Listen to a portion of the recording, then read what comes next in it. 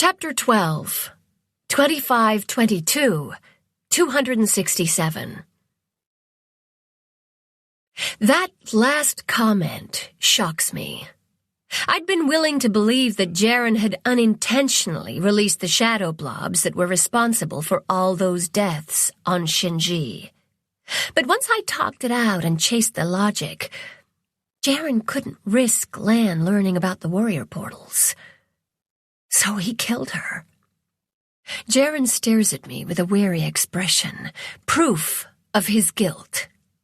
Anger surges through me. I jump from my seat, round the table, and punch the murdering bastard right in the jaw, hard. He falls to the ground with a grunt.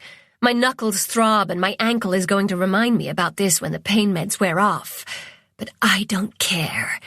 It is very satisfying. I step back and let him catch his breath. "Did you see that?"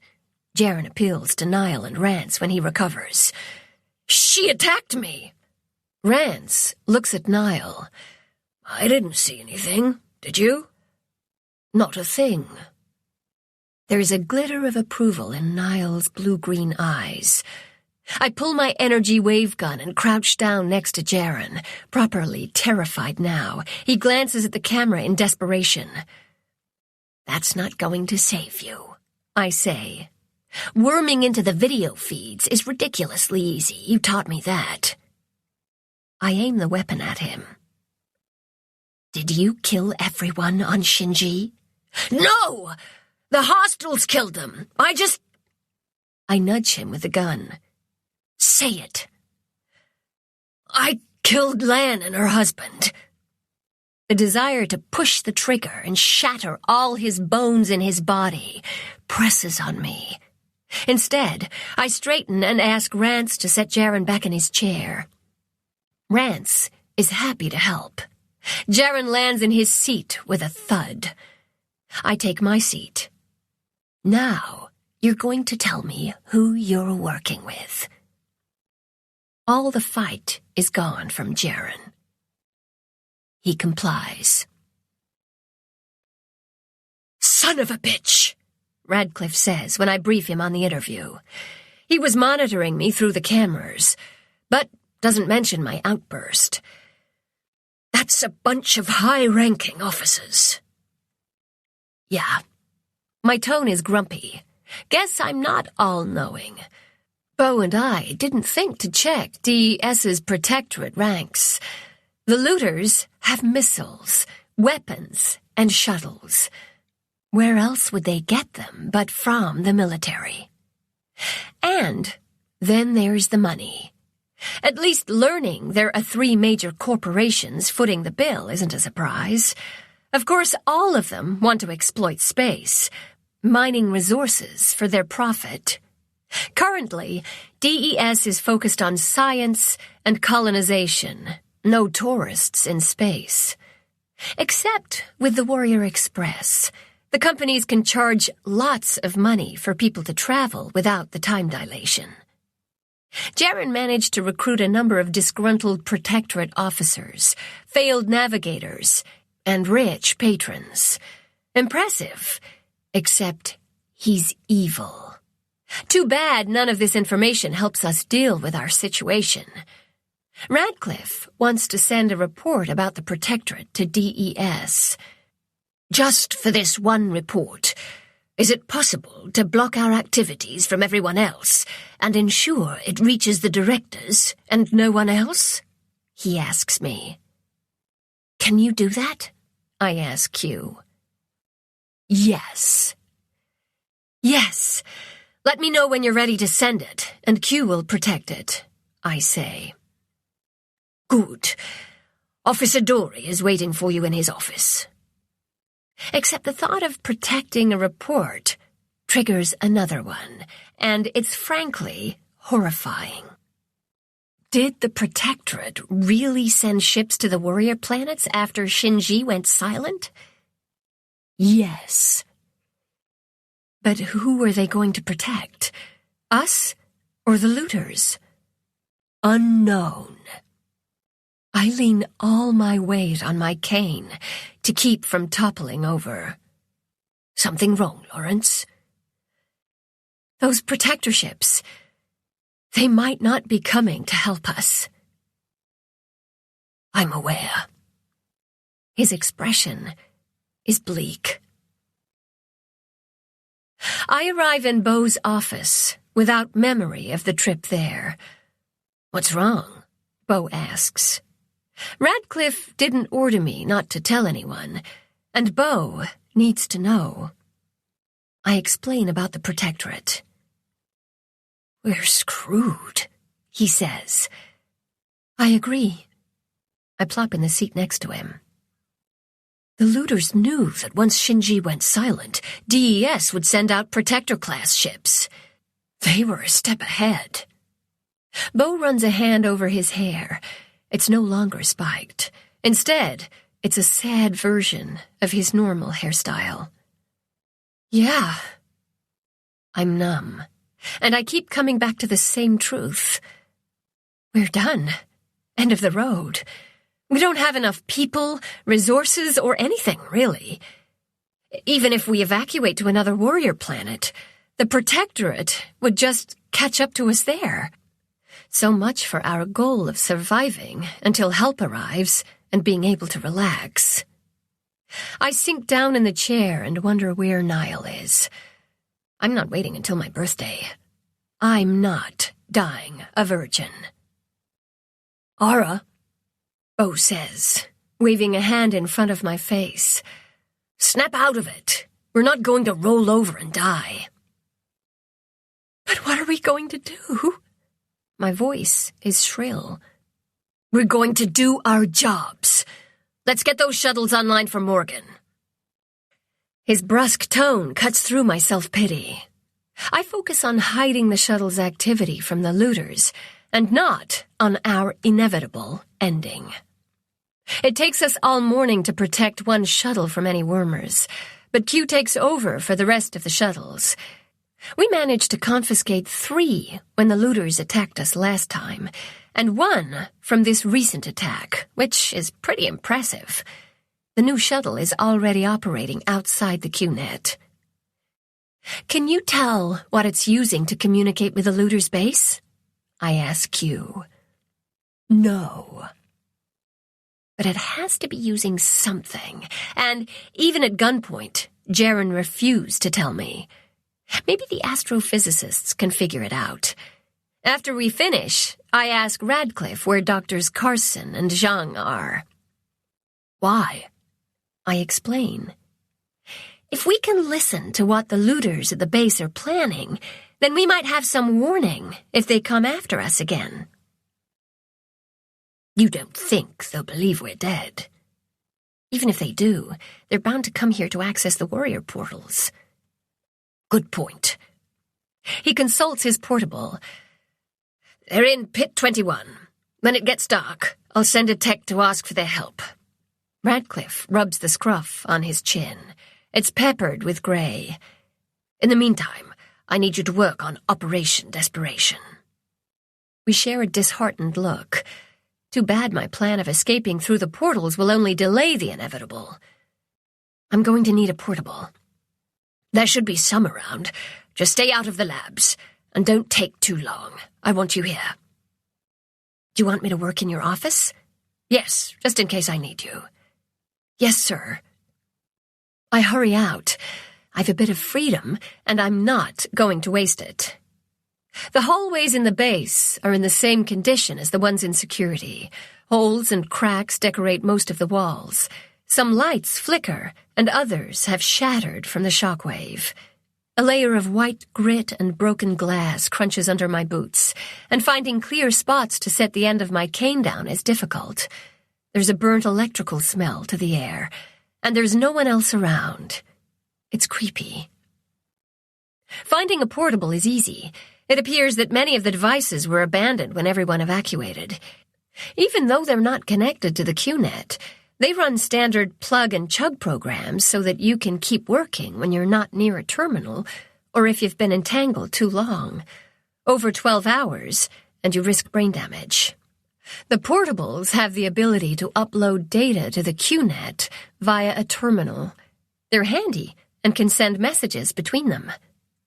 I stop. They send messages. I groan. The looters are using portables. Is the answer that simple? No, they do not use any DES devices. So, they're paranoid.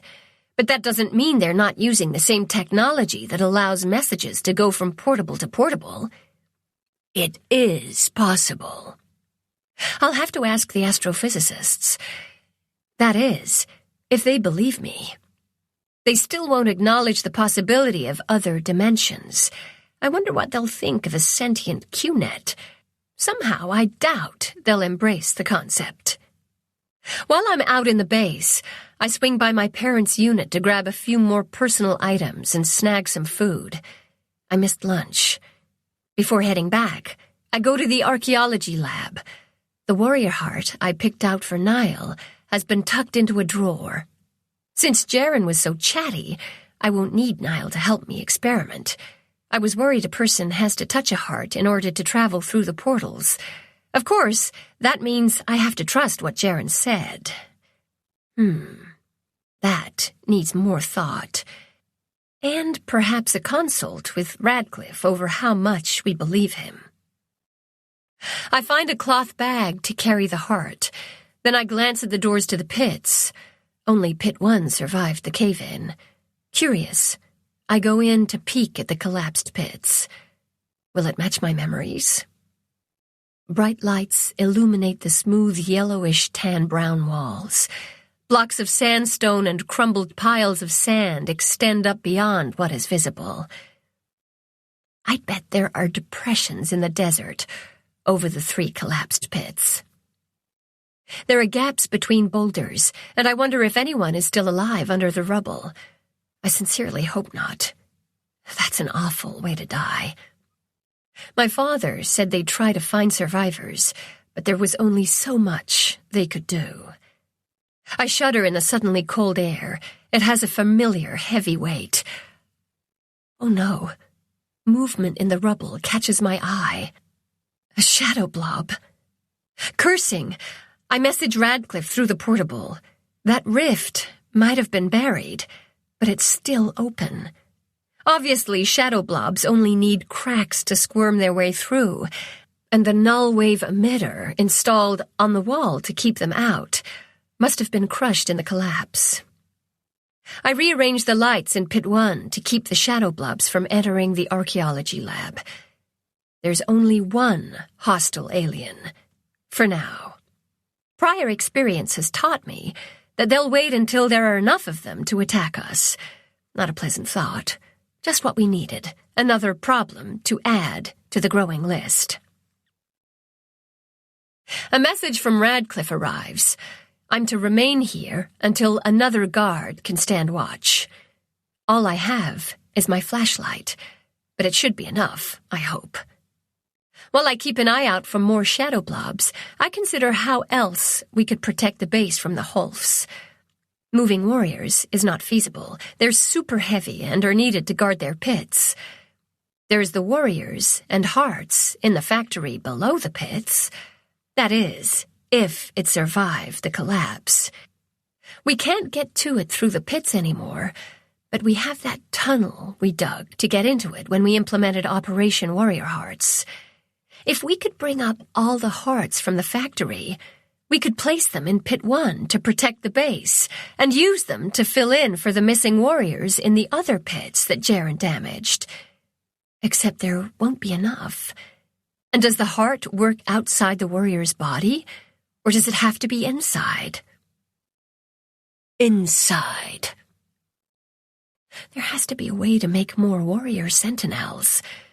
Q said Fourth Nation maintained the network of protection. All that alien equipment in the factory must be for manufacturing more hearts and warriors to replace ones that are damaged. Correct. Do you know how the machinery works? Fourth Nation left instructions. Where? In factories. Will we be able to understand the instructions? Unknown. Will you help us translate? There's a significant pause.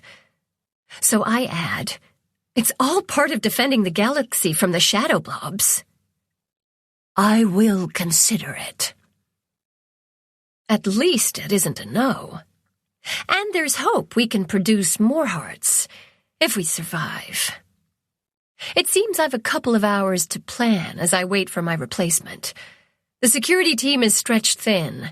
Since there's not much action in the pit, I connect to the portable and start planning Operation Desperation. There are 4 active warrior planets not under looter control. Pingliang, Rijing, Qingyang, and Nangxiang. On those 4, all the pits have been opened, which means there's a corridor that runs parallel, connecting all 64 planets. So if we pop into one, we can get to another without any problem. Unlike Yulin, where almost all the pits are still closed and will take time to open. It took us hours before we could get into Pit 21 out in the desert. But we were being extra careful. I suspect it could be done quicker. Q, which of our pits lead to those 4 planets? Pit 7, Pingliang. Pit 39, Rijin. Pit 24, Qingyang. Pit 63, Nangxiang. Thanks. I work on the logistics of Operation Desperation until Elise arrives at 1800 with 2 null-wave emitters. By that time, my pain meds have worn off. I've eaten all my snacks, and I'm grumpy. However, I'm smart enough not to snap at her. "How's your ankle?" she asks. "Stiff and sore. Don't worry, nothing my pampered ass can't handle." She grins, handing me one of the weapons. Elise asks, "Status?" "It's been quiet. I've only seen one." Elise follows me into the pit. She whistles at the carnage. "You're one lucky lady. How deep under were you?" I point to the tripod with the pulley. It's still sitting over my burrow. I was near the edge, another couple meters, and I would have been clear. She peers at me. "Maybe not so lucky." "No, I was lucky." The air turns cold. "There's one!" Elise raises the emitter. A sizzle zap sounds, and the shadow blob explodes into tiny black specks and disappears. "Take that, you ugly mother Hulfer!" I laugh at her modified curse word. I didn't see any other Hulfs, but I stayed in the archaeology lab. Maybe they can sense when we're close. Elise shrugs. "More fun sizzle zapping them than being in the lab doing nothing." Then she brightens. "Besides, that's one less ugly mother Hulfer in the galaxy." I really missed hanging out with Elise. Her energy is infectious, but my ankle is inflamed. "Did Radcliffe give you any orders for me?" I ask. "Yeah, you're to report back to his office. Leave the extra emitter just in case I have to call for backup." I notice the communicator in her ear. She taps the almost transparent device. "Emergencies only," which is good, especially as it can still be used when not connected to the QNet. Perhaps that's another way the looters are communicating. "Have fun," I say to Elise as I leave. "Will do." I sling the cloth bag over my shoulder. Climbing the stairs is a test of endurance. When I reach the top, I have the sudden desire to plant a flag and claim the hallway for Fifth Nation. Instead, I navigate through the corridor. After a few steps, my improvised cane snaps in half. I stumble, and my vision blurs as the pain sizzles up my leg. I really need to remember to keep those pain meds with me at all times. I limp hop to the infirmary. Perhaps I can find a real cane. Instead, I'm surprised to find Dr. Edwards. I see you're keeping your weight off that ankle, Miss Lawrence, he says dryly. Why do all the adults I know speak fluent sarcasm? Why aren't you in the pits? I ask. It's dangerous to be here, and you're too important. And you're not? Not what? Important. I'm doing my job. So am I. I'm not hiding in the pits when one of the security team members might need my care. That's really brave. Thank you, Dr. Edwards. You're welcome, Miss Lawrence. Now, how can I help you? Remember those crutches you said I could use? I need them. Come into my exam room and we'll get you fitted. When he sees me struggling, he offers an arm. Once I'm on the table, he goes to fetch the supplies. He returns with a set of crutches and pain meds. I love this man. He removes the not-so-white-now contraption and inspects my ankle, or rather, he torches me by moving my foot and digging his fingers into the joint to determine range of motion. Once he finishes the torture, he says, "It's healing, not as fast as it could, but considering the circumstances, I'm pleased." Then he rummages in a drawer and pulls out another contraption. "This will give you enough support that you can walk without crutches." He wraps it around my ankle. "However, please stay off that ankle as long as possible." "I will," I promise, as I hop off the table. He measures me for the crutches and adjusts them so they fit under my arms. They're rather spiffy. Made of a lightweight graphite, they're a purplish-blue color with a slight diamond pattern. There's a round rubber foot on the bottom, a foamy rubbery grip for my hands, and a cushy pad to lean my weight on. Dr. Edwards demonstrates how to use them. Only when I successfully cross the room a couple times without tripping or launching myself too far forward does he allow me to leave. And I'm either a natural, or using crutches is so much easier, quicker, and less painful than limp hopping. Or it could be the pain meds have kicked in. Either way, I'm back at Radcliffe's office in no time. Doesn't stop the man from grumping at me for taking too long. That is, until he actually looks up from his portable. "Oh," he says when he spots my crutches. "That's a good idea. What's the status in Pit 1? After I fill him in, he asks, "Are we going to have a problem?" If we don't install another pit-wide null wave emitter, we might. Can you see if Jim McGinnis is willing to build another one? Radcliffe consults his portable and glances at the clock. It's almost 1900. Jim's in Pit 21 with the astrophysicists. I'll have the techs talk to him as well. He taps on his portable. The techs can use the buggy. If they agree, then they'll be here by 2300. He studies me. Come on, you must be hungry. I know I'm starving. We walk back to our unit, or in my case, swoop. That's what it feels like. Plant the crutches and swoop forward. Plant my left foot, move the crutches, and swoop again. It's strangely efficient, eating up lots of ground with each swoop. Radcliffe bustles about the kitchen while I gratefully sink onto the couch. I pull out my portable to continue working on the op. The door to the unit opens and Niall strides in. He smiles when he sees me, but the poor guy looks like he fought a shadow blob and lost. "Sit down before you fall down," I say, scooching over and resting my foot on the coffee table. He plops next to me. "Thanks." Radcliffe pokes his head out. "What are you doing here? I ordered you to get some sleep an hour ago." "Can't sleep," Niall says. Radcliffe and I wait because clearly that's impossible. Niall sighs and scrubs a hand through his hair.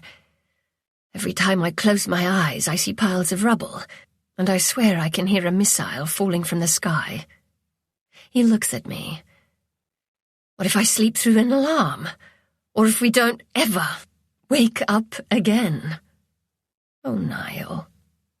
I wrap my arms around his shoulders and pull him into a sideways hug. He leans on me. I meet Radcliffe's gaze. Then you might as well join us for dinner. Radcliffe returns to the kitchen. Sorry, Niall says. I'm not usually so fatalistic. You're beyond exhausted, sleep-deprived, and, if there is ever a time to be fatalistic, I think this is it. It's been a rough couple of days. He pulls back, breaking the awkward hug and rearranging us so we're in our familiar couch-cuddling position, with me tucked under his arm.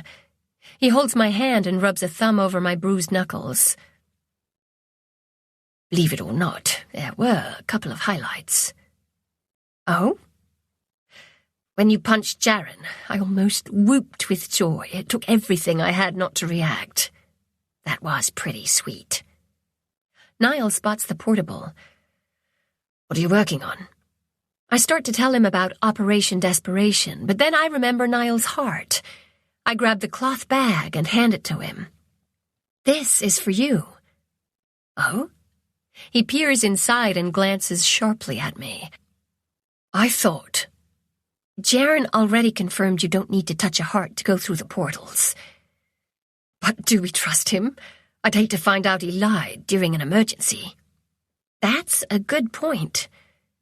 I bet that was hard to say. He teases. I mock growl at him. I don't want you blind if we encounter shadow blobs. How about a compromise? I'm listening. I'll keep the heart with me. If we run into shadow blobs, I'll grab it, okay? Just don't let anyone else touch it. I won't. All right. Radcliffe pokes his head out. Dinner is served. It's leftovers, but better than energy bars. We go to the kitchen, and the three of us eat in silence, too busy shoveling food into our mouths to talk. The leftover beef casserole tastes divine, and I slow down to savor it. I've a feeling hot meals are going to be a luxury. Afterwards, I'm drooping over my empty plate. I spent the last of my energy eating. Niall is also struggling to stay awake. Niall, I want you close by tonight. You can sleep in Ara's room, Radcliffe says. And I'll take the couch, that's fair. But Radcliffe gives us one of his weighted looks. Ara, do you mind sharing? I blink. Did I hear...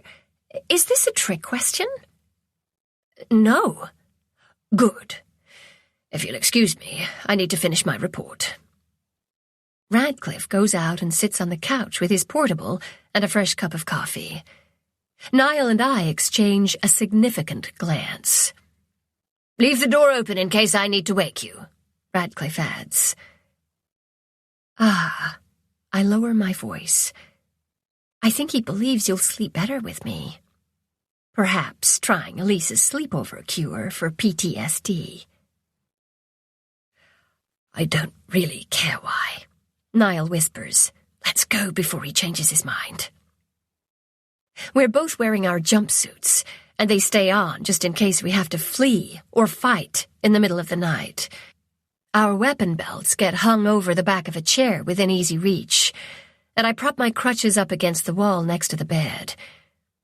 It's nice to snuggle together. I get a sweet goodnight kiss that turns steamy until Niall runs out of steam. Poor guy is asleep in seconds. I fight sleep a little longer. It's comforting being in Niall's arms, listening to his steady breathing, feeling his warm muscular body pressed against my back. I appeal to the universe to keep us safe. All of us. Radcliffe calls my name softly. I'm confused until I realize he only wants me to wake. I gently extract myself from Niall's arms. I probably don't need to be so careful. Niall doesn't move a muscle. I grab my crutches and weapon belt and join Radcliffe in the living room. Radcliffe says, Dr. Roberta Carson and Jim McGinnis are in my office. Oh, that's nice. Why is he telling me this? We need to talk to them. Oh, right. My brain must still be asleep. No surprise, since it's midnight. Radcliffe grabs 2 cups of coffee and holds the door open for me. I put my weapon belt on and swoop to his office. The astrophysicist and the mechanical engineer are sitting in the 2 seats facing Radcliffe's desk. Morgan is sitting behind it. She nods at us in greeting. Dr. Carson, also known as Bertie, spins around at the noise of my crutches, but relaxes when she sees me. My brain is still waking up, and I note Dr. Zhang's absence. Can't blame the woman. She's safer in the pits.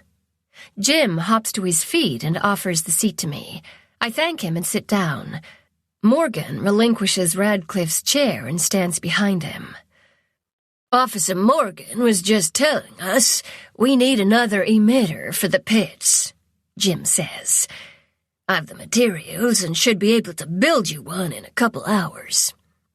While I'm happy for the good news, I'm worried something bad will happen to counter it. Can you get started now? Morgan asks. Yeah, sure, Jim says. I've just been sitting around all day. Do you have anyone to spare to help me? Yes, Radcliffe says. I'll have them meet you at your lab. Great. I'll let you know when it's finished. Jim strides to the door. What do you need me to do? Bertie is clutching the arms of her chair as if she's afraid she'll float away. She's in her early 30s and is almost as pale as Niall. Lawrence, Morgan prompts. We need to find out how the looters are communicating, I say. Then I explain my theories about them, either using outdated technology or using what the communicators and portables use. Or they could just be sending notes through the portals. Portals? She wrinkles her nose in pained distaste. Yes, portals between warrior pits on different planets. Jaren confirmed they exist. I quickly go over the information we have about them. By the range of her expressions, Bertie is struggling with the concepts, but then she shrugs. All right, let's just go with it. Assuming the portals are indeed shortcuts through the shadow dimensions, I doubt they're using notes to send messages. Their network is too large, and physical notes can get lost or destroyed. I'm more inclined to believe they are using a form of electromagnetic energy, probably with frequencies between radio waves and the waves used in microwave ovens. Normally, the large distances between planets makes this a very poor choice, as it would take years for one message to travel to the receiver.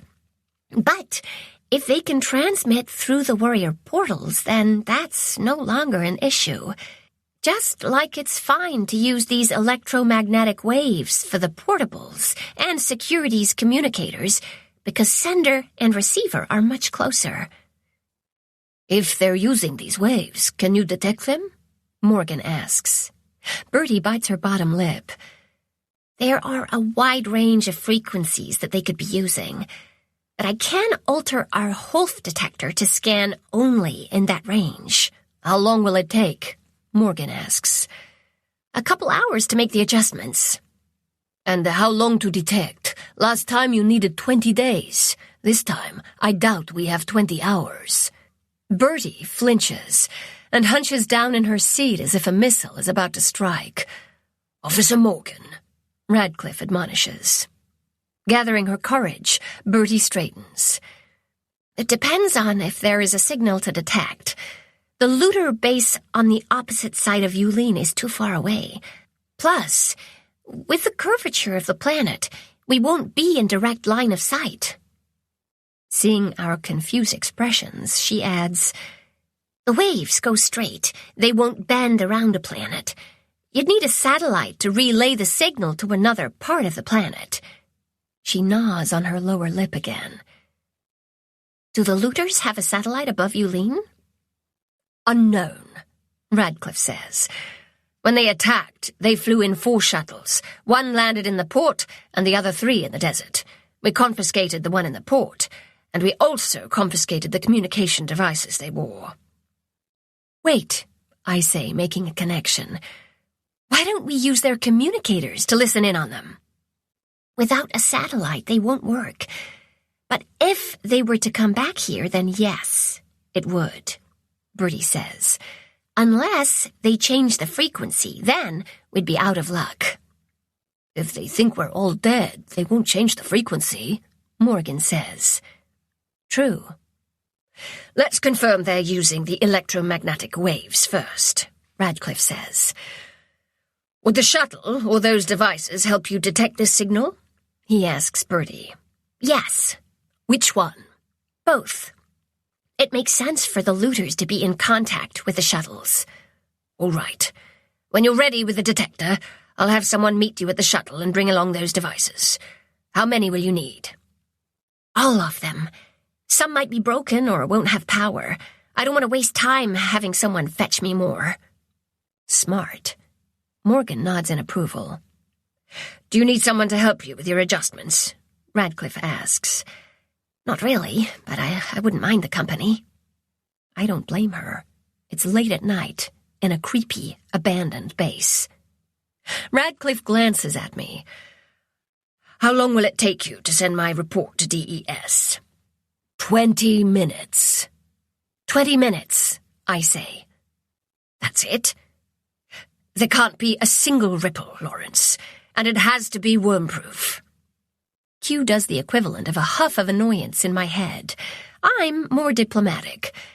There won't be, and Q will protect it from wormers.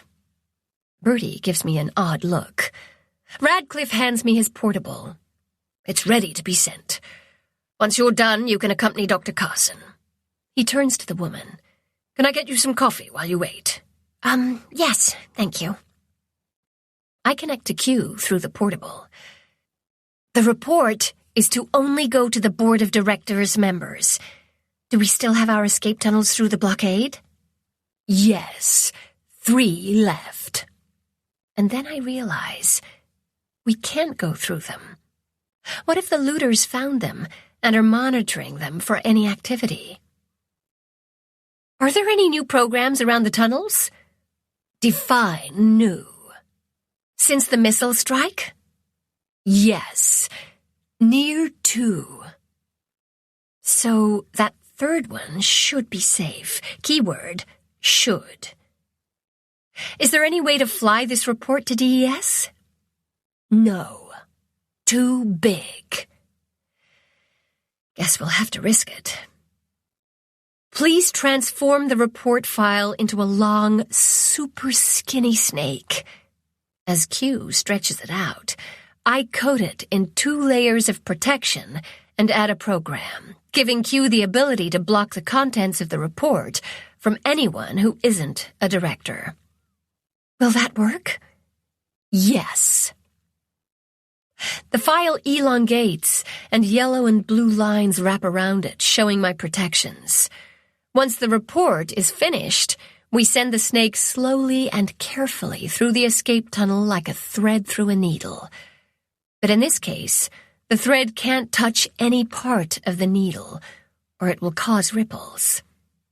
It takes 10 minutes for the entire length to travel through the blockade, but once it's free, Q sends it to the directors. I disconnect and hand the portable back to Radcliffe. It's been delivered with nary a ripple. Good. I'll have someone bring those communicators. Can you tell Niall where I am when he wakes? I ask Radcliffe as I stand and grab my crutches. Yes. Bertie is glancing uncertainly between me and Radcliffe. Officer Lawrence is fully armed, and, despite the crutches, will be able to protect you, Radcliffe says. That's not... She sucks in a breath. I need protection? Just in case. Bertie walks next to me as I swoop through the hallways. She's quiet, and I have to admire Radcliffe's ability to pull her focus from the strangeness over me and Q to her personal safety. I wonder if he's ever manipulated me like that. Probably. Eventually, she snaps from her contemplations and starts questioning me about the portals. Most of my answers are, I don't know, which frustrates her. But I've no idea what is powering the portals or the reason it works. And I suspect true understanding of the technology is probably decades in our future. Centuries. If we're not extinct by then. Correct. Not helping. Finally, she asks, "Are you certain it's not an elaborate trick? You're basing this on information from Jaren, who can't be trusted. We've other sources that have confirmed most of what he claims, and I wasn't the only person to see the portal in Pit 21, or the boot prints." I shudder. Yes, but you're the only one to see the person on the other side. True. I understand that you're finding it hard to believe. Right now, it's not about the science. It's about survival. I know, it's just... Don't worry, I say. You won't be the first person to go through the portal. Because I don't have the heart of a warrior? Struck by her comment, I stop. Yes, and no. She gives me a tentative smile as if she's concerned about upsetting the crazy lady. Which one? Both. Yes, because you haven't touched a heart. No, because you're here, helping us, despite the danger, despite being scared. I'd say you have the heart of a warrior. Birdie touches my shoulder. So do you. That's why you'll be the first one through the portal. Huh. She has a point. About the portal. It's my crazy idea, after all. And while I know it'll work, no one else really does. Oh, they believe me, but they don't believe me with utter conviction. There's still a niggle of doubt that will be there until they witness it for themselves. I'm not upset. I'm just a little tired of always being the one who presents these impossible things. Shadow blobs, ghost warriors, a sentient Q-net, and now portals. If Jaren didn't mess with the warrior network, I'd be... Where would I be? Probably complaining about Soch time, doing my homework, and avoiding Niall, the jerk. Or I'd be in detention due to being caught worming. My life is actually better now, but in the worst way. Does that make sense? Hello? Birdie waves a hand in front of my face. Where did you go? To an alternate dimension, I say. Oh? Would I like it there? She's half teasing. We continue on to her lab. I tell her what I'd been thinking about. Nothing changed? Nope. The warrior mystery is still unsolved. No Holfs. That is quite the conundrum. All these discoveries are very important. But at what cost? All of our lives? She taps a long, slender finger on her lips. There is probably another dimension out there where Jaren didn't interfere, and we still made all these discoveries. Does that mean you're warming to the idea of multiple dimensions? I ask. Let's just say I'm not ruling it out. I can live with that. She laughs, but once we arrive at her lab, she turns serious as she adjusts the detector we'd installed in the pits to find out if the Holfs emitted any energy. It saved us, and I've the desire to praise the cube of metal. Instead, I scoot about the lab on a chair with wheels and fetch her supplies and tools. It's kind of fun. When she finishes the modifications, I message Radcliffe that we're on the way to the port. The detector isn't big, but she sets it on a hand cart. We get to the port, and I go in first and stop. There's no wall on the right side, Just twisted, mangled metal struts and wires blowing in the cool night breeze. The peppery anise scent of the desert fills the air, while sand is already encroaching on the floor. It crunches under the rubber knobs of my crutches as I swoop toward the shuttle. Birdie hurries, keeping close. I don't blame her. It's weird and eerie and unnerving. Birdie carries the detector into the shuttle. She heads for the cockpit. I find out that I can't swoop up the steps. Instead, I have to use one crutch to limp hop. It's not graceful. At all. But I manage and squeeze through the narrow aisle to join her.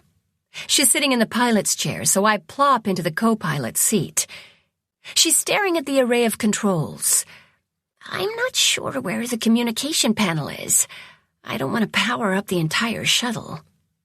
Q, can you help?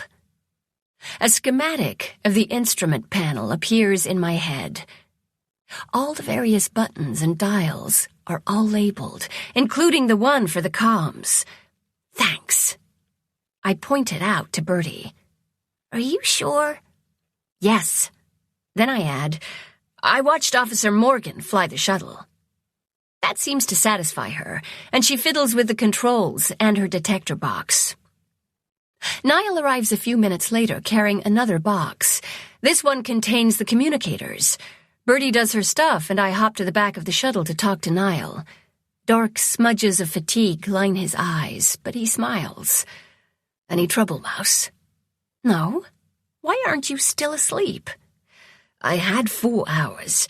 Considering the situation, that's decadent. Besides, I'm relieving Beau, who is finally getting a chance to get a shower and grab a few hours of sleep.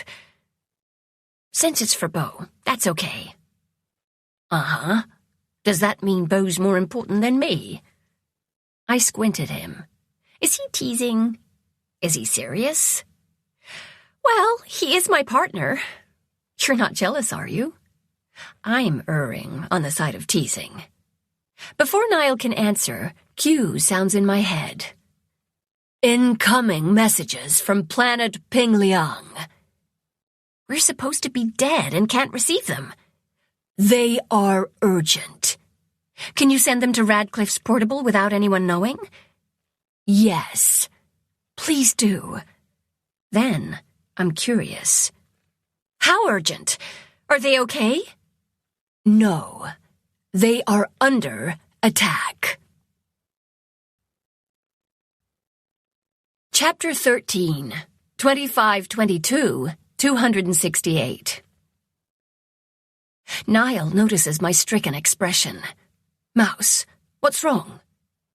Pingliang is under attack. I limp hop up to the cockpit. Birdie, how much longer do you need?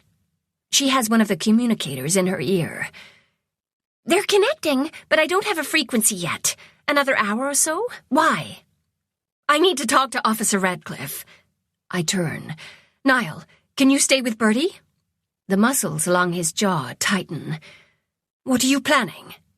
I'm going to try to convince him to send backup to Pingliang. Even though I haven't moved, he blocks my way. Promise you're not going without me. It didn't take him long to make the leap in logic. And I don't think he's wrong to assume that. I promise. Good, he says, because I am the jealous type. Not a surprise. Birdie is glancing at both of us. She can't go with that ankle. I can walk. I've been resting it. Plus, I have plenty of pain meds. I'll keep you updated. Niall helps me from the shuttle, and I swoop at speed to Radcliffe's office.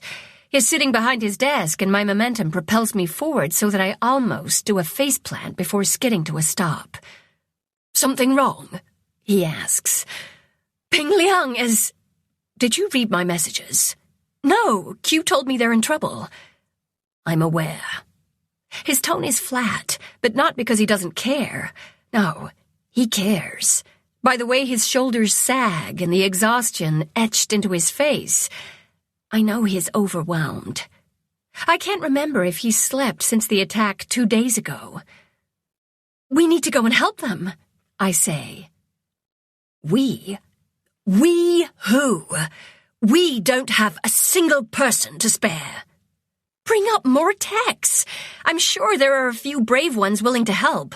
We need to go, or else they'll all die. We have the null wave emitters, the element of surprise, and their communicators.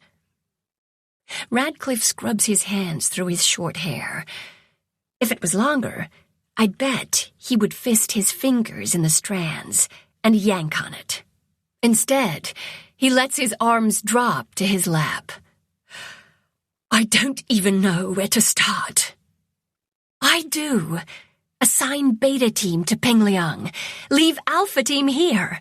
It'll be a short detour for Beta Team if you enact Operation Desperation. Do you even have that ready? Yes, mostly. I give him the rundown. Planet Region. They could be next on the looters' attack list. Good point. Q, is there a blockade in progress around Region? No, there are some new protocols going around Qingyang. They're not. Qingyang is next. You need to warn them. Radcliffe sweeps a hand over his portable. It doesn't seem to matter. They're outnumbered. He rubs the scruff on his chin. The looters probably changed the frequency on their communicators. The ones we have won't work. They think we're dead, so they wouldn't bother. I can't assign Beta Team. It would be a suicide mission, and there's a chance of being separated from their families. No, I can't do that. Then ask for volunteers. I volunteer. Then Niall will, as well.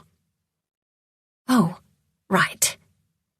The looters won't be expecting us to come through the portals. That'll be huge. A super element of surprise. And then I get an idea. One of those genius moves that just pops into my head. I explain it to Radcliffe. It's Operation Desperation with a final kick. Radcliffe places his elbows on the desk and rests his forehead in his hands. Did I just break him? We really don't have time for this. We need to open Pit 7. Q, can you access Pingliang's camera feeds? Yes. And the base's code? Yes. What are you scheming, Lawrence? Radcliffe asks. Just working on the operation for Planet Pingliang, I say. I haven't agreed to anything. You will, because you know it's the right thing to do. Just then, Morgan arrives. She's alert and looks ready for anything.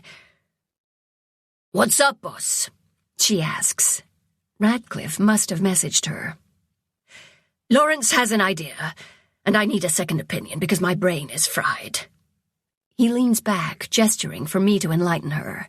I do it as fast as possible. There's a moment of silence. Then she says, I'll lead the team. Lawrence, contact your parents to open Pit 7 and wake the warriors ASAP. I'll find volunteers to fill out the rest of our team. Niall, Radcliffe says. He'll volunteer. Morgan waits. I hold my breath. If Radcliffe refuses to let Niall go, I can't go either. He meets my gaze, then looks at Morgan. You need 3 other officers, and see if you can get some techs or scientists to volunteer as well. I'll put together a supply list for you. Check your portable in 30. Yes, sir. Morgan leaves. Thanks, I say to Radcliffe. It's weak and inadequate. He may never see Niall again. He grunts. Don't you have work to do? Yes, sir. I swoop out and head to my unit. I need to pack my ruck. While on the way, I ask Q to send a message to my parents about Pit 7. Despite the late hour, I know they'll be awake. Then I send one to Niall, telling him to return to security and to bring those communicators with him, and Bertie, if she's done. Radcliffe mentioned a supply list. It might help him know what we need if he can see what's going on at Pingliang. And the man's pretty good with strategy. Q, Can you please link Officer Radcliffe's portable to the camera feeds in Ping Liang's base? On it. Radcliffe is about to get a surprise. My ruck is almost complete. I just have to toss a few more items into it, including the small drawing of the mouse and toad that Niall gave me. Glancing around to make sure I didn't miss anything, I pause. Too bad I can't take Niall's mother's paintings with me. They're beautiful works of art that can never be replaced. More incentive to stop the looters from sending another missile to our base. I take 2 more pain meds, shrug on my heavy ruck, and leave my crutches in the room.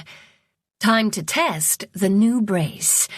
A few twinges of pain wring my ankle as I hurry out of the unit and into the hallway where I almost run into Niall. Once you've picked up the supplies on your list, we're to meet in the port, Niall says as he opens the door to his unit. My list? On your portable? Q shows me a message from Radcliffe with items listed, but I follow Niall inside. Shouldn't you be gathering supplies? I will. I want you to touch that heart. I hold up a hand. You're coming along, and we might be fighting Holfs. All right. Niall fetches the cloth bag. All I have to do is touch it, right? Yes, it'll feel like you've been stabbed by an icicle. Thanks for the warning. He reaches his hand inside and flinches. Wow, that's accurate. And it just turned into a pile of dust. Removing his hand, he looks at his palm. Black grit from the heart coats his skin. He rubs his thumb over his fingers, frowning at it. Guess I'm a little sweaty from the run over here. I better clean up and pack. See you at the port. I give him a quick kiss and leave.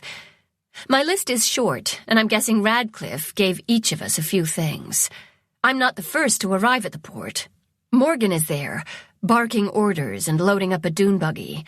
A couple techs help. They're the ones who have been transporting people between the base and the evacuation pits. When I join Morgan to help, I ask, who else volunteered? Bendix, Zim, and Kier. Not a surprise, but I thought Bo would as well. Dory wanted to come, but Radcliffe won't let him. Morgan says, reading my mind. We need him here to work with the QNet while you're gone. Then it's a blur of activity as everyone arrives with more supplies and their rucks. We load up. There's not enough seats, so most of us sit on the supplies in the back bed. Morgan drives to Pit 7 at maximum speed, causing us to hang on for dear life. The night air is brisk, which wakes everyone up. I breathe in the fresh scent of the desert and hope it won't be my last time on planet Yulene. Pit 7 isn't far from base. We get there in 15 minutes. There's another buggy parked, and we pull up beside it and start to unload. A green pulsing light is emanating from a hole in the sand. Green? Seriously? Bendix says in a dry tone. Isn't that an alien cliché? An otherworldly green glow? You're thinking of the little green man from Mars, Elise says. The old movies always show aliens with green skin, Zim says. Why green and not some other color? Maybe they thought aliens use a form of photosynthesis for nutrients, Niall adds. Instead, they're black blobs, not nearly as photogenic, I say, and basically kill the conversation. A robotic digger squats nearby, and there's a ladder in the hole, and a gust of stale air mixed with a scent of damp mold flows out. Humming beside the digger is an air pump, bringing in fresh air. We climb down, and I keep my head bent so I won't get sand in my eyes from the people's boots on the ladder above me. Some lessons are hard to forget. The lesson of don't climb a ladder with a half-healed broken ankle is my current one.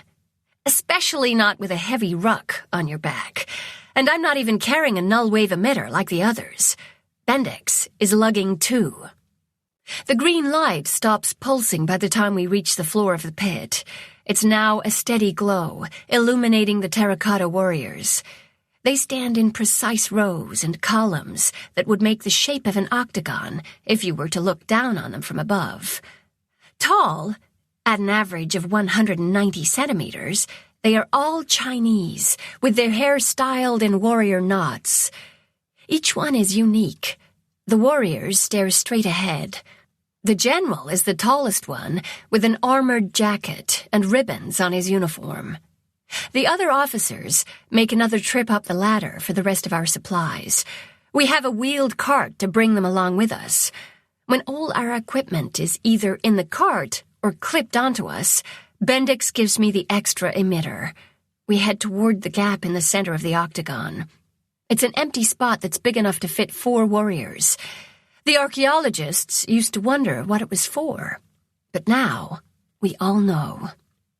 My mom, Dad, and a half-dozen techs wait for us near the gap, but not in the very center, because a solid black rectangle about 2 meters high and 1 meter wide is occupying that precise spot. The bottom of the portal touches the sand. "There's nothing on the other side," Mom says, gesturing to the portal. "Last time you saw a person?" I dig out my portable. Pulling up the camera feeds for the Ping Liang pits, I check pit 15. That's because there's nothing to see. I peer closer. It's hard to discern shapes in the feeds with the green light all around us.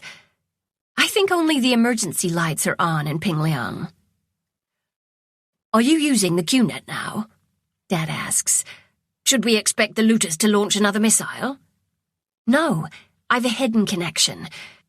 But Officer Radcliffe has a plan to get you all to planet Reaching. He'll explain everything to you," I add to save time. Morgan is also looking at her portable. She glances up. "Who's coming with us?" she asks Mom. "Me and the techs. Spencer is going to stay here and oversee the evacuation." "Mom, you might not be able to get back to Dad," I say. "We know. We discussed it." I stare at her, and I raise my eyebrows in an, "Are you really sure about this?" She gives me a squint that says, "There's no way you're going without me." "Listen up," Morgan says to the group. "I'm in charge.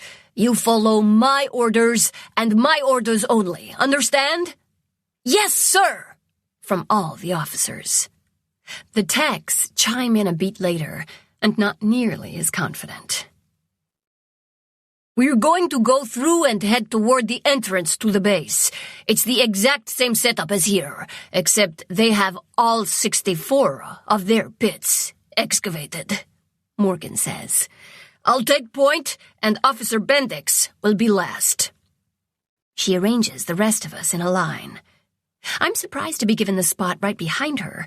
Then it's Niall, my mother, 2 techs, Elise, 2 more techs, Zeem, the last 2 techs, and Bendix. One of the techs, a young guy so skinny that a stiff breeze could probably blow him over, is put in charge of the cart and is second to last. Morgan approaches the portal, then turns to me. "Lawrence, make sure I'm on Ping Liang and have given you a thumbs up before you cross. Understand?" "Yes, but..." "But what?" she demands. "I should go first. It's my idea, and if it goes horribly wrong, I want to be the one for it to go wrong on. Otherwise, the guilt would kill me." "I'm in charge, Lawrence. I go first." Officer Sue Morgan glances at the team, nods, and strides into the blackness, as if walking to the cafeteria. As if she isn't making history for the good guys, or, potentially, committing suicide. We all gasp when she completely disappears. The green glow pulses again, pushing out in waves from the center of the octagon to the edges like ripples in a pond. There's no sound except the harsh rasp of our collective breaths. I glance at my portable, but there's nothing to see in Ping Liang's pit. The seconds add up, each one increasing the weight on my shoulders. My grip tightens as my insides twist and knot. It's all my fault if Morgan dies. The lights continue to pulse. The pressure on me increases until I believe I'm going to punch a hole through the ground underneath me. What if the shadow blobs break through? Or Morgan is diverted to the shadow dimension? Will she survive there? They can survive here. It stands to reason she could live there, but by their behavior, they'd attack an alien intruder, and it's probably pitch black there. I shudder. The lights brighten and stop, once again filling the pit with a green glow, interrupting my dire thoughts. I check the portable, and Morgan is in the other pit. It's lit by the same green light. She's searching for the camera. Once she finds it, she gives me a thumbs up. The heavy burden on my shoulders lifts, and I just about float away. It worked. It actually worked. Joy blooms in my chest, and I suppress a whoop with an urge to dance around. Yes, I knew it would work, but I didn't really know, no. Deep down in the depths was a seed of doubt. Well? Mom asks. She's there. She's okay, I say to the others. A collective sigh of relief ripples through everyone, like the green light through the pit. And then I realize I'm next. Fear replaces joy with one beat of my heart. I glance at my dad. He steps close and gives me a hug. I've no doubt I'll see you again, Lily. Take care of your mother. She tends to think she's invincible. My mother huffs behind me. I will.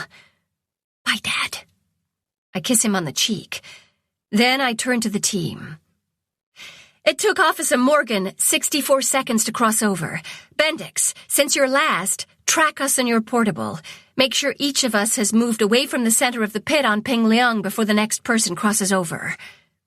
How? I don't have the feeds on mine. Q? On it. You should in a... There it is. Wow. I meet Niall and my mother's gazes. See you on the other side. Then I step into the blackness. The blackness surrounds me until all light is choked off, leaving me blind. Then a sensation flutters through my stomach that is similar to when I'm on a spaceship when it's crinkling space. A dizzy, disorienting spin, and a nausea-inducing sense of freefall. I try to take another step, but an invisible yet stretchy force checks my forward momentum. It's like I'm trapped in a giant black bubble. Maybe I am stuck. Maybe the shadow blobs have captured me and are going to slice me into pieces. Their world doesn't have light. I struggle against the bubble. It gives a little, but I'm unable to pierce it. What if I run out of air? Panic edges out reason, and I'm about to freak out when the bubble pops. Fresh air rushes in along with a weak green light. I stumble forward. Terracotta warriors surround me. The pit is almost exactly like the one I left. Move out of the way, Lawrence, Morgan snaps. Oh, I step aside and join her. Leave your ruck here for now. Keep the emitter and pulse gun with you. When you're ready, go check the corridor and stand watch. Call me if you see anyone. I switch on my communicator, but pause. Something wrong, Lawrence? Tilting my head toward the black rectangle, I say, That was interesting. I'd say, felt like being born. An apt description. Not that I remember the occasion, but I've learned how it works. And that was one thing that's never changed over all these centuries. Childbirth. Surgery and medicines have been improved, but the basic labor and delivery remains the same. I hurry and follow orders before Morgan can snark at me. Glancing to my right and then my left, I check for looters when I reach the outer row of warriors. The long corridor that runs parallel to all the pits appears to be empty. A string of weak yellow emergency lights hangs from the ceiling. There are shadows galore. Then I search for shadow blobs. While there's plenty of hiding spots, nothing moves, and the air is warm and dry with a slight scent of cinnamon. The Pingliang research base has been active long enough to have installed an air handling system that removes moisture and pollutants that can damage the warriors. The pits on each planet are spaced differently, depending on the circumstances of the planet. On the bigger planets, they're further apart, and on the smaller ones, they're closer together. Niall's voice sounds behind me. Huh! The green light must only pulse on the sending side. After a few minutes, he joins me. I glance at him. His blue-green eyes are a bit wild, and he clutches his weapons harder than necessary. Status? No looters or Holfs in sight. Good.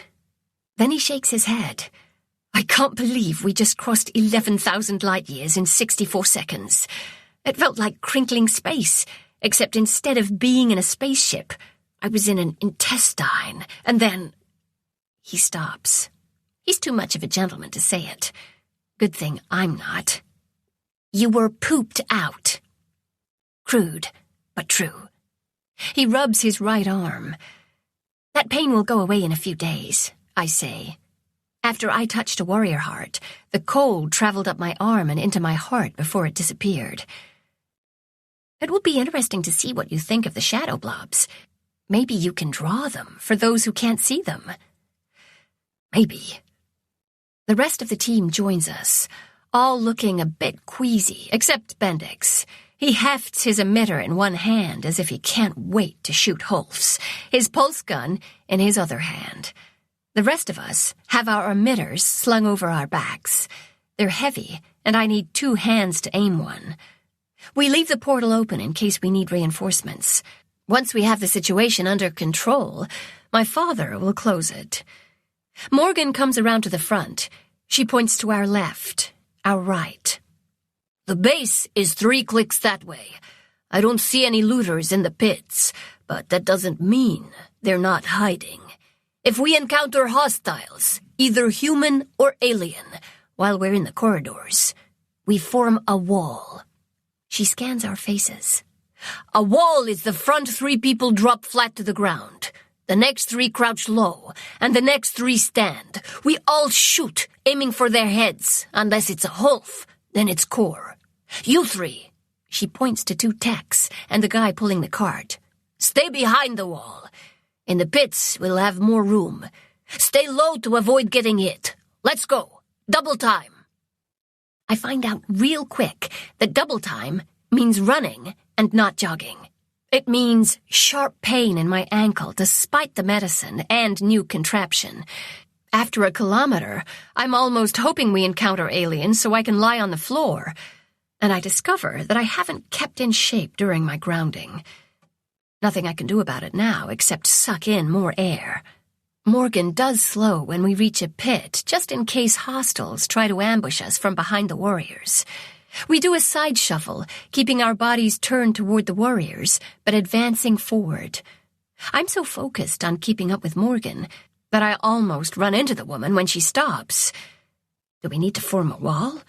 I glance over her shoulder and bite down on a groan. There's a pile of rubble blocking the corridor. Morgan consults her portable. There are people in the pits beyond this. They don't look like looters, but they could be in disguise. Have the warriors been destroyed? Mom asks.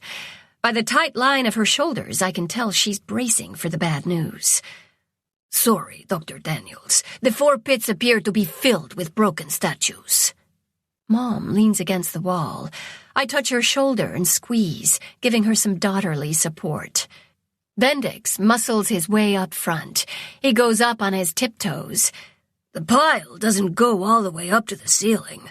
Looks like it was pushed here instead of falling from the ceiling. How can he tell? Too bad my father's not here. He knows his rubble. But I study the pile. The blocks on the bottom are much bigger than the ones at the top. Do you think the scientists built this? I ask. Why? Mom asks.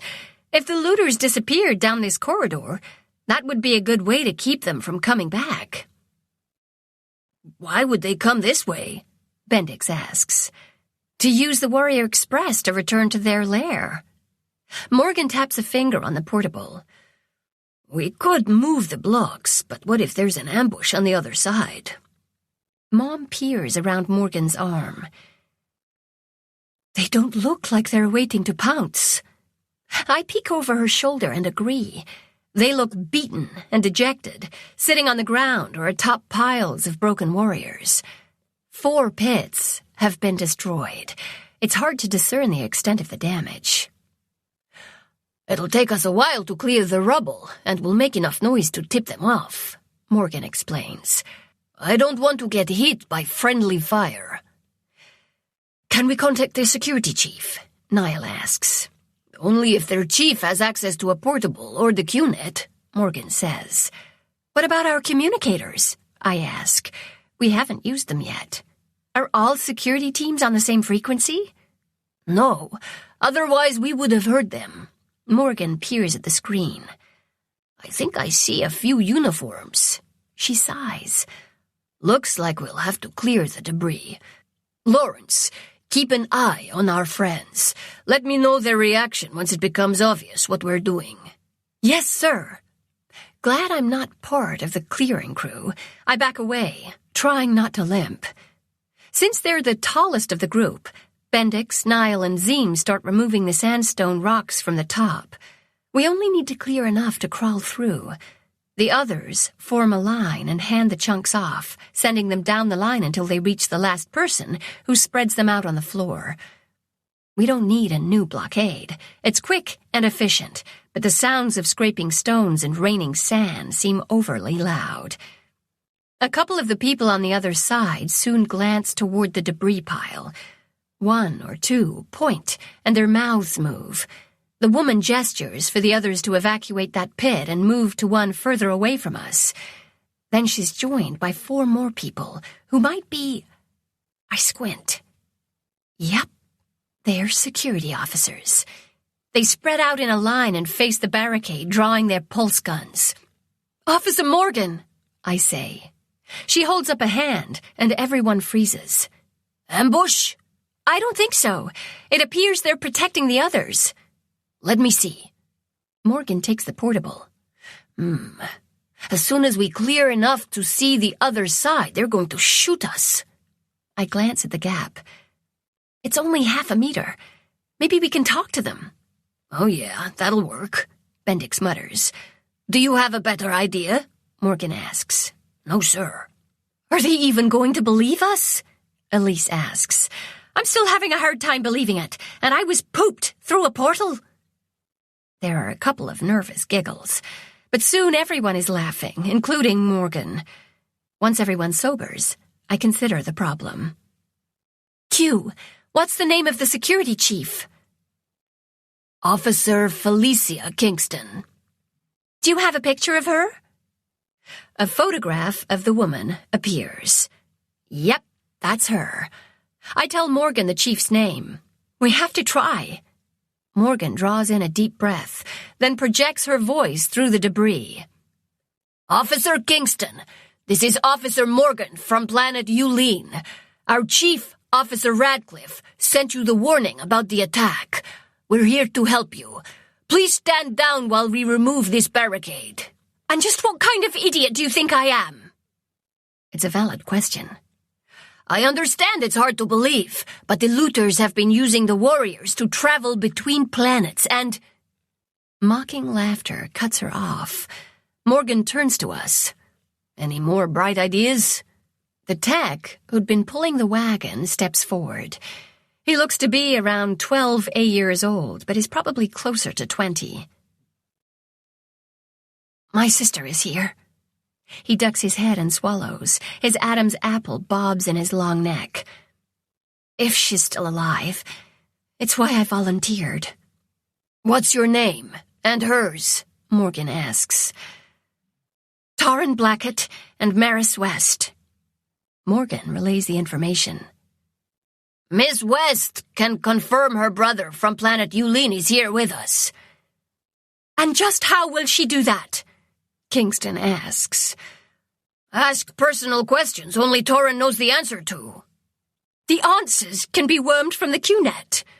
Not all of them. I'm sure there are family memories that aren't on the QNet. No deal. Morgan growls in frustration. Officer Kingston, if we're looters, then we would have blasted this damn barricade down with energy wave guns and not bothered to talk to you. The woman's aim wavers a bit, but then returns. No, it's a trick! We're getting closer, I say.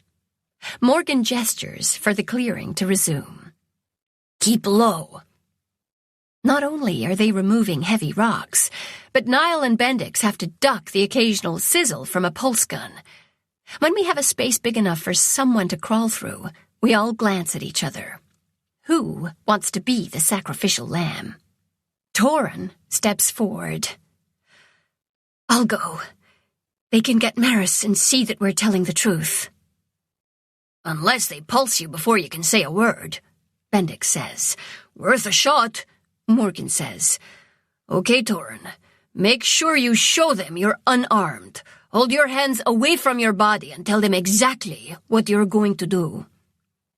Torin crawls up to the gap and crouches just out of sight. My name's Torin Blackett, and I'm coming out. I'm not armed. It's awkward and far from graceful, but he keeps his hands in front of him as he squirms from the gap. Then there's a tumble of rocks, a curse, and a thump. But not a sizzle. Progress. On my portable, the 5 officers keep their weapons trained on Torin, but the poor boy has landed in an ungainly heap at the bottom of the pile. I gotta give him credit, though. His open hands are away from his body. Nothing happens for a few minutes. Then Kingston says something to the man next to her. He holsters his weapon and jogs to the other pit that's filled with people. An older woman stands, maybe around 58 years old. Her face is creased in confusion, but she follows the officer back to the others. Kingston orders Torin to stand. The tech clambers slowly to his feet, keeping his hands in sight. The woman turns, and a shocked grin spreads on her face. Even though it's obvious the officers are yelling at her, she runs to Torin and sweeps him up in a big hug. He is that skinny. It's a lovely reunion, but it doesn't last long, and Kingston is firing questions at them both. Sounds like she's accusing Torin of being a traitor and working for the looters. Morgan huffs. Did she not take a look at that kid? That kid is older than me and Niall. We exchange a smile. According to my ankle, an eternity passes before Kingston orders, "The rest of you can come out, one at a time. I want to see your hands." "We have to make the hole bigger," Morgan says. "Fine." The guys get to work and clear another meter. The barricade is now only waist high, but no sizzles sear the air. Morgan looks at us. "Same order that we came here in. Leave the cart until they settle down." She climbs over the rubble, graceful, smooth, and confident. Then it's my turn.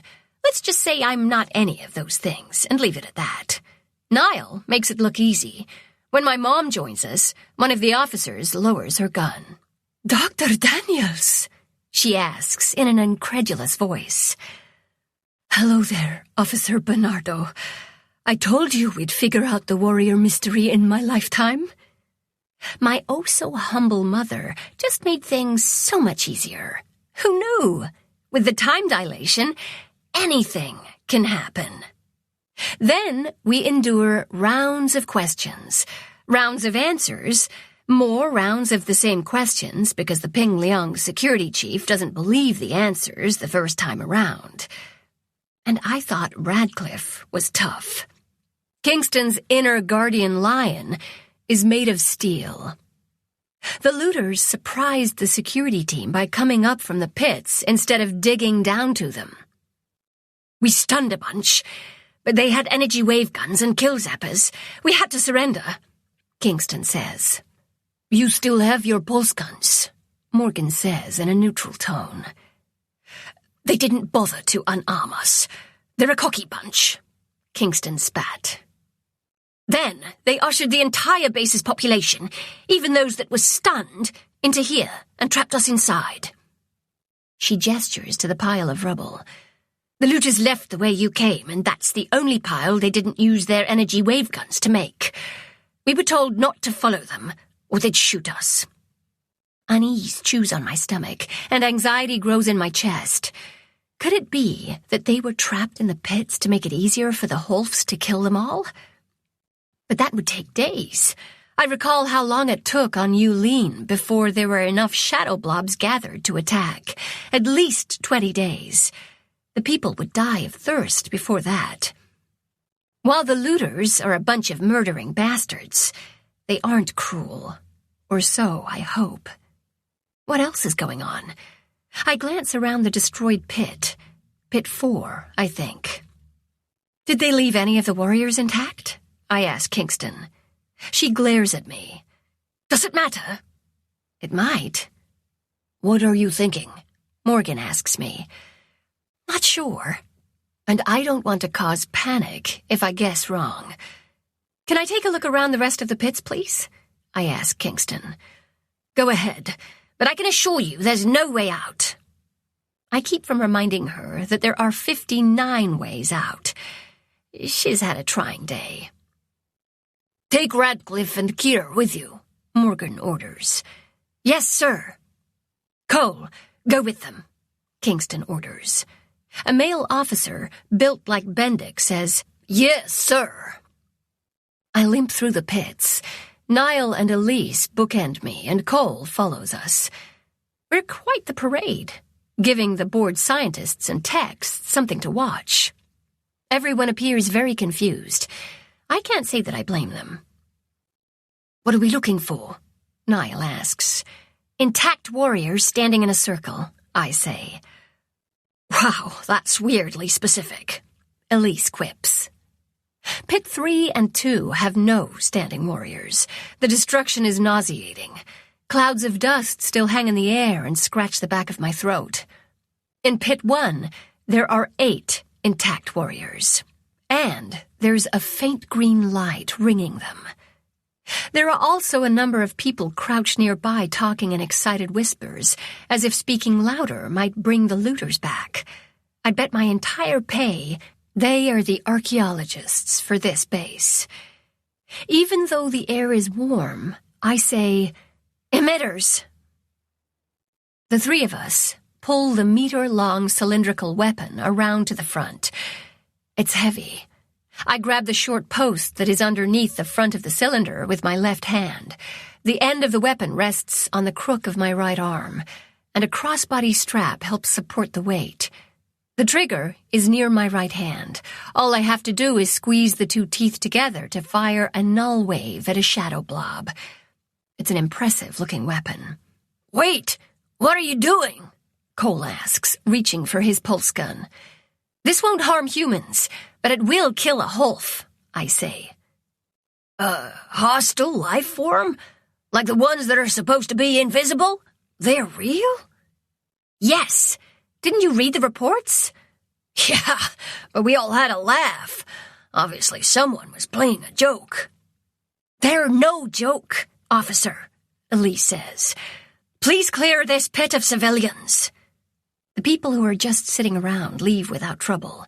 It's the group by the warriors who protest and fuss and refuse to move. That is, until Elise loses her patience. She points her emitter at them. Leave now or I'm gonna shoot you! They hustle out in record time. Nice, Niall says. Officer Cole, can you ensure no one comes in here? I ask. Yes. He takes up position at the end of the corridor. The 3 of us approach the ring of 8 warriors. It's not looking good. They all have alien symbols on their armor. A green light glows from those glyphs. In the middle of the circle is a thin ribbon of black, the beginning of a portal. Jaren says it takes 128 hours for a complete portal to form when there's only 8 warriors, I say. We have plenty of time. What I don't say is that in that time, shadow blobs might break through. Is this outgoing or incoming? Niall asks. Outgoing. You can only open a portal from one side. Is this so they can escape? Elise asks. Who? Niall asks. The looters or civilians? And why would the looters leave them a way to escape when... He doesn't say what we're all thinking. No, I say. It's not for an escape. Not yet. Maybe when everyone is dead, the looters plan to return and use that portal. That's about 5 days from now. Elise is quick with the math. I study the symbols. Q, what planet does this represent? None of them. A new combination? Yes. Do you know where this goes? No. If there's a matching set on another warrior planet, will the portal still work even though it's not marked with that planet's designation? Yes. What will happen if we turn it off? Nothing. I hate to do it without knowing why the looters left this here. It can't be good, because nothing they ever do is good. But figuring it out might give us an advantage. She has that look, Elise says to Niall. What look? He asks. The one that usually lands us in a heap of trouble. Ooh, now I'm getting the shut up and die look. Love you too, recruit. I ignore her. Something isn't adding up. The looters want the base. They want access to all these warriors without anyone interfering. They've let the Hulfs kill all the people in at least 5 bases. It took a while, but this time they trapped everyone here and... All my blood drains to my feet. It becomes difficult to keep air in my lungs. Mouse, talk to me. Q, what happens if there's no other side? If there's not another set of warriors with the exact same symbols to cross over to? Where does the portal go? Into the shadow dimension. No need to panic. Not yet. It only goes one way, right? Into, not out of. For humans, yes. And for the shadow blobs? Direction does not matter. Oh, my stars. Chapter 14, 2522, 268. We have to turn them off! I yell as I lunge toward the warriors with my hand outstretched. Before I reach them, black explodes from the thin ribbon. Shadow blobs rush out and knock me back. Mouse! Niall shouts. Take cover! I order. Fire at will! I listen to my own advice. I fire the null wave emitter at the Hulfs rushing into our dimension through the narrow black rift. Sizzle zaps sound from all 3 of our weapons. The shadow blobs are so thick, I can't get near the warriors to shut the portal down. Activate! I say to turn my communicator on. Officer Morgan, we need backup. Multiple hostiles. Looters? Her voice sounds right in my ear. I glance over my shoulder, but of course she's not standing there. Instead, Niall and Elise are firing their weapons and ducking lethally sharp tentacles. No! Alien! I say. How many? Hundreds. A guess. It could easily be 1,000. We're on the way. And I'm in a dark part of the pit. I retreat until my back hits a wall. The air cools 20 degrees. They form a solid bubble around me. Well, as solid as a shadow can get. But it's the weapons at the ends of their multiple appendages that are the dangerous part. My security jumpsuit protects me from some of the attacks, resisting the slash of a blade or a stab of a knife. Not for long, once they figure it out. By the way they're keeping a slight distance, I think the warrior heart I touched has made them wary. Not bothering to aim, I'm squeezing the trigger continuously, sweeping it all around. I'm sizzle-zapping a dozen at a time, but their numbers never diminish. I have to shut down the portal. Have to! Many more sizzle-zaps echo until it's one continuous buzz of noise. "Hostiles in Pit 2, Morgan says. "We can't get to you. Status. Radcliffe, check. Care, check. Lawrence, check. Retreat, she orders.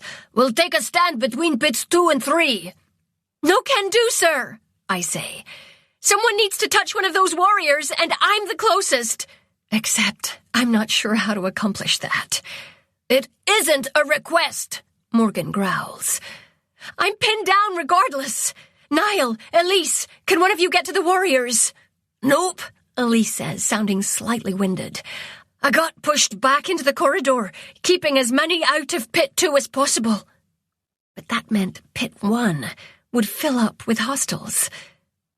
"Niall?" "I'm too far," he pants. "I've got your back if you want to make a run for it, Mouse." A run for it? 2 steps, and I'd be impaled. I'd never reach. Stars, why didn't I think of this sooner? Did we bring an energy wave gun? "A couple. Why?" Morgan asks. "To destroy the warriors and close the portal." "Torin, get the weapon from the cart," Morgan barks. I groan. The cart is on the other side of the barricade. It'll take, well, a lot longer than I have. The bubble squeezes closer. It's as if they understood what I said. The force of their strikes increases, cutting through the special fabric of my jumpsuit. Blood wells, but the pain is muffled as if it's happening to someone else who looks just like me. I sizzle-zap like crazy. Time blurs. My hands cramp. My fingers freeze in place around the trigger. The wall behind my back is the only thing keeping me alive. I listen to Morgan shout orders and the others respond. But I can't tell you what they say. I chant, "Come on, come on, come on," under my breath, willing Torin to hurry, for the gun to get here. After an epoch, Morgan says, "We can't reach you, Lawrence." "Doesn't matter. Just shoot the bloody warriors," I yell. "We can't get into Pit 1. Too many hostiles." Oh, and here I thought she was worried about flying pieces from the shattered warriors hurting me. Then it hits me. We're about to be seriously overwhelmed if I don't do something. "Toad, you got my back?" "No, stay put. I can't." He puffs. "Can't keep them off of me." Niall's in trouble, and I'm not going to lose him again. The image of his blood pooled underneath him flashes in my mind.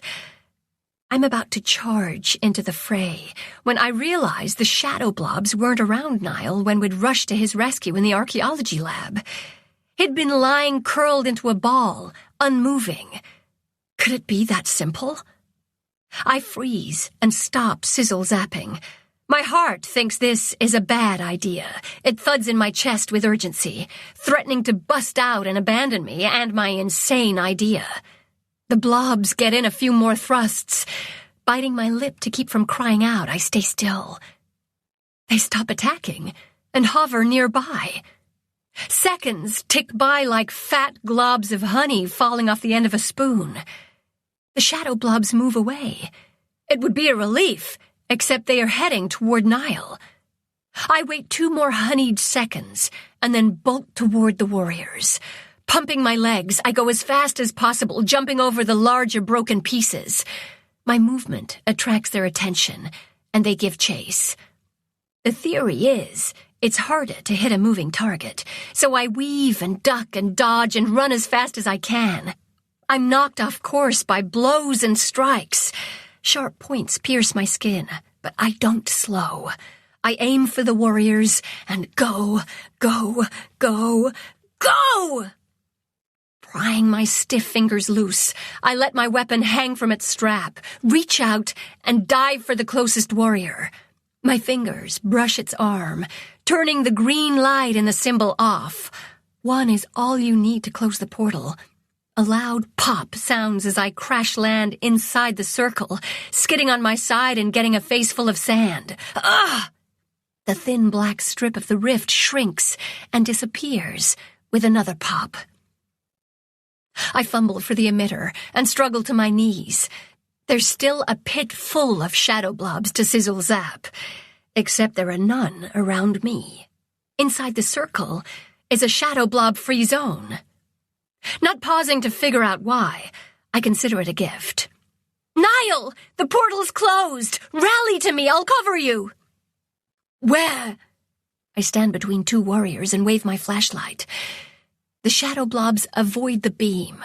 Bonus. Here! Got it! When I spot him running, I aim my emitter and sizzle-zap the Holfs in his way. It's not perfect, and he stumbles a few times. I'm once again urging, come on, come on, come on!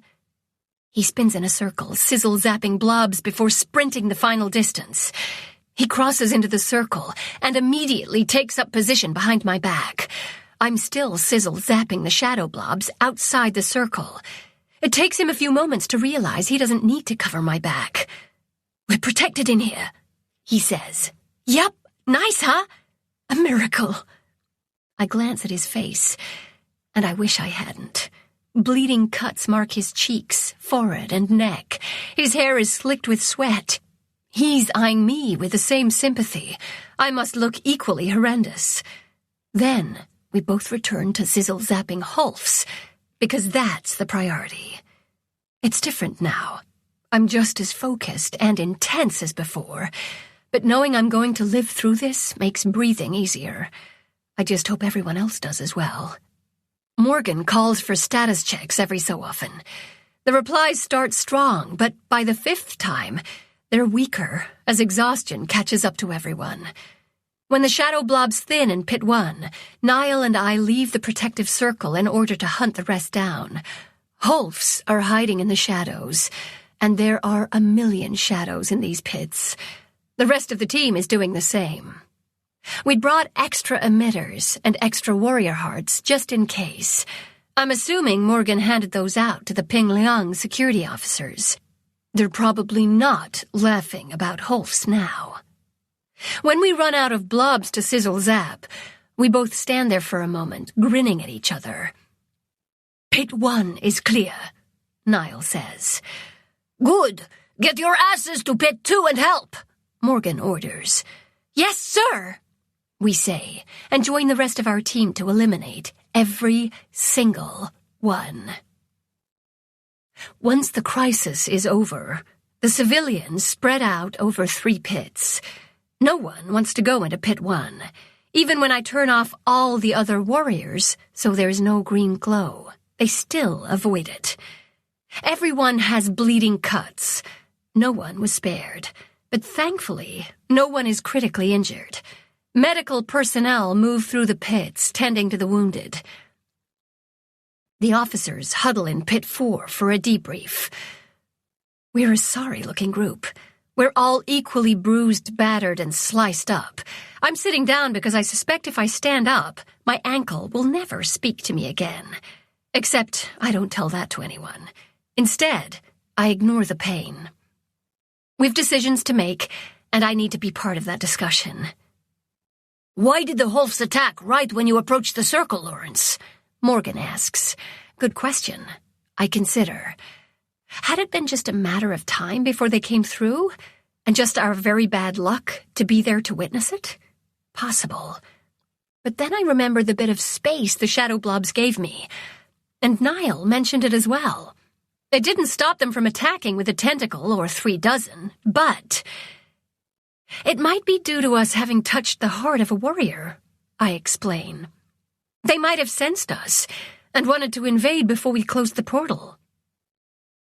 We have the heart of a warrior? Cole asks. I let Morgan explain. Guess she didn't have time before. No surprises, as we were neck-deep in blobs. I like that, Elise says to me. She thumps a fist to her chest. I've the heart of a warrior. You have a heart? Bendix asks. That's a surprise. Shut it, Benny. He spreads his hands out. Which proves my point. They continue to banter, but I'm distracted by the pit. It's spinning, and there is a buzzing in my ear. Is my communicator malfunctioning? I tap it. Nothing changes. What about that protective zone? Morgan asks, snapping me out of it. I think that also has to do with the hearts. Those warriors are intact, and once they no longer had to... I twirl my hand in the air, as if I can scoop the right words into my mouth. Worry about either creating the portal or protecting it. They could concentrate on keeping the Holfs away. I'm not sure I made any sense, as everyone is staring at me. She's your expert, Kingston asks Morgan. Lawrence hasn't been wrong yet, Morgan says, giving the woman a hard stare. Really? That doesn't sound right. I'm sure I've been wrong. Except I can't think of when because the buzzing grows louder. And now black and white spots show up at the edges of my vision. Oh no.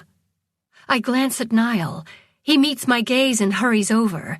His boots make a path in the debris-filled sand, but there's no sound except the buzz. You're pale. He crouches down and winces, but now we're eye level. Should I get the medic? Yes, please. That seems to scare him more. All right, lean forward and take deep breaths. I'll be right back. I do as instructed, lowering my head between my knees. Before I can take a breath, blackness rushes in. I pitch forward into an abyss. Regaining consciousness, I immediately wish to return to the black, pain-free oblivion. There is no part of my body that doesn't hurt. And when I open my eyes, there is a ring of faces above me, staring. I close them. If I can't see them, they're not there, right? Concerned voices cut through my delusion. Scary words like bleeding out and internal injuries are said. A warm hand is holding my icy one. Niall's. Someone asks where it hurts. Everywhere, I say unhelpfully. Another person is prodding my various wounds, making them worse. I bat at the hand, but someone else grabs my free hand, lacing their fingers in mine. Mom. I relax. Then the prodder finds a particularly sensitive area. Pain explodes, and the blackness returns. I've no idea how long I've been out, but the faces are gone. I'm lying on my back. Every centimeter of my body aches, and not the dull throb of tired muscles, but the bright fire of serious injury. The weak emergency lights and rough sandstone ceiling mean I'm still in the pits on Pengliang. The hands remain holding mine, and I squeeze them because I've no energy, and am having a hard time moving anything else. She's awake, Niall says. He leans over so he can meet my gaze. Hang on, Mouse. But I'm already holding onto his hand. Confused, I ask, to what?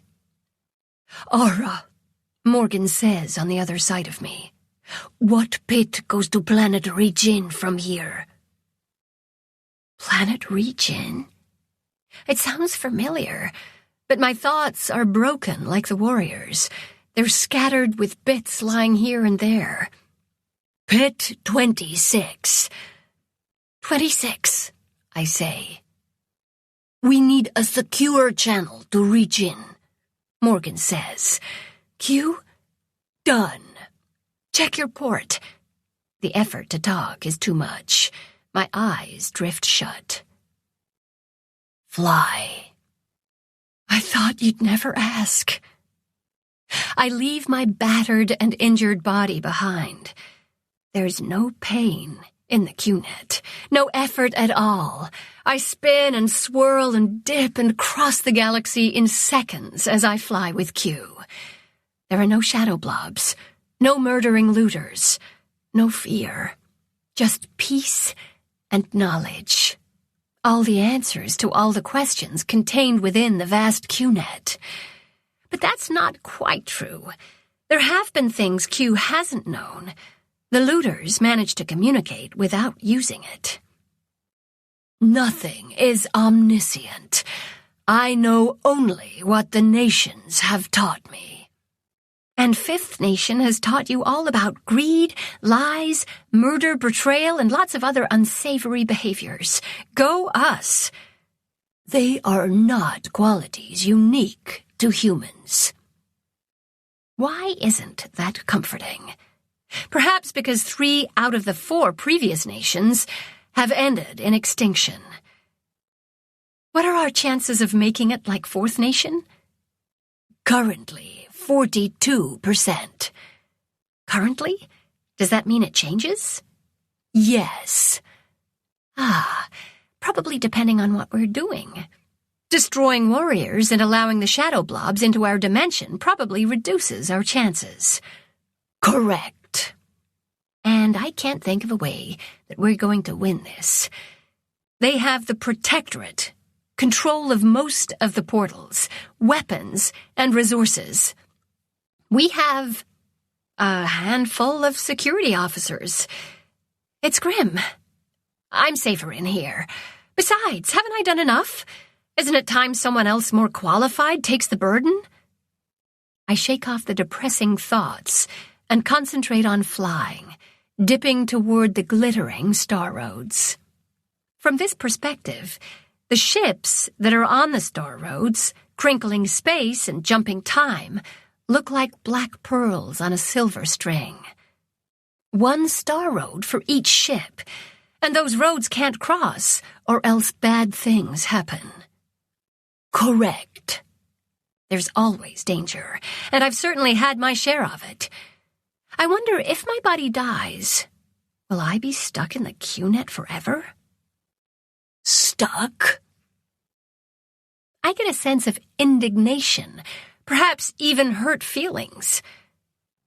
Sorry. If this is my afterlife, I'll take it over oblivion. This is my idea of heaven. But I've lots of things to do. You do. Actually, it's a crushing list. And it'd be easier to do while flying with Q instead of worming in my physical body. Might as well take full advantage of my time here. I send Radcliffe a report about what happened on Pingliang. When I finish, I'm not sure what to do. There isn't a pull back to my body, which is concerning. Okay, it's freaking me out. I need a distraction, and fast. Perhaps some research. What information should I find that would most help Morgan or Bo? While I'm deciding, a message from Radcliffe pops up. 2522, 269. Lawrence, I received your report. It matches what Officer Morgan sent me yesterday. The new information about how you tricked the Hulfs is very interesting, but sounds like it should be only used out of desperation due to the risk of severe injury. I haven't heard the good news about your recovery yet. You gave us all a scare. I'm glad you made it through the surgery. Surgery? Yesterday? Lots of alarming statements in that short message. The sudden need for a hug fills me, pushing up my throat, which is odd considering I don't have a physical form. Officer Radcliffe, I don't know if I'm recovered. My last memory is of being in the pits in Pingliang. I've been flying with Q. There's a very long pause. Did I just freak out Radcliffe? I've never seen him unbalanced. Even when Niall was dying, Radcliffe remained calm. But if he's upset, that means... No, not going there. I'm not worming into my medical files either. Hey, partner, this is Bo. What's going on? Oh, my stars. I must have died. Chapter 15, 2522, 269. I stare at Bo's message. Radcliffe relinquished his end of the conversation to Beau, which doesn't bode well for me at all. I somehow missed a day. My injuries must have been severe enough for surgery, but everyone was trapped in Planet Pingliang's pits. Did they perform surgery on me in the pits? Yes, I know I've only to read Morgan's report, yet reluctance drags on me. I'd rather hear the horrible news from my partner. Again, the need for a hug pulses in my non-existent veins. Ara, are you there? Talk to me, partner. Hi, Beau. I'm not sure what's going on. I'm either dead or unconscious. You're not dead. Morgan would have told us. True. The woman is pretty no-nonsense and would send a report ASAP. Where am I? I mean my physical body. Planet Reach-In. Your injuries needed immediate attention, so the team took you to Reach-In. Last we heard, you were still in surgery. Some of my panic eases. I must still be in surgery, or in that post-op fog of sleep. That also explains why Morgan wanted to know the number of the pit that connects to Reach-In. I release a non-existent breath. Okay then, best make good use of my time in the QNet. How's the evacuation going? Do you need any help communicating with Reach-In's chief of security? No, you already created a channel to Reach-In for Morgan. And even though she messaged them, the people in Reach-In's base had quite the shock when Morgan showed up with you and the team. Seems no one really believed us about the Holfs. It's hard to be angry about that, as I remember feeling the same way when you first told us. We're discussing changing our evac to planet Qingyang, since the survivors from Pingliang are going to Reach-In. Can you create a secure channel to Qingyang's chief of security, Officer Samuel James? I can, but the looters are building a blockade around Qingyang. We hope our stay there is only temporary. Dr. Carson's efforts have been successful. We are taking full advantage. Birdie must have found the looters' communication frequency, and Radcliffe can now eavesdrop on the looters. Good news. I sense he's reluctant to expose any of Radcliffe's plans, so I don't ask. Nothing is entirely secure in the QNet. Anything else I can do? The secure channel to Qingyang won't take us long. Can you make a channel to Nangxiang? Yes. What else? Concentrate on waking up. As if that's easy. However, what is easy are the links to Officer James and Nangxiang, which Q has already created while I was messaging Beau. I'll try. The secure channels are ready. Thanks. Later, partner. I hope there is a later. And if there is, I plan to hug everyone. Niall, my parents, Beau, Elise, and even Morgan and Radcliffe. Everyone. In the meantime, I fly through the security programs around the Protectorate's databases. There has to be some record of what weapons and resources were sent to the looters. Even flying, I have to be careful not to trip any alarms. The protections around the Protectorate are thick, complex beasts. Q helpfully highlights the paths of least resistance, places where I might slip through without causing any ripples. It's a slow, creeping pace as I ease through the network of tiny holes and minuscule gaps in their security, which I wouldn't have been able to do if I was entangled. Hours, days, years pass before I break through and the warren of data clusters is accessible to me. My elation is tempered by the fact that I'm not sure what I'm looking for. There's not going to be a Q cluster labeled stolen supplies for looters. I have to think like them. How do you make a shuttle disappear? It's not a small item like an energy wave gun. People would notice that a couple dozen or more are missing. Unless there's a reason for it. What would cause them? Oh! Crinkling space is dangerous. Also, just traveling from a crinkle point to a planet is dangerous. Space is a hostile environment. Many accidents have happened in the 400-plus years of space travel. I don't remember any calamities regarding a Protector-class ship, but it might be classified. Good thing I'm in the heart of their organization. Q, can you please find any reports on lost ships or any accidents involving Protector-class spaceships in the last 20 years? On it. While Q is searching through the massive amounts of data, I look for information about the Protectorate ships en route to the warrior planets. There are 22 in time jumps. I arrange them in order of when they're due to reach their destinations. The earliest one will arrive at planet Suzhou in 48 days. I pull up the roster of personnel assigned to the ship. Everyone in the Protectorate works for DES. The list of names means nothing to me. It's not like the traitors are marked with a big red arrow. Too bad, 'cause that would make it so much easier. I access the suspected looter-colluder file. Then I write a program that compares the names in that file to the ship's roster to flag any that are on both lists. Once I go through one ship, the QNet can do the other ships. And now that I'm thinking about it, how would it work if only some of the people in the Protectorate spaceship are traitors? Wouldn't you need everyone in agreement to take over a whole ship?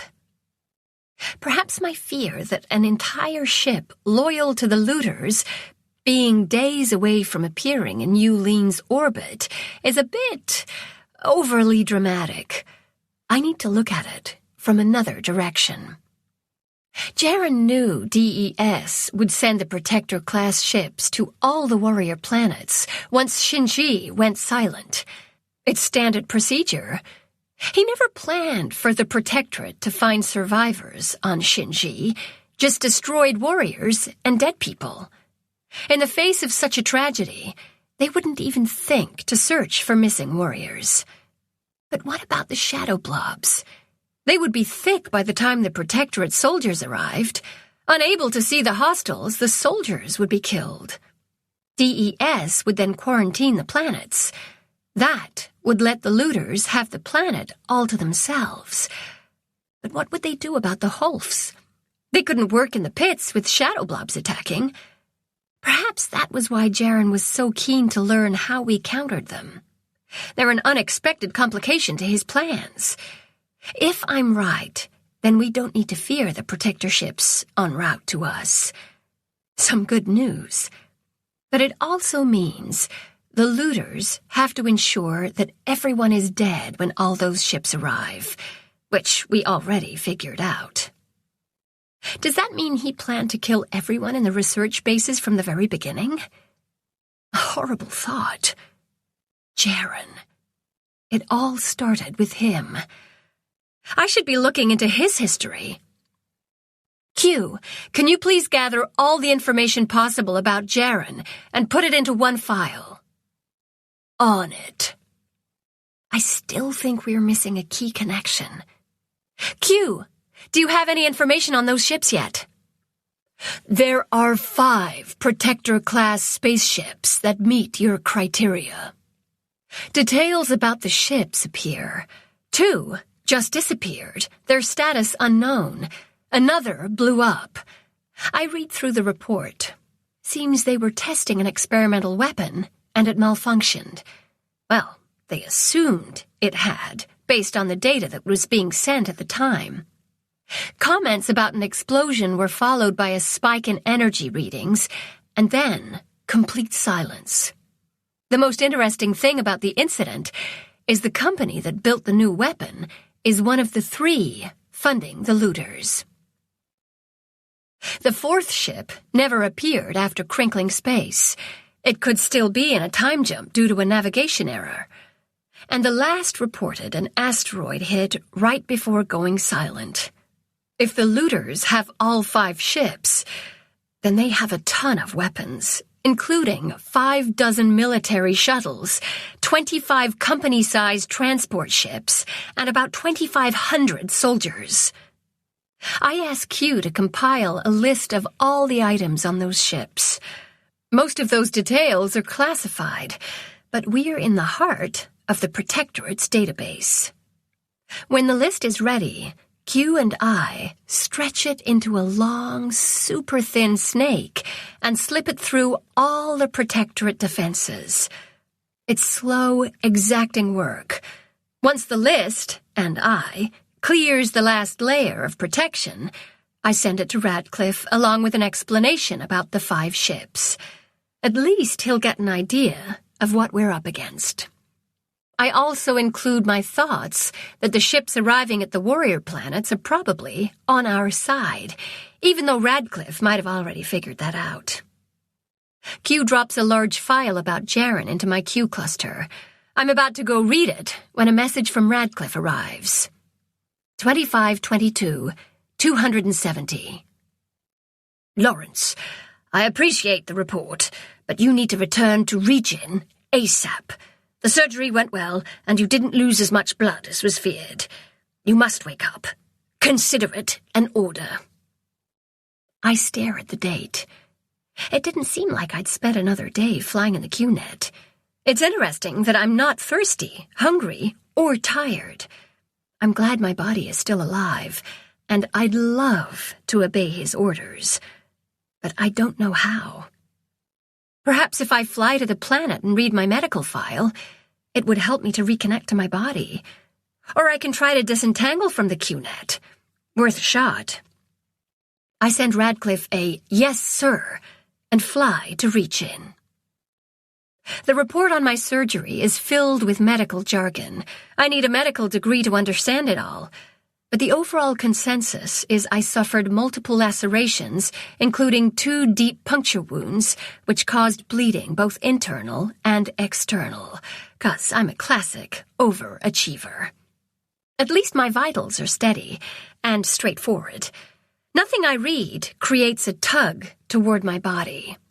Disentangling also doesn't work because I'm lacking that extra level. It's hard to explain. It's like when you're concentrating on something and everything around you fades, but it doesn't completely disappear. A part of you is still aware of the physical things nearby. And when you're interrupted, you snap back into the here and now, and the colors and shapes return to your surroundings. That's what it's like to have Q in my head. When we're interacting, the rest of the world fades, except this time, there's no snapping back. The awareness of what's around me is gone. Maybe my body just needs time to heal. Let's go with that. To keep from panicking, I read through Jaren's file. Jaren Riley Hoyt was born in 2396 on planet Kaiping. Huh? Did I know his last name? He's always just been Jaren. Knowing his middle and last name makes him seem more normal. He's the only child of 2 biologists who transferred to planet Shinji when he was 13. I read through his Sochtime reports. His intelligence was obvious from a young age, as he found loopholes in rules and discovered ways to trick the facilitator. That poor woman was outmatched by the time he was 6. His best and only friend on Kaiping was Rick Nullwart, also known as the infamous Warwick Nolt. They spent a great deal of time together in the recreation room playing video games and were inseparable. Leaving Kaiping must have been devastating. No wonder he talked about Warwick all the time. I remembered being so annoyed about that, mocking him behind his back with Lan. Now I feel bad. But not too bad. That's not a reason to kill people. But as I read his Soch reports on Shinji, it's obvious he was hurting. He put on an act for us with that confident swagger and spark of mischief. And just when he and Lan fell in love, his parents transferred to planet Sucho. And he's put into detention for 2 years because he tried to alter the arrival time of the interstellar-class supply ship. The fact that he tried meant he knew about the Star Roads.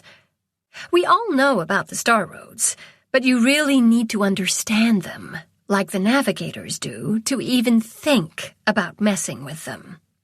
Perhaps even then he didn't care if he killed people to get what he wanted.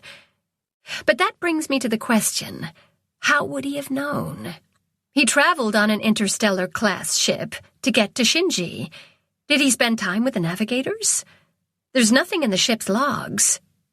Was there anyone on the ship that failed out of navigator school? I look at the passenger and crew list for that trip. Scanning the names, I stop at one. Victoria Orson, a crinkle engine specialist. Could she be the influence for Orson V? Q, can you please check if Victoria Orson attended one of the navigator training schools? On it. I keep reading the names, but nothing else pops out at me. Then I pull up the personnel list of the people assigned to Shinji's research base. About halfway down, another name snags my attention. Urson Kodiak, a QNet technician who worked in the base's control center. I groan. Ursa Bear. And here I thought he picked the name from the Ursa Major constellation, which looks like a bear. That can be seen from Earth. Since I'd been named twice, after one of those 88 constellations, I know them all. Never seen any of them, though. Victoria Orson attended DES's spaceflight school on planet Delta. Thanks. How about Urson Kodiak? There's a slight pause. Him, too. Same school. Ah, so despite Jaren's claims that he was behind all those pseudonyms, they are real people, and I bet he was trying to divert my attention away from them. It worked. What happened to Rick Nolwart? Another pause. Attended the same school. At the same time as the others? Yes. What's he doing now? Captain in the Protectorate. Status unknown. Was he on one of the missing ships? Yes. A strange mix of emotions rolled through my non-existent body. Elation over finally figuring it out and having proof, frustration for not thinking of this sooner, and terror. These people are highly intelligent. Q, how many students were in their cohort, and which ones graduated? A list appears of 10 names. Only one graduated. I don't worry about her. Instead, I ask Q to investigate the other 6 names. Where are they now? After a few minutes, Q comes back with the answers. 3 are in the Protectorate. 2 are in the high levels of DES. And 1 works for Catro Corp., one of the looters' major investors. A very busy and ambitious cohort. I put all the information together and send it to Radcliffe. Yes, I expect him to yell at me for not waking up. Not much I can do about it. I continue reading Jaren's file. During his incarceration, he was surly and uncooperative, and time was added to his sentence because of his behavior. Then there's a file full of messages between him and Lan. I really don't wish to intrude on Lan's privacy, but I need to learn what he was thinking during that time. It's heartbreaking. When he first left Shinji, she promised to find a time jump that would keep them close in age, so the fact that she didn't was an utter betrayal. His reply to her message about her marriage and children drips with pain and loss. I've another brief moment of sympathy for him, and then, like I suspected, Lan tossed him a bone and started discussing her research. Soon after, Jaren got a job as an archaeology tech and helped with the work in the warrior pits on Suzhou. He also sent lots of messages to his friends Rick and Victoria. It only took a couple more years for Jaren to get good enough with worming to hide his messages and activities from DES. Then he disappeared. No activity at all. But according to DES's records, during those years, he was a dutiful employee, reporting to work without incident. Of course, those records were expertly altered. I wonder if those hidden messages have the details about his schemes. I could ask Q to find them, but I have to do one first. Good thing in my current state of being, I'm indefatigable. Finding those hidden messages is like a treasure hunt, looking for clues, Jaren's fingerprints, and digging through the layers of time. Eventually, I unearth one he sent to Rick, testing their new communication path that keeps DES from accessing their messages. I start another file in my cluster, Murderer Missives. Q, can you please dig out all the rest of the hidden messages that Jaren sent, and see if there are messages between all those members of the looter cohort? It will take a while. Okay, thanks. I wonder what I should research next when a message from Bo pops up. 2522, 271. Hey, partner. What are you doing? If you don't wake up soon, you're going to miss all the fun. Q helped me break through the barricades around the silent planets, and we've found survivors on planet Ulenkab. A Soch-time facilitator named Saradwin Trant and her chargers are still alive. We're going to rescue them. Plus, Radcliffe has one of his genius ideas that you are going to love. That is, if you're awake and on your feet. Survivors! That's fantastic news, Bo. I'm trying to wake up. I just can't connect to my physical form. That's funny coming from you. You connect with a thought. Why can't you do it in reverse? What's keeping you away? Huh. Nothing. I want to go back, despite the odds of success against these people being unlikely. We might rescue those kids and their facilitator, but they'll still be in danger. And I'm going to die again. Don't try to tell me otherwise. You know it as well as I do. And what if the next time I die, I don't end up in the Q-verse? What if I cease to exist? Dead for real? Beyond scary. Plus, I'm super helpful in here, finding all this information. With enough time, I'll expose all of Jaren's network. When I don't answer, Bo sends another message. Giving up is not an option, Lawrence. You've never backed down from anything or anyone, so why are you doing it now? I'm not backing down. I'm being smart.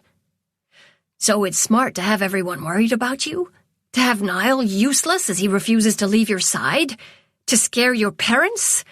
Sorry, partner, that sounds like an excuse. You're letting everyone down by hiding in there. I'm not hiding. Of course, Bo can't hear me, as I've no real voice. Mentioning Niall is a low blow. I know exactly how Niall is feeling, and it's horrible. No one should have to go through that. But that's the thing.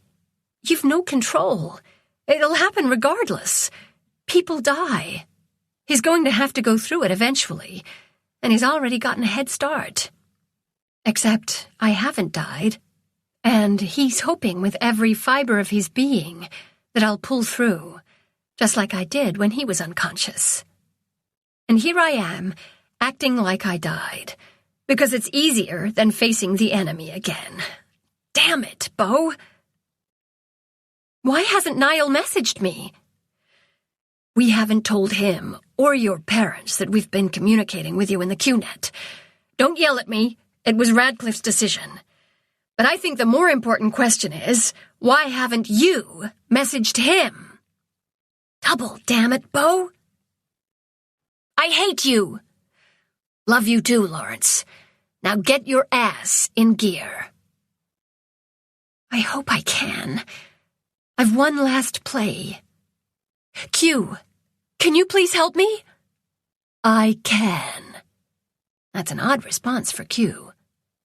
Will you? If you wish. There is a chance our connection will be severed. Like with Niall? After Q woke Niall, he could no longer connect to the QNet. It had fried the sensors in his brain. Yes. What's the chance? 70%. Yikes. That's huge. There's no way I can risk it. If I do, the looters will win and kill everyone I love. Message through portable. But it won't be the same, will it? No. I can still gather information for you. But no worming into secure databases. No instant connection. No creating escape tunnels through blockades or sabotaging them. No flying. Correct. Can you do all that with Officer Bodori? No. I choose you. Again with that! I'm not that special, really! If my connection with Q is broken, it will be very obvious to everyone I've no other useful skills. No comment from Q, so I consider the pros and cons. If I stay, they'll keep my body alive and I can come back after we stop the looters. I can message Niall and my parents and explain. They won't be happy. And Niall, the memories of the nights I spent hoping he'd wake are horrible. But how would I have felt if he'd chosen not to wake up? Gambled on his body surviving an attack on Regen? I'd be angry and hurt, but I'd understand his decision. The greater good and all that. But what if his body died and he was stuck? I'd still be able to communicate, but no kisses, no cuddling, no fun, and no future together. Q chose me, but I'm choosing Niall. I'm sorry, Q, but I'm going to be selfish and risk it. Not selfish. Human. Before I can say goodbye, pain knives through my head. It's like being hit with twin electrical bolts, one on each side of my head that meet in the middle. The agony stops as fast as it started. I'm aware of walls and light, but it's all washed out in shades of gray like a photograph left in the sun too long. Another blast pierces my brain. It burns as it skitters through my head. The world solidifies into shapes that have mass and are painted with a pale blush of color. The third searing strike crackles up my spine and into the base of my skull. Sounds accompany the relief, but I brace for another jolt.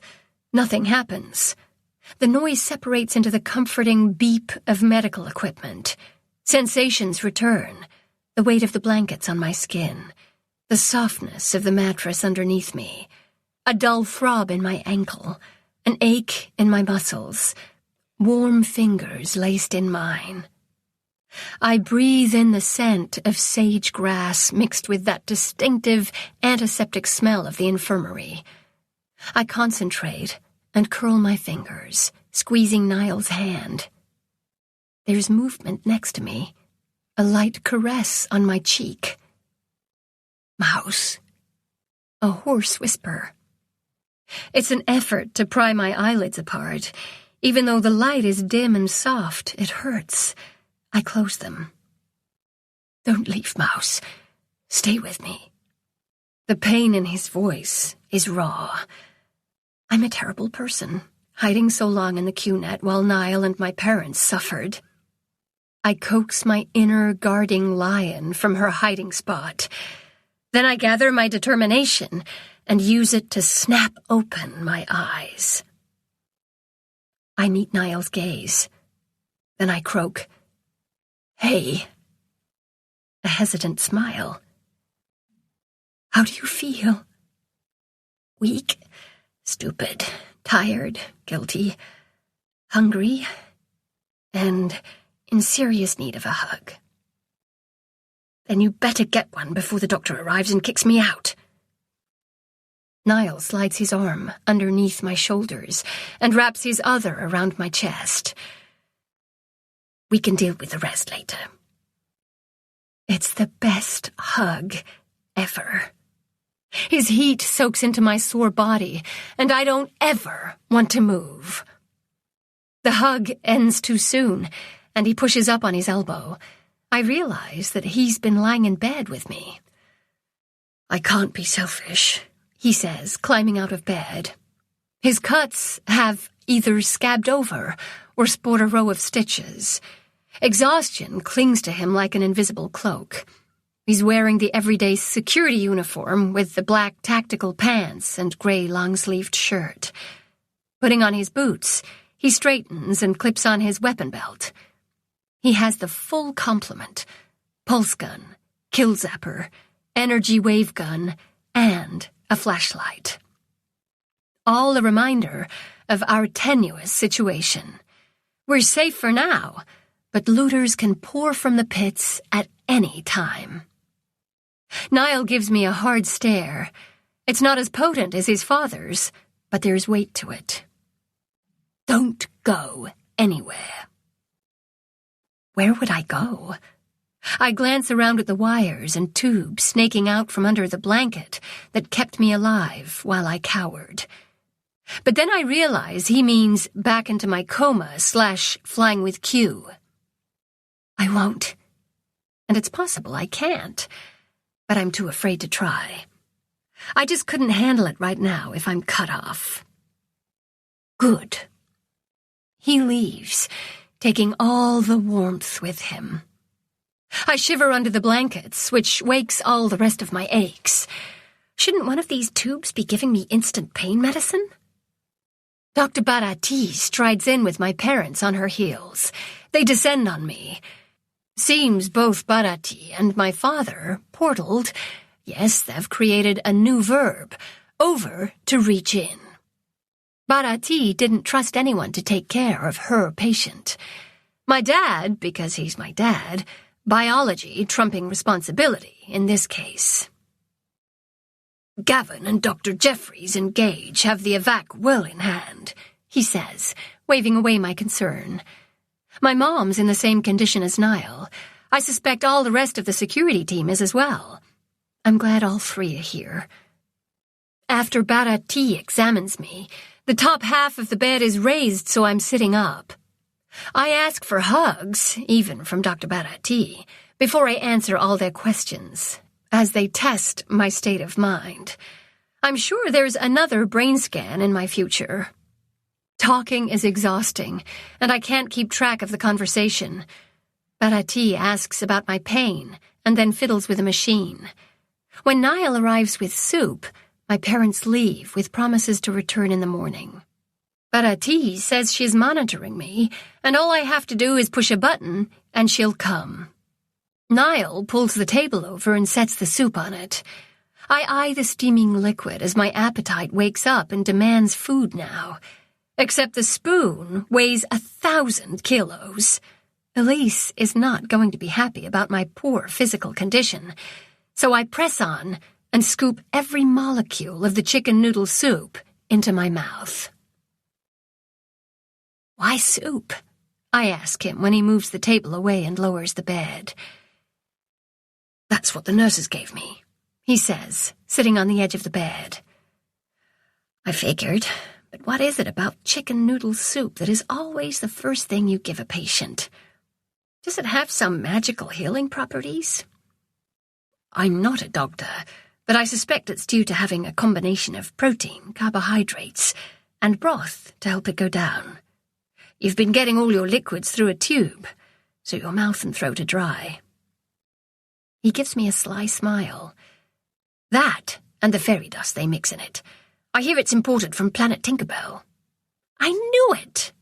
Not many people know, so keep it on the down low. I laugh. I will.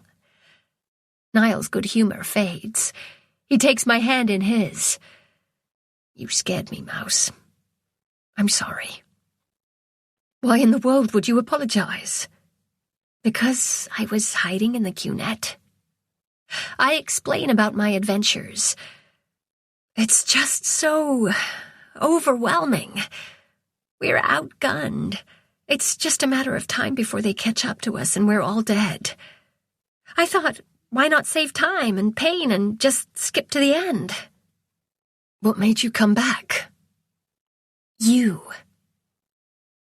Niall kisses me. Thanks. Then he kicks off his boots, hangs up his weapon belt, and joins me in the bed. Looks like we both had our freakouts, so we should be good. I snuggle against him. Mine lasted longer than yours. You've always been an overachiever. Don't worry, I'm okay with it. I don't mind being in your shadow. At least my shadow is well behaved and won't try to kill you. I appreciate that. I'd laugh, but a yawn just about cracks my jaw. Go to sleep, Mouse. I struggle to stay awake, but my energy runs out. I sigh and fall asleep in Niall's arms. In the morning, Barati does another exam and I'm given solid food. Regin had a recent resupply and had gotten the next generation of accelerated healing meds. It's cool stuff. Niall and the rest of the team's stitches are removed. He insists they do his in my room. That's sweet, but it reminds me of why I'm in this bed in the first place. When they're finished, I ask him, what happened after I fainted? There was some confusion because your injuries didn't seem that bad. One of Ping Liang's medical staff examined you and determined you were probably bleeding internally. He pauses. I may have freaked out at that news. Morgan organized everyone and we portaled to Regin. He huffs with amusement. You should have seen their faces. Total shock. Even though we sent a message that we were coming, they still didn't believe us. At least they humoured us and went to Pit 9 with their surgeon and a gurney. I imagine they were composing a scathing report in their heads about the prank while waiting for us. Morgan says that when she arrived with you in her arms, they just stood there staring at her, grappling with what just happened in front of their very eyes. By the time I portaled to Regin, you were being wheeled away. What about the people from Ping Liang? They're finally all here. The base is packed. Security is taking shifts in the pits, keeping an eye out for the telltale green glow. It appears soon after the portal is established. They're also on alert for any shuttles or missiles heading this way. I can help with setting up alarms, I say automatically, but I might not be able to do any of that anymore. Relax, Mouse. We believe if they come, it'll be through the pits. It's not that. I explain about the 70% chance, an alarmingly high percentage. You can find out pretty quick right now, Niall says. I know, it's just what? I'm terrified to find out if I'll never be able to fly again, or if my extremely selfish act caused us to lose one of our meager advantages over the looters. Or if I lost a friend. Weird, I know. Do you think you made the wrong choice? He asks. His tone is carefully neutral. Of course not. I hug him tight, proving it. Can't breathe. I relax enough to allow his diaphragm to do its job, but I keep him close, because I can. I'm very glad you were selfish, so that makes me selfish too, Niall says, and I'd bet there are a number of other people who feel the same way. My parents. Yes, but also my dad, Morgan, Elise, Bo, Bendix. Do I need to keep going? No, I agree, we're all very selfish, but that's not going to help when we're all very dead. Niall breaks away and meets my gaze. This isn't you. Why so pessimistic? I tell him about the failed navigator cohort. 9 of them. They've been planning this for years. We can't beat them. But we have, Mouse. We've upset their plans, figured out what they're doing, and stop them from killing all the people in Pingliang. Nothing's changed except now we know exactly who we're dealing with, which gives us an edge, along with the fact they don't know we are using the portals, giving us another advantage. All true statements. Plus, they've made mistakes. Still, I'm not as confident as before. Before what? The attack on Pingliang? Memories of the shadow blobs erupting fill my head. Just dumb luck we were there and able to close the rift. Or it was before, when I'd been connected to Q. Did that give me my confidence? We're not beat, Mouse, Niall says, and our survival is not dependent on your connection to the QNet. Do you really believe that? I do. That takes a great deal of pressure off. I take in a deep breath and close my eyes. Q, are you there? There's no response. Chapter 16, 2522, 272. Do you know that expression, that silence is deafening? I always thought it was an odd thing to say, since silence doesn't really harm your eardrums. And it's quiet. Well, now I understand what it means. The lack of anything makes you question that something must surely be wrong. I must be deaf, therefore I can't hear the clamor that is surely going on.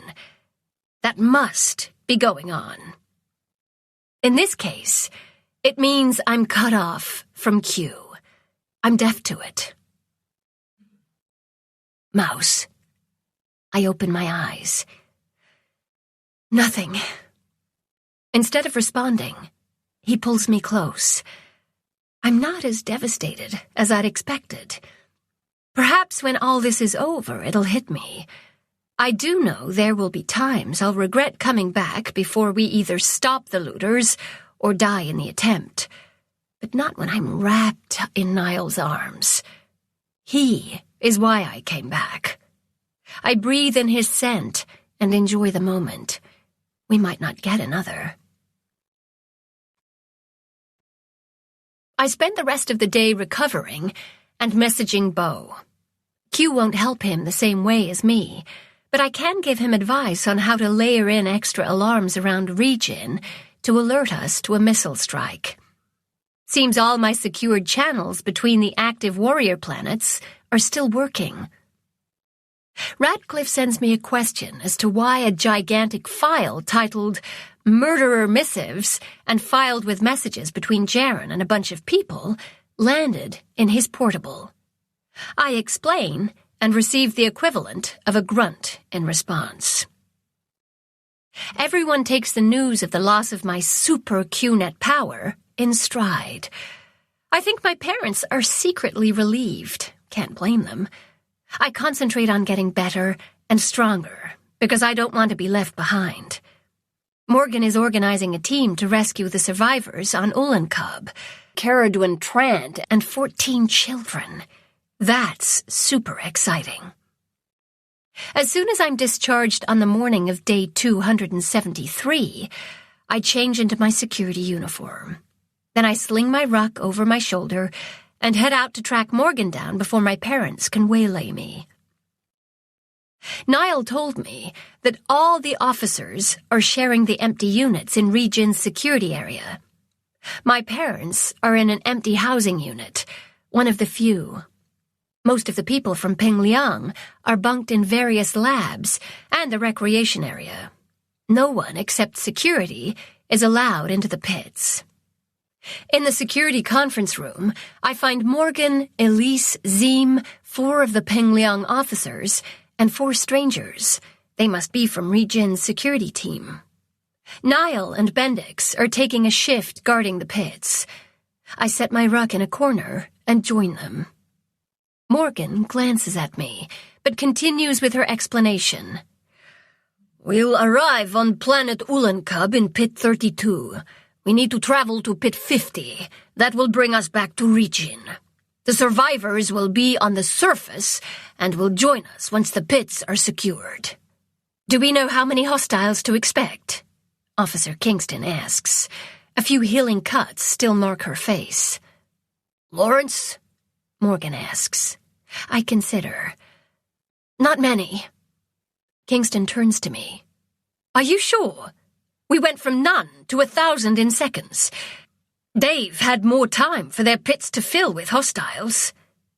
The Holfs avoid the intact pits, I say. What if those pits are no longer intact? Kingston shoots back. A good question. Q?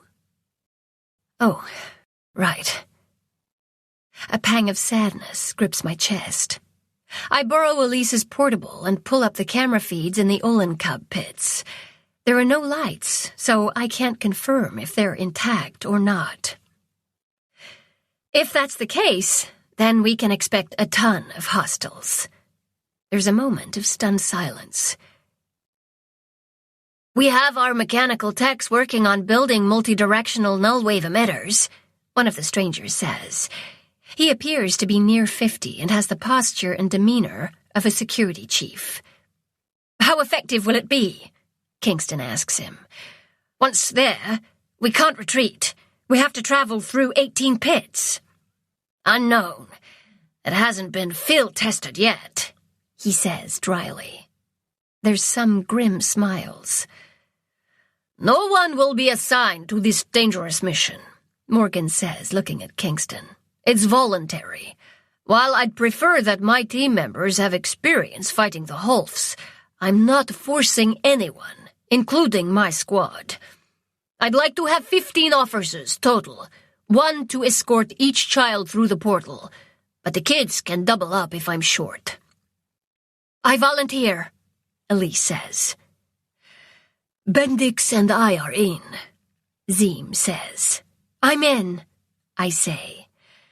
Which means Niall's in, Elise says. Then she cocks her head to the side.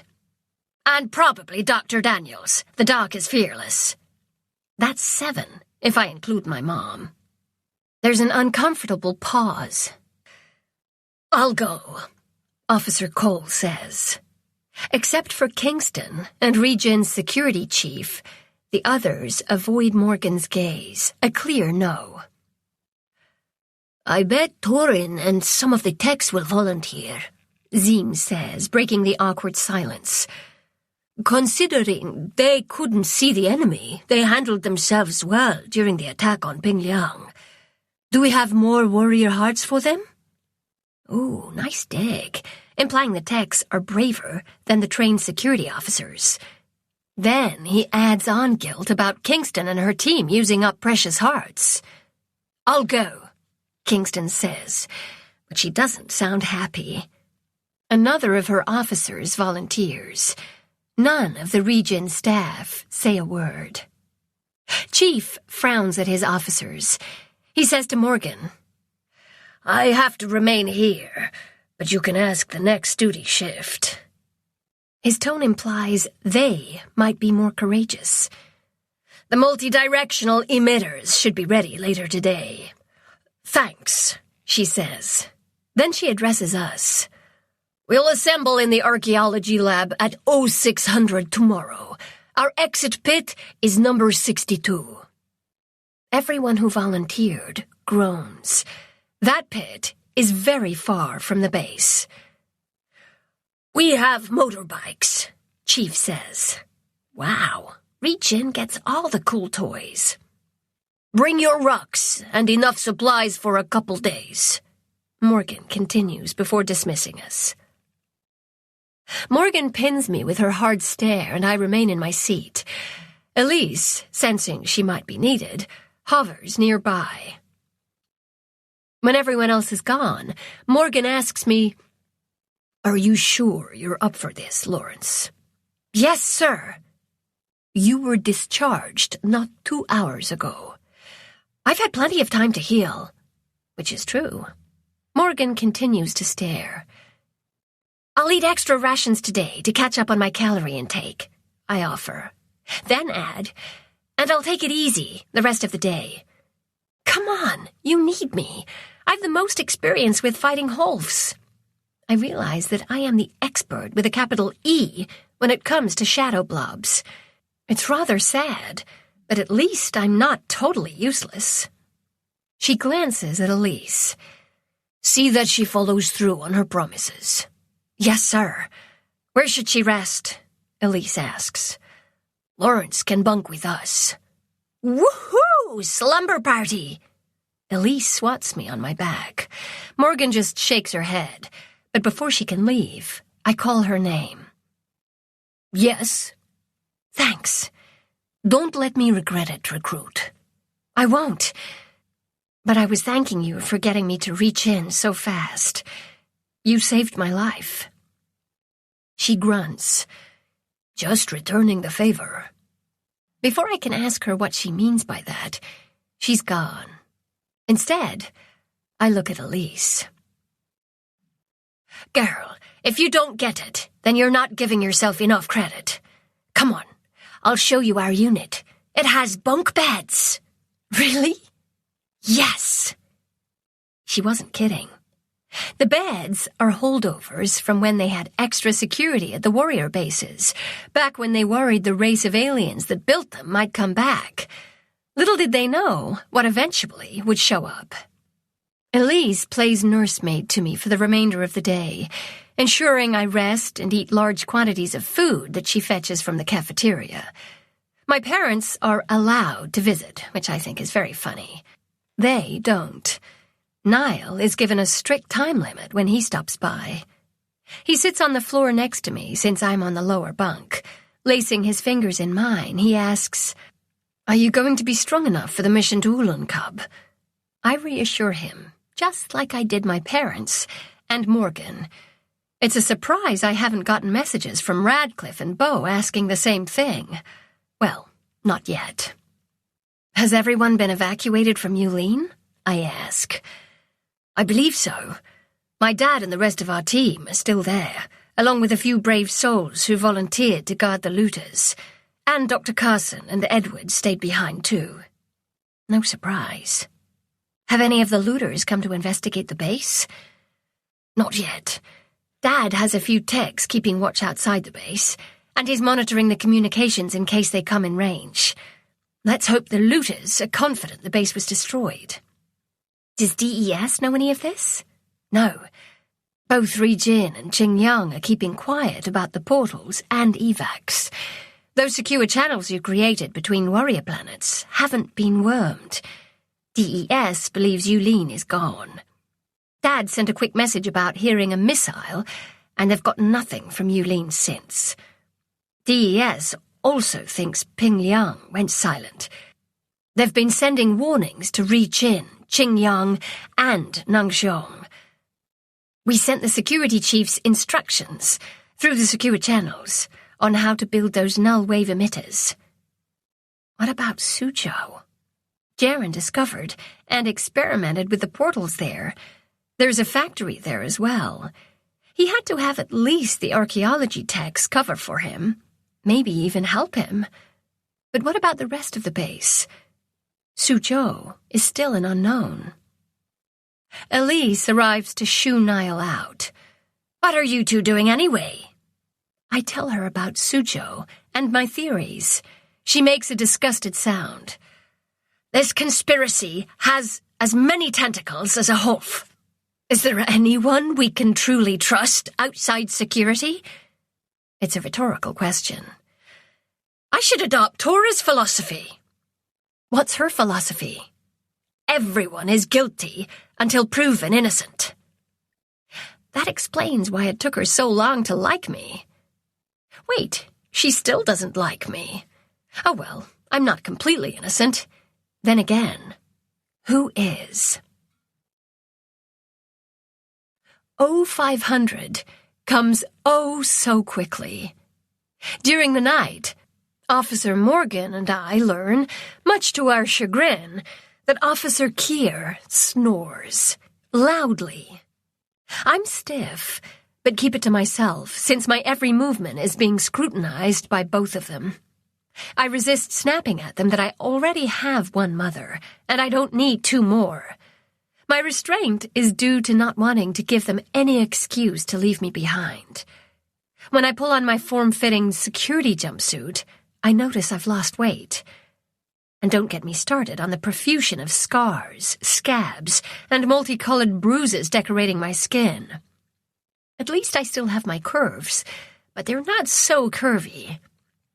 Oh well, less mass to move when I run, which makes me wonder if there are size or weight limits for the warrior portals. What's too big? The looters managed to transport military shuttles, which hold 12 soldiers and 2 pilots. But what about a troop carrier or a spaceship? Q, do you know? No response, of course. And I wonder when I'll stop automatically reaching out to Q, or when the silence will no longer hurt so much. I click on my weapon belt, then shoulder my ruck. Wow, it weighs a ton. Morgan hands out energy bars before leading us to the pits. Niall, Zeem, and Bendix are already there along with my parents, who immediately come over to ensure I've recovered enough to go on the mission. I suppress my sigh because I know they mean well, and I can be mature, even though a small part of me is glad to have my parents coming along as well.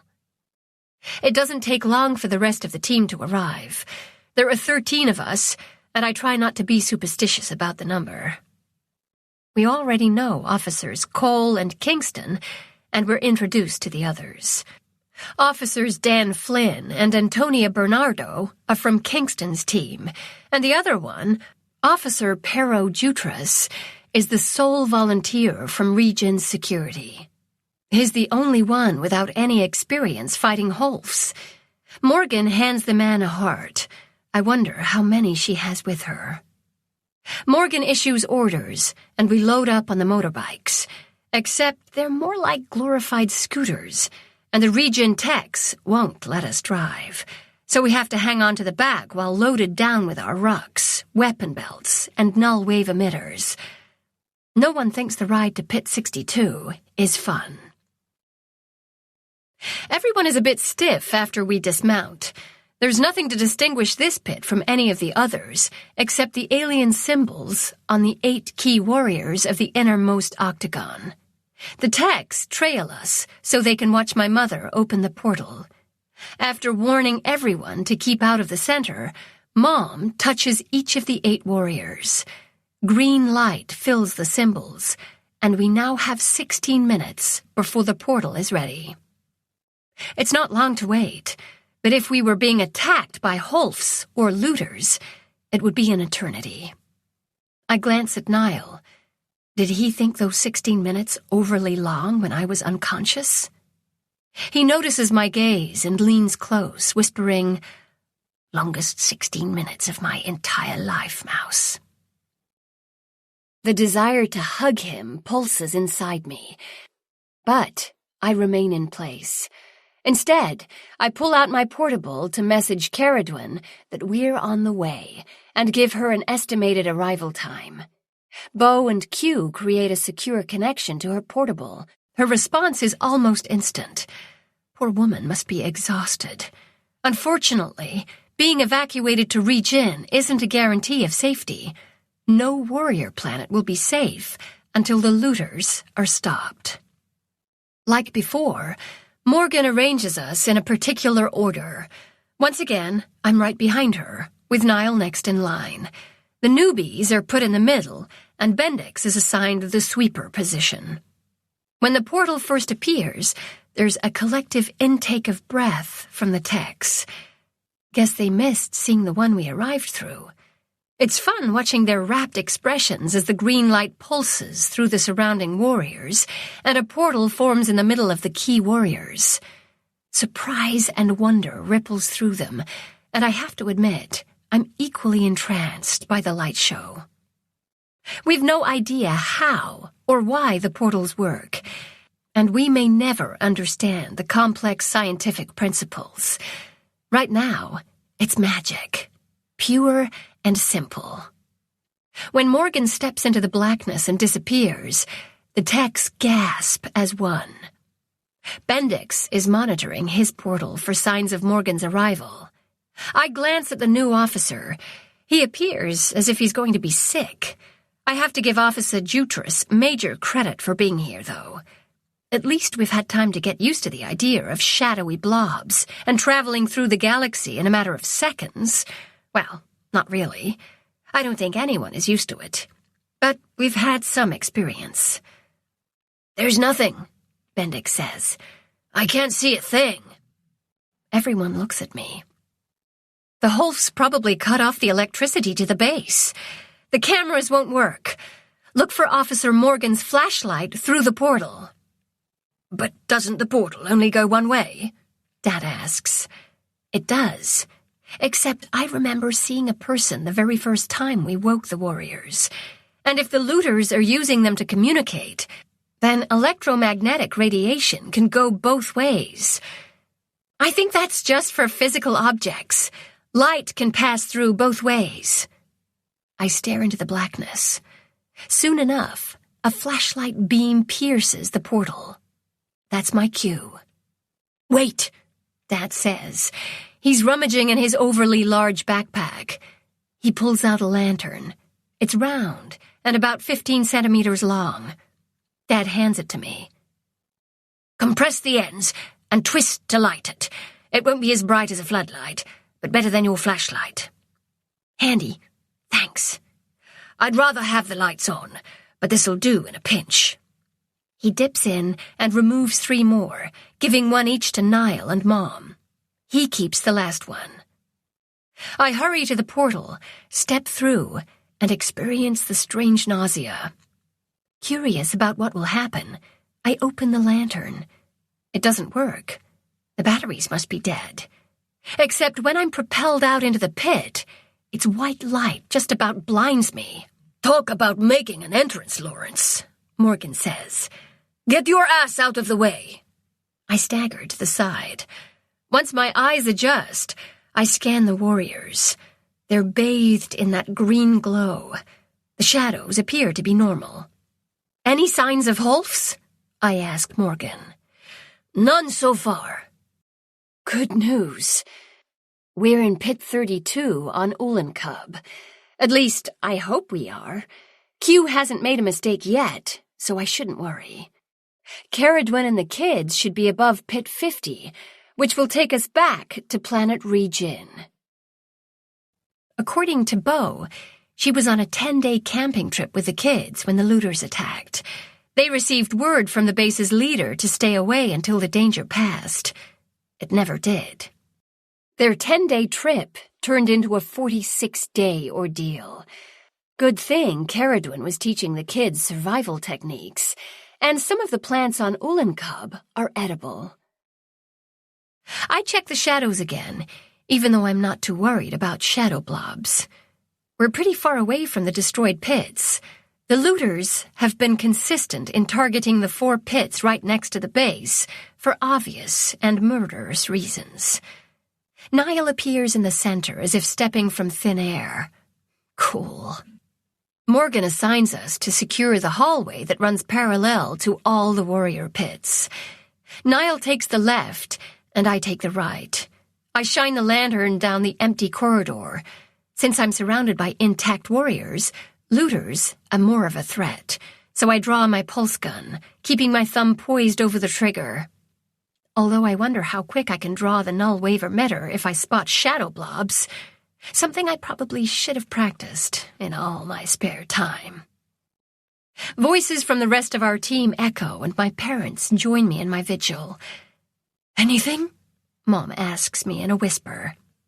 There's a dust mote that's making figure 8s in the air, but other than that, nothing. She swats me on the shoulder. "This is serious." I glance at her. The dragon stares back, and she's holding a pulse gun as if she's just looking for a target. "Yes, sir," I say, and get swatted again. There's no pleasing her. Maybe we'll encounter something for her to shoot. When everyone has arrived, Morgan gives us the same orders as the last time we portaled into unfamiliar pits, explaining what to do should we encounter hostiles, both human and alien. Pit 50 is to the right. Morgan takes the lead and we follow in order. She slows at the entrance to every pit, seeking hidden ambushers. A nervous flutter twirls in my stomach at each one. The warriors stare at us impassively, and I wonder if they know what's going on, if there's a part of them that's aware, or are they like machines and wake when needed?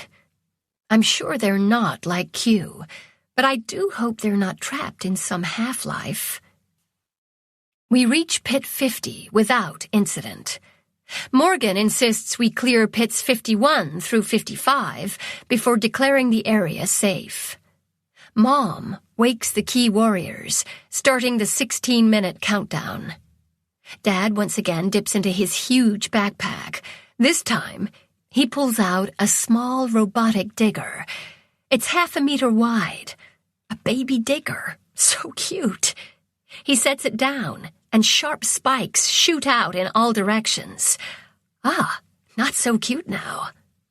Reminding me of a spider with way too many legs, it climbs to the ceiling and then digs up, which is really strange to see. Sand and bits of the ceiling rain down on us. Memories of being trapped in my burrow spring to life. Morgan orders us to line up against the wall in case of a cave-in. I'm happy to oblige, pressing my body as flat as possible. Since the digger is so small, the weight stretches along with my nerves.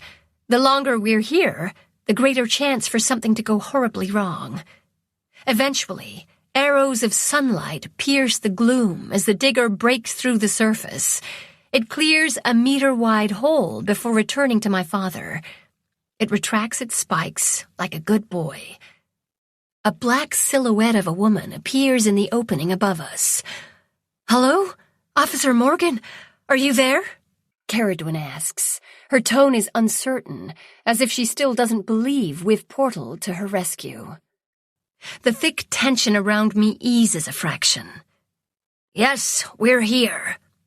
"Oh!" A pause. "How are we going to get down there?" Morgan snaps her fingers at Bendix and Zim. "Miss Trent, please move all the children well away from the hole. We're coming up." "All right." She disappears. Bendix sets his emitter down. He shrugs off his rug. Extracting a metal arrow and black contraption of some sort with a rope spooled around it from his pack, he aims it at the opening. "Clear the hatch!" he calls, just before he shoots the arrow. The long rope with knots tied in it every meter or so unspools from the contraption as the arrow flies through the air and buries itself into the ceiling right next to the hole. Impressive aim. He tests the hold by yanking on it. When it doesn't budge, he climbs up. Wow, lots of bulging muscles. After Bendix climbs the 5 meters or so to the surface, he signals, and Zim ascends the rope, making it look easy. Damn, my team's in some serious shape. I catch Niall watching me. Mr. Jealous is frowning. Behind him is Elise. She's smirking at me and fanning her face with her hands. She mouths, "Hot damn." It takes all my will not to smile. "The kids can't climb down the ropes," Mom says to Morgan. "How are they going to get here?" "Bendix has a couple harnesses and a tripod to rig a pulley system to lower them down one at a time. It's the best we could do considering the circumstances." "Officer Morgan," Zim calls down. "We're having some personnel issues." Morgan glances at us. "The kids must be terrified. Stay here until I give the all clear." We say, "Yes, sir." She climbs the rope in double time. Impressive. And then we wait. Niall and I exchange a look when the silence extends. "Lawrence!" Morgan barks from the opening. "Get up here, now!" I move to the rope, hoping my arms will hold my weight, but Officer Kingston grabs my shoulder, stopping me. "She didn't give the all clear," she says. Oh, right. Not good. What do we do? "Evacuate. How soon until the portal to Re-Jin is open?" Kingston asks my mother. 2 minutes. Kingston glances up. "It might not be soon enough." "Hold up there, sir," Elise says. "We're not leaving our team members behind." "You've no choice. I'm the highest-ranking officer," Kingston says. "I allowed Officer Morgan to lead this crazy mission because of her experience, but she's not here. We're evacuating as soon as that portal is open." "Lawrence, what's taking so long?" Morgan demands. Morgan might not be down in the pit with us, but she's still alive and sounding rather pissed off. Bendix and Zeem are with her. "I'm not a security officer," Mom says. "I'm not evacuating without the rest of our team." Go, Mom. Kingston rounds on my mother. "We're in a weak position. We can only go up the rope one at a time, and we've no idea how many are up there." The chief has a point. Niall, Elise, and I exchange a look. There has to be some way to confirm what's going on. Just then, the green glow fills the pit as the portal solidifies. Waves of light pulse through the statues. Within a minute, half the security officers are going to leave. Wait, that's it. I quickly explain my plan to the others. The response is mixed. Of course, Kingston vetoes it. "Lawrence, I gave you an order," Morgan says. I decide to implement my plan anyway. "I'm sorry, Officer Morgan," I yell. "You know I'm terrified of heights." "Close your eyes and count to 20, Lawrence. You know you can do it." Elise smiles. "We can handle 20 opponents." Too bad Kingston and the others don't look as confident. The lights stop undulating. The portal is open. "Let's do this," Mom says. The dragon is looking for a fight. Niall and Elise make tracks in the sand while my parents set the stage. I stand at the bottom of the rope. The rest of the officers disappear into the warriors, either to evacuate or to help. I've no idea. "Okay, I'm coming," I say, grabbing the line and pulling myself up off the ground. "Ugh, must do more push-ups," I pant as I climb another meter and stand on one of the knots. Then I clutch the rope as if I'm frozen in fear, staring up at the hole with a terrified expression. After a few moments, a head blocks the sun as someone peers down. The person disappears, and there are voices from above, but I can't understand what they're saying. Then, something drops from the hole and lands in the sand with a sickening thump. Kingston warned this might happen. I jump to the ground and dive behind the nearest warrior before the grenade can go off.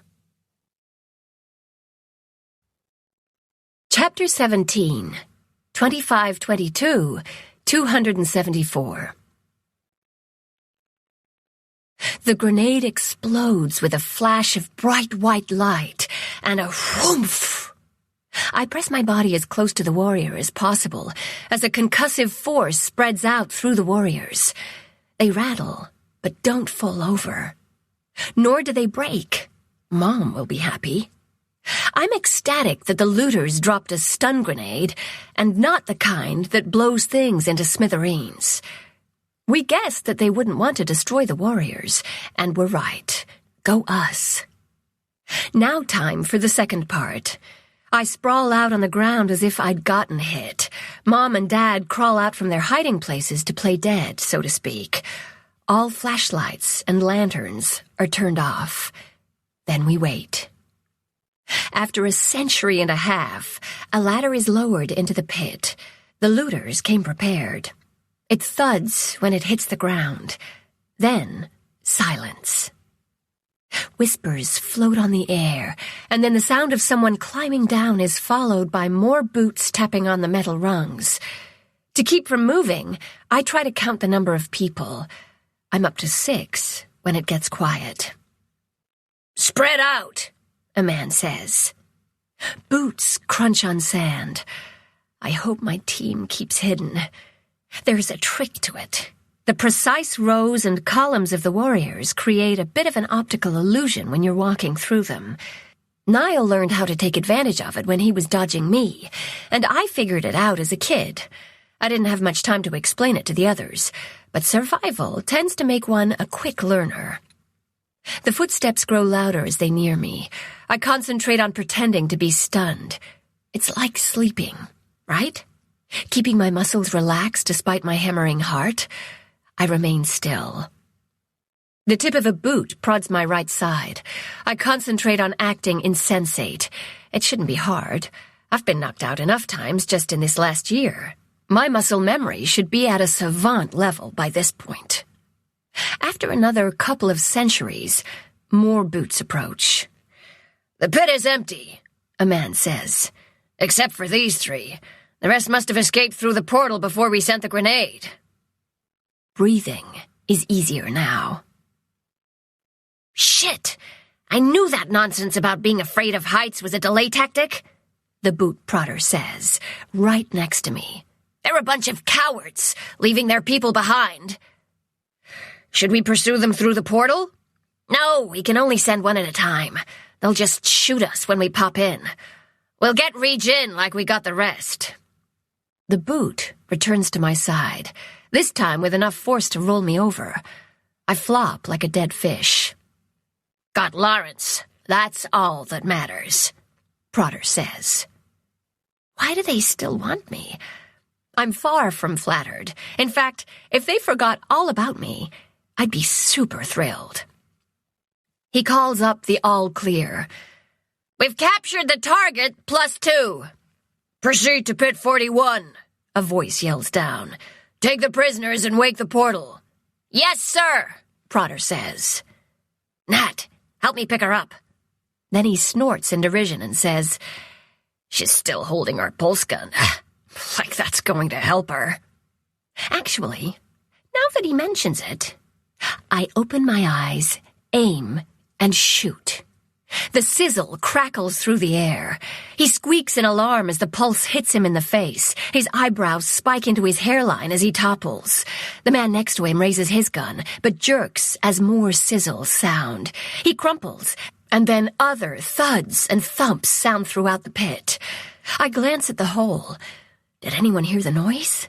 No one is peeking down, so I turn back to the guy at my feet. I'm tempted to prod my prodder, but I disarm him instead, something he should have done to me. He's wearing a black security jumpsuit, just like ours. So are the other 2 now prone forms. "Clear," Elise says quietly, stepping out from behind a warrior. We share grins. I glance around, but everyone, Kingston, Barnardo, and Flynn, are here. "Did you disobey a direct order?" Elise asks Officer Cole. "Yeah. Do you have any openings in your unit?" "Hell yeah." She fist bumps him. "You'd fit right in." At the sound of someone mounting the ladder, the others pick up the fallen looters and melt back into the warriors. There's no time to go to the other pit to set up an ambush. Hopefully, in the dim half-light, no one will notice the tracks in the sand. The green glow from the warriors also washes out details as well. I hide behind a warrior that's 2 rows deep. 3 on the way down, Niall whispers. He's our spotter because he's tall enough to peer over the warrior's shoulder. He's also close to me, along with Cole. Soon after, boots scrape on the sandstone. "Go close to the portal," a woman orders. "We'll meet you in—" A sizzle interrupts her as Niall shoots. I step from my hiding place and aim as the 2 others grab for weapons, but they're too slow. They drop to the ground. My team appears from the warriors and carry the unconscious looters out of sight before the rest can come down. I imagine a looter pile somewhere near the back of the pit, a heap of bodies. Nervous giggles threaten. We still have 11 looters to deal with. I hide as another set of boots appear on the top of the ladder. While waiting, I consider the order to go to Pit 41. That one goes to Yulene. I memorized all the important pits just in case this op went sideways. At least we know their destination. Then I wonder if Caradwyn was a plant to lure us here, or if the looters caught up to her and the children. I'd rather be duped than have the kids endangered. The looters won't kill them, will they? They had no trouble blowing up a base with children, but could they look the kids in the eye and do it? Big difference.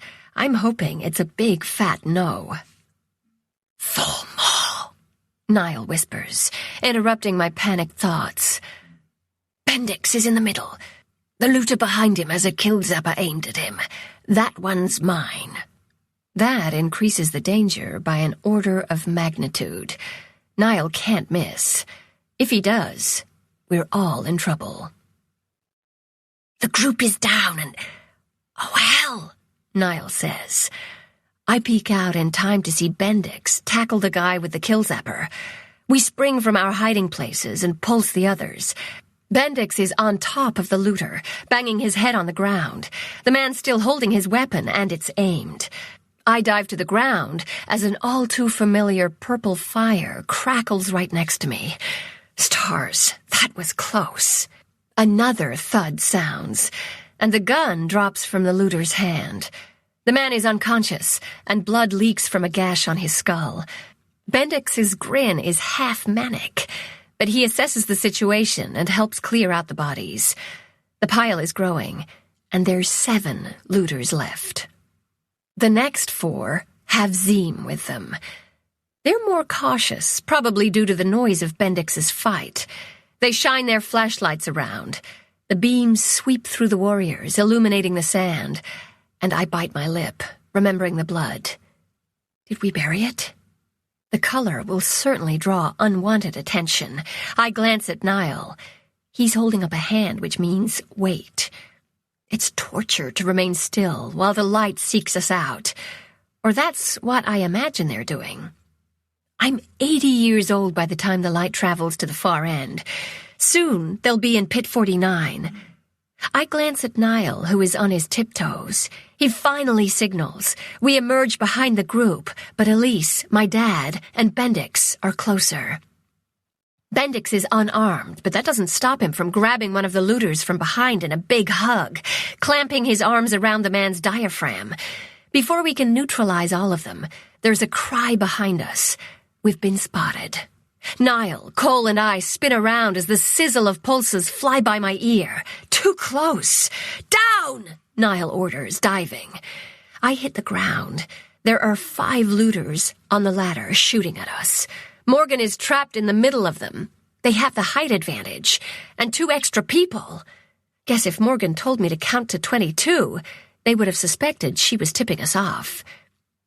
And why am I thinking about this now? Find cover! Niall orders. I roll, heading into the warriors. A pulse slams into my left leg and buttock as I scramble to crouch behind the general. Needles of pain crawl along my skin. I endure it, knowing it'll stop. The jumpsuit's material protects me from being knocked out, but stars, it hurts. Tears well. Mouse, you okay? Niall asks. He's behind the warrior next to mine. Yeah, for now. Every time I try to peek around the general, sizzles fill the air. The looters have us pinned down. And Cole is... I've no idea. I hope my parents are okay. My mom's small enough to hide just about anywhere. The ladder creaks as they descend another couple of rungs. I risk another look and spot Morgan. She does a little hop and puts her feet on the outer edge of the ladder. Then she changes her grip and slides down. It's a sweet move. Morgan knocks off the 2 looters below her. It's kind of comical how they go flying. But she lands right next to them, and the person who was just above her mere moments ago aims a kill zapper at Morgan. I'm on my feet without thought. No! The woman on the ladder turns her weapon on me. The rest of the world disappears as her thumb presses down.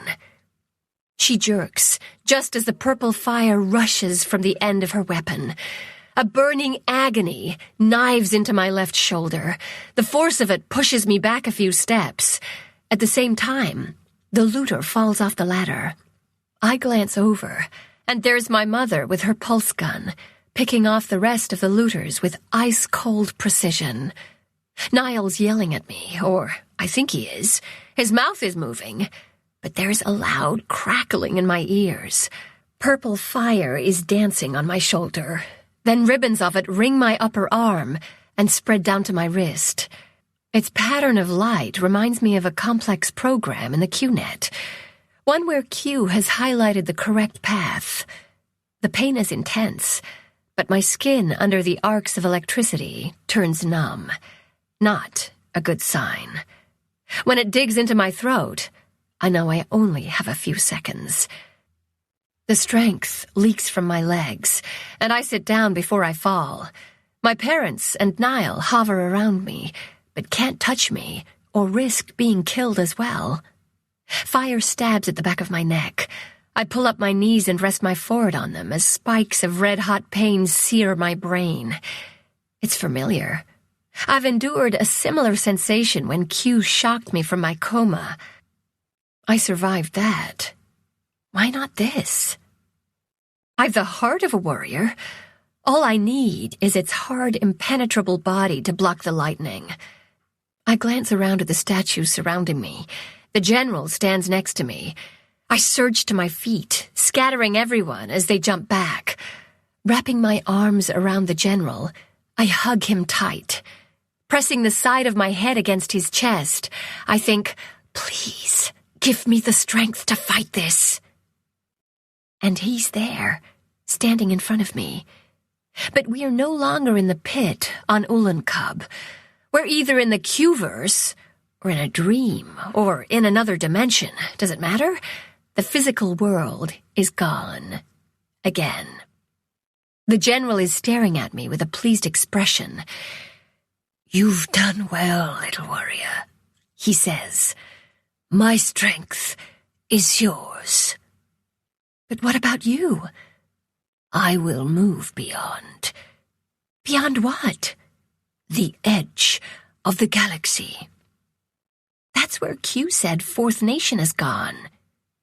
Yes, I will rejoin my brethren. My duty done. His comment reminds me of my earlier thoughts about the warriors. Do you know what is going on in my world? Are you aware? I sleep and then wake when called. It's an honor and a privilege to serve. Go back to your world, little warrior. The sound of a crushed heart raining down inside the general echoes through my ear. Cold fingers touch my neck. I open my eyes. Her pulse is strong. I don't know why.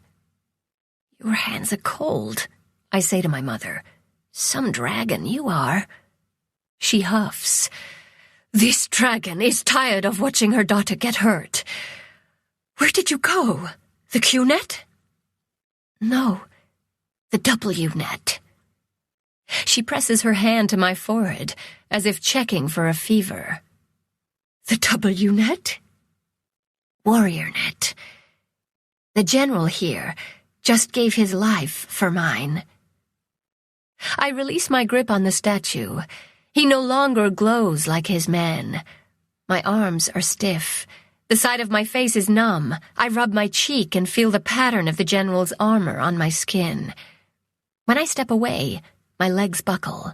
Strong arms grab me, holding me up. I lean back into Niall's embrace. Thanks. Then I notice my team ringed around us. No other injuries? Surely I couldn't be the only one.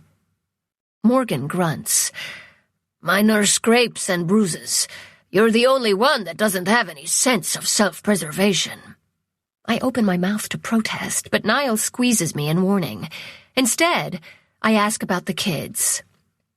Was it all a ruse? No. How do you think they unarmed us so easily? I'm not going to fight when kids are in danger. Morgan's disgust is clear. The looters used them, and we're going to leave them here to die. I think we need a new name for the looters, I say. Something along the lines of evil incarnate? The aliens called the Hulfs demons, but there is more than one type of demon in this universe, Niall says. Elise cocks her head. Are you sure? Seems to me like they're of the same type. Murdering motherfuck... You made your point, Officer Keir, Morgan says. She studies us for a moment. Good work picking up on the ruse, but you should have evacuated immediately. When you write us up, be sure to include a footnote on how you wouldn't be able to write us up without us deviating from standard procedure. Elise grins. It's a paradox, right? More like a catch-22, Dad says. Before anyone else can chime in, Morgan orders us to finish the mission. We climb the ladder to help the kids. At the sight of our black jumpsuits, Caradwyn yells at the kids to hide in the forest, while she stands in our path. I'm impressed. It's only when she recognizes Morgan that she relaxes. The poor woman is a wreck. Her clothing is stained and ripped. Smudges of dirt mark her pretty face, and her blonde hair resembles a bird's nest. Most telling are the lines of exhaustion around her blue eyes, and her slight hunch, as if the weight of her responsibilities makes it impossible for her to straighten. When we explain that she's safe, Caradwyn loses it. She cries out and hugs Morgan, sobbing into our second-in-command's shoulder. Morgan stiffens and pats the woman on the back with awkward motions. She gives us the come-help-me look, but we're all trying not to laugh. Stoic, fearless Officer Morgan can't handle an overly emotional survivor. The kids are another story. Traumatized by the looters, they won't leave their hiding places. I'm sent to coax them out. Why me? Because I'm the youngest and least fearsome. I gotta work on adopting an intimidating presence. In the meantime, I walk through the dense trees. It's curious how thick forests grew right up to the edges of the pit, but no further. Is it due to not having enough soil underground? Or some plant killer the aliens sprayed to keep the roots out of the pits? Q, do you know? Silence. The kids are good at hiding. I stop after a few meters and introduce myself as Junior Officer Ara Lawrence, and part of the team that came to rescue them. But you can call me Ara. I'm only 17 years old and still go to Soch time. I actually enjoy it, don't tell my parents. I've been teaching my Soch time friends how to defend themselves. We're having fun, and my friend Kuma might be the smallest of our group, but she's the fiercest. Think of a small dog with sharp, pointy teeth and... Hello there. One of the older boys pokes his head out. Saying he's grubby is a kindness. Can you teach us how to fight? Of course, but only when we're back to normal. And the only way to get there is for everyone to come with me. Are they going to come back? A frightened voice calls from underneath a bush. No, my team stunned them, and they're all sleeping. A curly-haired child peeks through the branches. For real? I crouch down. For real. My team's the best. The small girl scrambles out from her hiding spot and launches herself at me. Before I can blink, I'm sitting on the ground with her clutching me in a monkey hug, arms around my neck and legs around my torso. It's okay, I say. Then, easy there. I can't breathe. She relaxes a smidgen, enough so I can stand and lead the others out to where my team waits near the top of the ladder. Caradwyn is still having a meltdown on Morgan. It's not as humorous now that I have my own barnacle. At least she weighs almost nothing. Niall's eyebrows raise in a do-you-need-help prying her off manner. I shake my head. She's mine now. Her dark skin is covered in layers of dirt, but she smells of earth and sweat. Morgan breaks Caradwyn's grip, telling her that we need to move quickly. The woman pulls it together and counts the children. We learn that the looters ambushed them as soon as Dad's robotic digger broke through the surface. "They must have been following us," she said. "Or maybe they read our messages." She pushes a hunk of greasy hair from her eyes. "Does it matter? They said if we—" She pulls in a breath. "If we followed them down into the pits, they'd kill us, but... Gesturing around at the trees, she gives us a wild look. "We couldn't survive here much longer." I carry my barnacle girl down the ladder. The bigger kids don't need help, but the little ones are carried. We assemble near the portal. Through the cameras in Pit 9 on Regen, we see a ring of armed security around the incoming portal. They're aiming at the center of the pit, just waiting to shoot any looters. We didn't have time to program all security officers' electromagnetic signatures into everyone's pulse gun, so we can get stunned by friendly fire. "Let's hope they identify the target before shooting me," she grumbles before stepping into the black rectangle. It's a sign of just how numb and exhausted the kids are that they don't react to Morgan's disappearance or the eerie green glow lighting the pit. Little Barnacle glances around once and reburies her face in my shoulder. Niall has my portable and is watching for Morgan's arrival. "I bet 10 credits she gets shot," Elise says behind him. "I'm not taking you up on it," Niall says. "Officer Kingston is front and center. She's the type of yahoo that will shoot first and ask questions later." Morgan steps from the portal and almost gets shot. Bernardo knocks Kingston's arm down right before she fires. Funny, Kingston doesn't look happy to see Morgan. Maybe she fired on purpose, so she won't be revealed as a coward. Once we get the all clear, no one is going to stun you sign, we portal to Regen. Caradwyn goes with my mother, and the kids all go with a team member. Niall warns us that it's taking longer than the 64 seconds for each crossing. 16 extra seconds for 2 people, and it's 32 seconds longer for 3. No surprise that I take little Barnacle, but I also escort another boy as well. He clings to my legs, and I keep my arm around his thin shoulders. All the kids need lots of food. "Hold tight," I say, stepping into the blackness. "It's gonna feel weird." As my air and the circulation to my lower leg is cut off, I wish I used different words. Something like, "Relax, it'll be over soon." Expelled from the blackness, we stumble into the pit. Instead of being shot, we're surrounded by medical staff. Little Barnacle won't let go. She digs her fingernails into my skin when a nurse tries to pull her away. I named her well. So I end up going to the infirmary with her instead of looping back to Ulankub. Morgan wants to bring the looters to reach in.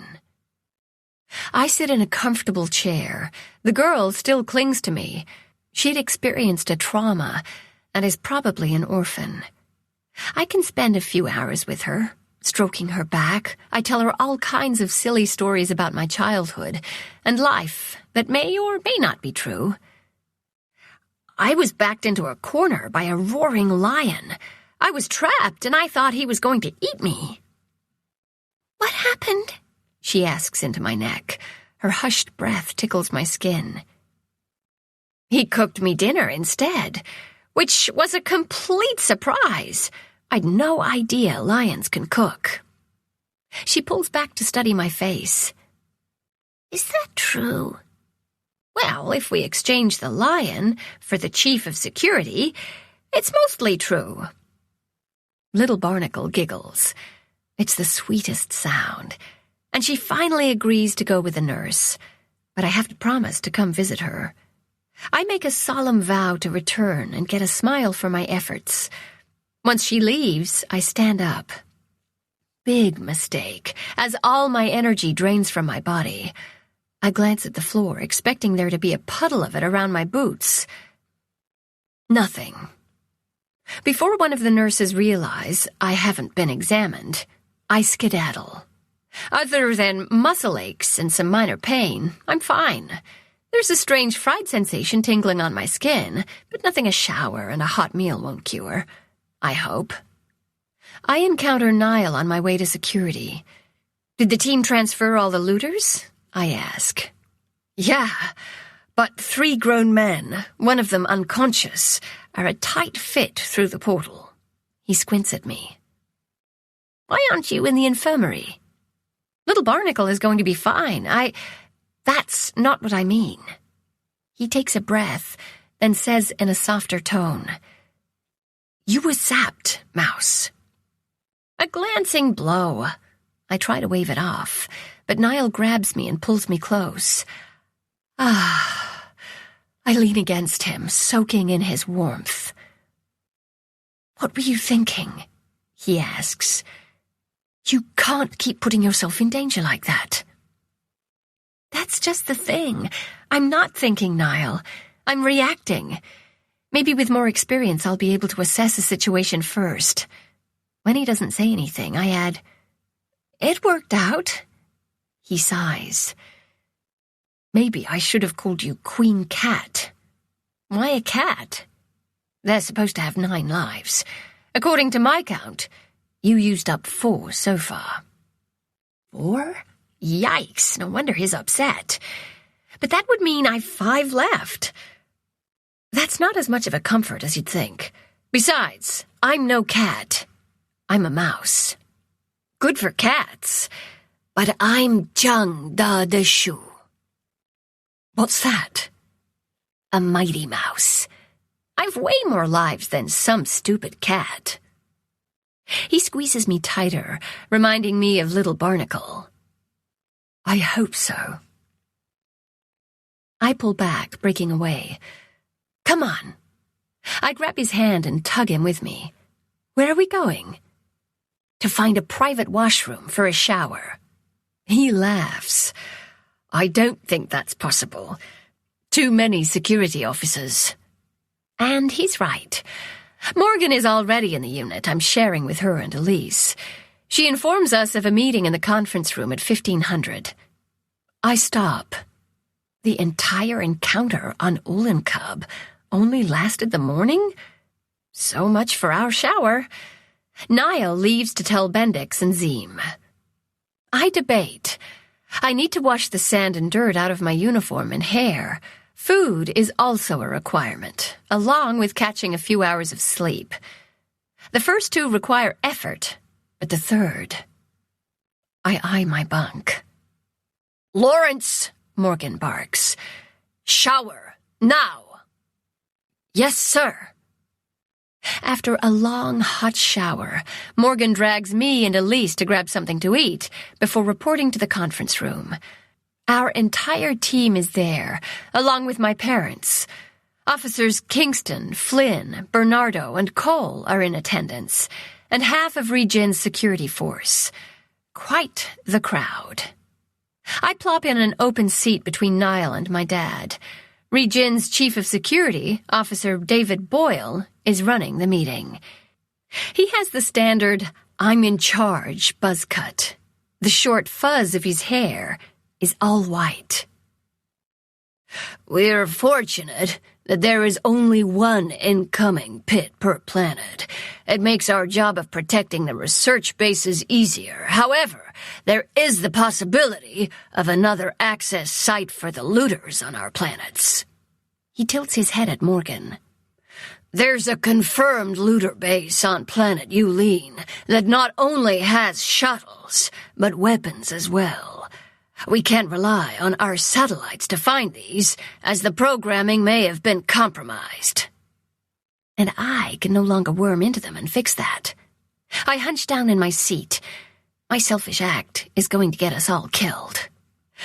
I've been in discussions with the other warrior planet chiefs, he says. Defending against looter attacks is not a viable long-term solution. We've a plan to take the fight to them. Oh? I straighten. Officer Boyle gives us an overview, then assigns us to teams. I'm glad I get to stay with the rest of the Yulin officers. However, the most important part of the plan is going to rely on some complex worming, which has been assigned to Bo.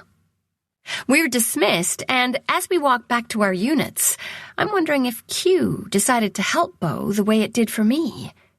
It would be truly fantastic. Yet, a part of me grieves for my lost connection, and for never being able to use the QNet again. We've been so busy that I haven't really thought about how much of my life will change without the QNet. Niall laces his fingers in mine. Something wrong? I'm worried about Bo. Then message him, see if he needs help. I glance at Niall. Is he serious? I can't help him. Have you forgotten all your worming skills? He asks mildly. Well, no, but what? But I can't do anything. You can tell him what to do. You're good at that. Niall gives me a bright smile as if he just solved all my problems and hasn't just insulted me. It's a good thing I love him, or I'd strangle him. Fine, I'll ask. He'll probably say no. And he might say yes. You're annoying, Toad. Love you too, Mouse. Are you two done? Elise asks. I'm gonna be sick. Trust Elise to ruin the moment. We still have a few hours before dinner. Morgan heads off to do something official. The guys go to their unit. When we arrive at our unit, Elise dives into her bunk for a nap. I pull out my portable and stretch out on mine. Elise is snoring in no time, but I message Bo. 2522, 274. Hello, Bo. We just went over Operation Strike Back. I'm either super excited or beyond terrified about the op. At this point, I can't really tell the difference. Looks like you're going to be doing some serious deep-level worming. Do you need any assistance? While waiting for his reply, I check my messages and see that there's a file that lists all of the Protector-class spaceships that are en route to the warrior planets and their arrival times. I don't remember asking for this information. Maybe Radcliffe or Bo did. But why give it to me? I send the information to Radcliffe in case he needs it. Soon after, a message from Bo pops up. 2522, 274. Hey, partner. I'll take all the help I can get. Does this mean your senses are working? Can you access the QNet again? Sorry, Bo. I keep trying to reach out to Q, but there's no reply. I can give you advice if you encounter something unusual while worming. Have you tried connecting the old-fashioned way? The old-fashioned way? Stars, girl. Yes, the old-fashioned way, where you put entanglers into your ears and sit next to a terminal. You know, what the rest of us lowly humans do when we need to access the QNet. No, I haven't tried. But Niall still can't connect, and he's had longer to heal. Newsflash, Ara, you're not Niall. Get your ass to a terminal and see if it works. That's an order. Yes, sir. I'm careful not to wake Elise as I dig into my ruck. Do I even have my tangs anymore? I could borrow Elise's. They'll work with anyone. It's the sensors in your brain that are custom-made. I don't find them in any of the compartments. It's hard to believe I wouldn't have my tangs after 7 years of keeping them close. I think back to the last time I used them. In Bo's office? Or was it in the infirmary when Niall was recovering? I pull out my black tactical pants. They have lots of pockets, and sure enough, I find my tangs in one of them. It's odd inserting them into my ears. The cold rubber is almost unfamiliar. I half expect them not to fit, which is ridiculous. There's a terminal along the far wall of the unit. Reluctance drags. At first, I was excited by the idea, but now my stomach sours at the thought of it not working. Sitting in front of the terminal, I turn on the screen. Then I entangle. Nothing happens. I grip the edge of the desk as disappointment floods me. I reach to yank my tangs out and stop. Reach in security protocols query, seeking to authenticate my identification. It takes no time for me to worm past them. The flood of relief and joy is like coming home after being away on a very long trip. I'm back. Chapter 18, 2522, 274. Before you get too excited, it's not the same. I don't have a direct mental link with Q. In fact, I don't sense Q at all. But I can worm. It's like it was right before I fell asleep while entangled. My skills are still sharp, but not freakishly over the top. It's better than not being able to connect at all. Actually, go ahead and get excited. I am.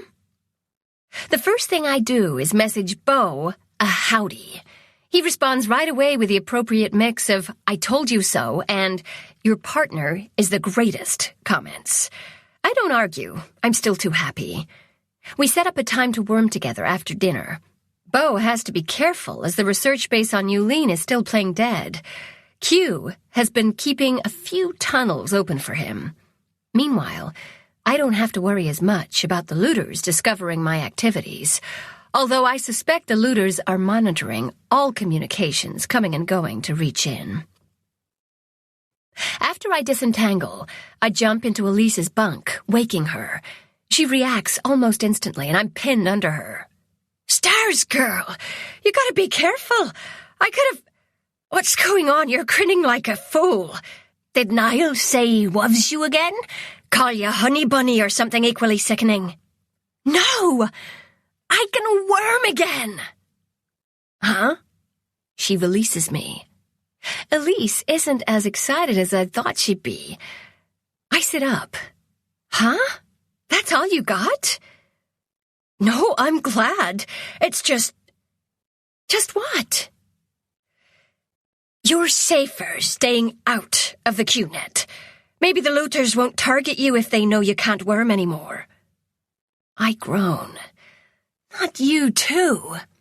"Sorry that I care," she shoots back. I grab her pillow. "Apology!" I swat her with it. "Not!" Swat. "Accepted!" Swat. "Oh, no, you don't." She dives for Morgan's bunk, snatches up the pillow, and attacks. I block and dodge and get in a few good shots. We're laughing and yelling breathless insults at each other. "It's easy to hit that pampered ass of yours. It's so big. It's not as big as your mouth." When Morgan arrives. We jump to attention and hide the pillows behind our backs, but it doesn't stop the giggles. "Do I even want to know what you're doing?" Morgan asks. "Not in the least, sir," Elise says. "Is there a reason for this frivolity?" "Ooh, frivolity. I bet Beau would love that word," Elise says. "It's probably harder to use in a sentence than skedaddle." I tell Morgan my news before she makes Elise skedaddle to detention. Morgan gives me a curt nod. "Good. Now you can stop moping." Moping? I open my mouth to deny it, but both women are expecting my outburst. Instead, I press my lips together, fluff the battered pillow, and set it back on the bed. Elise also returns her weapon. "Hey, that's my pillow," Morgan says in outrage. Dinner time," Elise yells, and we bolt from the unit. We just about run into the guys as they leave their unit.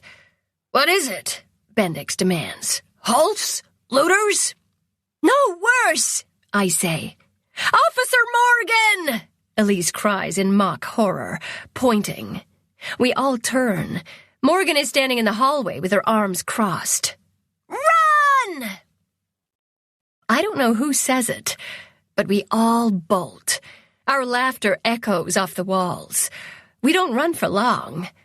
After we get our food and sit down, I explain what put me in such a good mood. Before Niall can smirk, I give him credit for encouraging me to contact Beau. Except he's not really gloating. He's acting more like Elise first did. I can't really blame him for being worried. I can't wait until we're all together again, Zeem says. Yeah, the officers here don't have a clue as to what we're up against, Bendix says.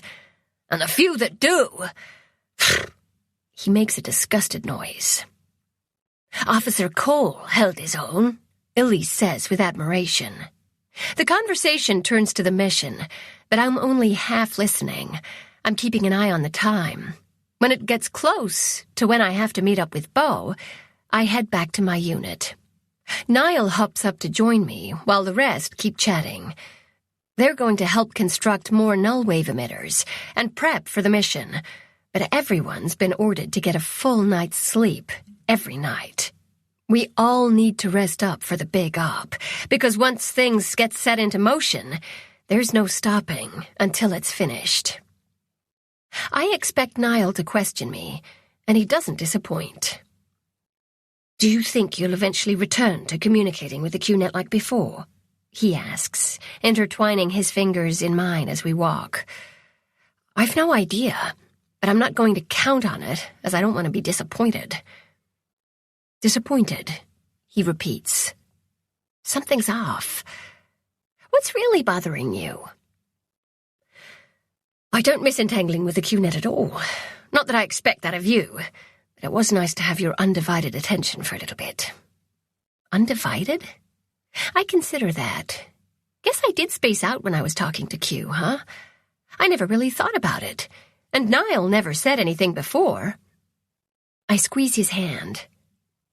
If Q starts talking to me again, I'll make sure you have my full attention. Unless we're fighting shadow blobs or looters or doing our jobs or... I get it, Mouse. Thanks. Before we reach my unit, we're interrupted by Morgan, who never did join us for dinner. I wonder where she went. Radcliffe wants you on a higher priority terminal when worming with Dory, she says. I don't think I need it, but every little bit will help. Where? Officer Boyle's office. Does this mean he'll be peering over my shoulder? Yes, he insists you leave the screen on. Lovely. Niall gives me a better you than me wave, and we go our separate ways. Morgan tags along with me. Are you going to be watching too? I ask. No, I'm just going to ensure he treats you with the proper respect. Then I'll skedaddle. Nice. Except, why wouldn't he? Probably because I'm young. I've seen my fair share of skeptics since this entire endeavor began, including the one striding beside me. I'm learning that people tend not to believe anything unless they experience it for themselves. Yes, shadow blobs are rather unbelievable, but there's enough of us now, you'd think we'd be more credible. By the creases in Officer Boyle's forehead, it's not hard to guess that he's unhappy with the arrangement. I don't know what he's grumpy about. His office is set up exactly like Radcliffe, so he has an extra terminal. I sit down in front of it, insert my tangs, and entangle with the QNet. First thing I do is turn on the screen. Then I worm to my meeting point with Beau. You need to identify yourself when entering the QNet, Boyle says behind me. We follow the proper procedure here, junior officer. I don't bother to answer him.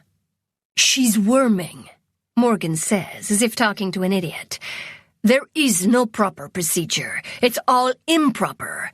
Besides, her name would tip off the looters. Leave the girl be. She's saved our asses too many times to count. Love you too, Morgan. Then I tune them out as I reach Beau. Howdy, partner, I say. Will we connect like before? Welcome back, Beau says. Yes. You ready for some serious worming? He asks. Yep. What are we doing? I've been closing the connections between DES, the Protectorate, and the looters. I thought Q sealed all those holes, I say. Q did the ones into DES, but these are their secret communications. They've been using the QNet, but the paths are well hidden. Can you worm into them and read what they're saying? That would be wonderful. No, but I've been collapsing them, like they've been doing to our escape tunnels. Q's been helping to flag the important ones, especially the ones between the Protectorate and the looters. There are a ton of them. It's exacting work, and once finished, we're going to build our own blockade to keep them from just making a new tunnel. Wow, you've been busy. Color me impressed. Well, it's not rescuing small children, but it's something. Typical of Bo to be jealous of our mission to Ulankub. I ignore the jab. How do you know which ones are worth flagging? Radcliffe's tuned into the enemy and has been taking names. Which was why the security chiefs thought Operation Strikeback had a decent chance of success. Radcliffe's been listening to their communications. Thanks, Dr. Carson. Once we get through this, DES is going to clean house, Bo says. You've been in contact with them? I thought Yulene was playing dead. Worry about Radcliffe and the rest of my team swells. Q helped me create an unwormable connection directly to Director Ormond, but Radcliffe's only using it to update her on the looters. Wow. Ormond was the highest-ranked director in DES, and there is something comforting about the very top person in DES knowing about the looters. What's the plan for tonight? I ask. I've been working in the deep level of the Protectorate. There's 2 high-ranking officers working with the looters that we need to block. I follow Bo to the protected clusters assigned to the Protectorate. A path through the complex safeguards lights up. Thanks, Q, Bo says. Unable to resist, I ask, did Q talk to you? No, but whenever this happens, I always thank Q. Good idea. Then we stop talking in order to concentrate on navigating through the tiny holes in the programming. I'm heavier than before. The tangs keep me grounded, but they also allow me to be here helping, so I'm not complaining. Behind me, an outraged Boyle splutters about me entering the Protectorate's data clusters. Morgan placates him. Easy there, Bo warns. Oops, sorry. Focusing all my attention on the work at hand, I ease past a twisted knot, finding the one little gap to slip through. Not even a quiver. Ha ha! Now the hard part begins. I refrain from groaning. Instead, I work alongside Bo, plugging holes and creating a barrier. He was right. Everything has to be done with exact precision, and it takes forever. Not that I could have gone faster with Q. In fact, other than being heavy, it's not that much different. After we finish, we carefully exit the Protectorate's clusters. Wow, that took forever, I supply. No, with you helping, that went twice as fast. Go get some rest, Ara. We'll resume this at 0500. Ugh. Bo must sense my lack of enthusiasm, because he says, the more of these we do, the better our chances of a successful operation. How do you figure? When we strike back, there'll be warnings sent through the QNet. Except they won't get to the right people? Exactly. Good night, partner. Night, Bo. I disentangle and glance at the clock. 0100. Ugh. I stretch, stand, and stop. Officer Boyle is still at his desk, and he appears grumpier. Before he can say anything, I tell him I'll be back in 4 hours. Then I bid him a good night and skedaddle. The days I spend worming with Bo blur into one endless session. Not really, but if you ask my brain, it would agree. The only breaks I get are when I visit Little Barnacle. Turns out that's not her name. Her name is Shay, but she will always be Little Barnacle to me. She's 5 years old. Her dad worked in security and her mom was a bugologist. Yes, I know that's not the proper term, or even a word, but I'm not going to correct her when we're talking about her parents in the past tense. A concept that hasn't really sunk in for her yet.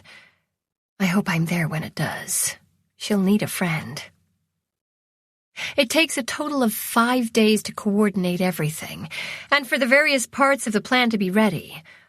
Also, to give the mechanics on all the active warrior planets time to build enough emitters for the op. No, not everyone will have one, but it's a lot more than we had before, and we can't wait too much longer.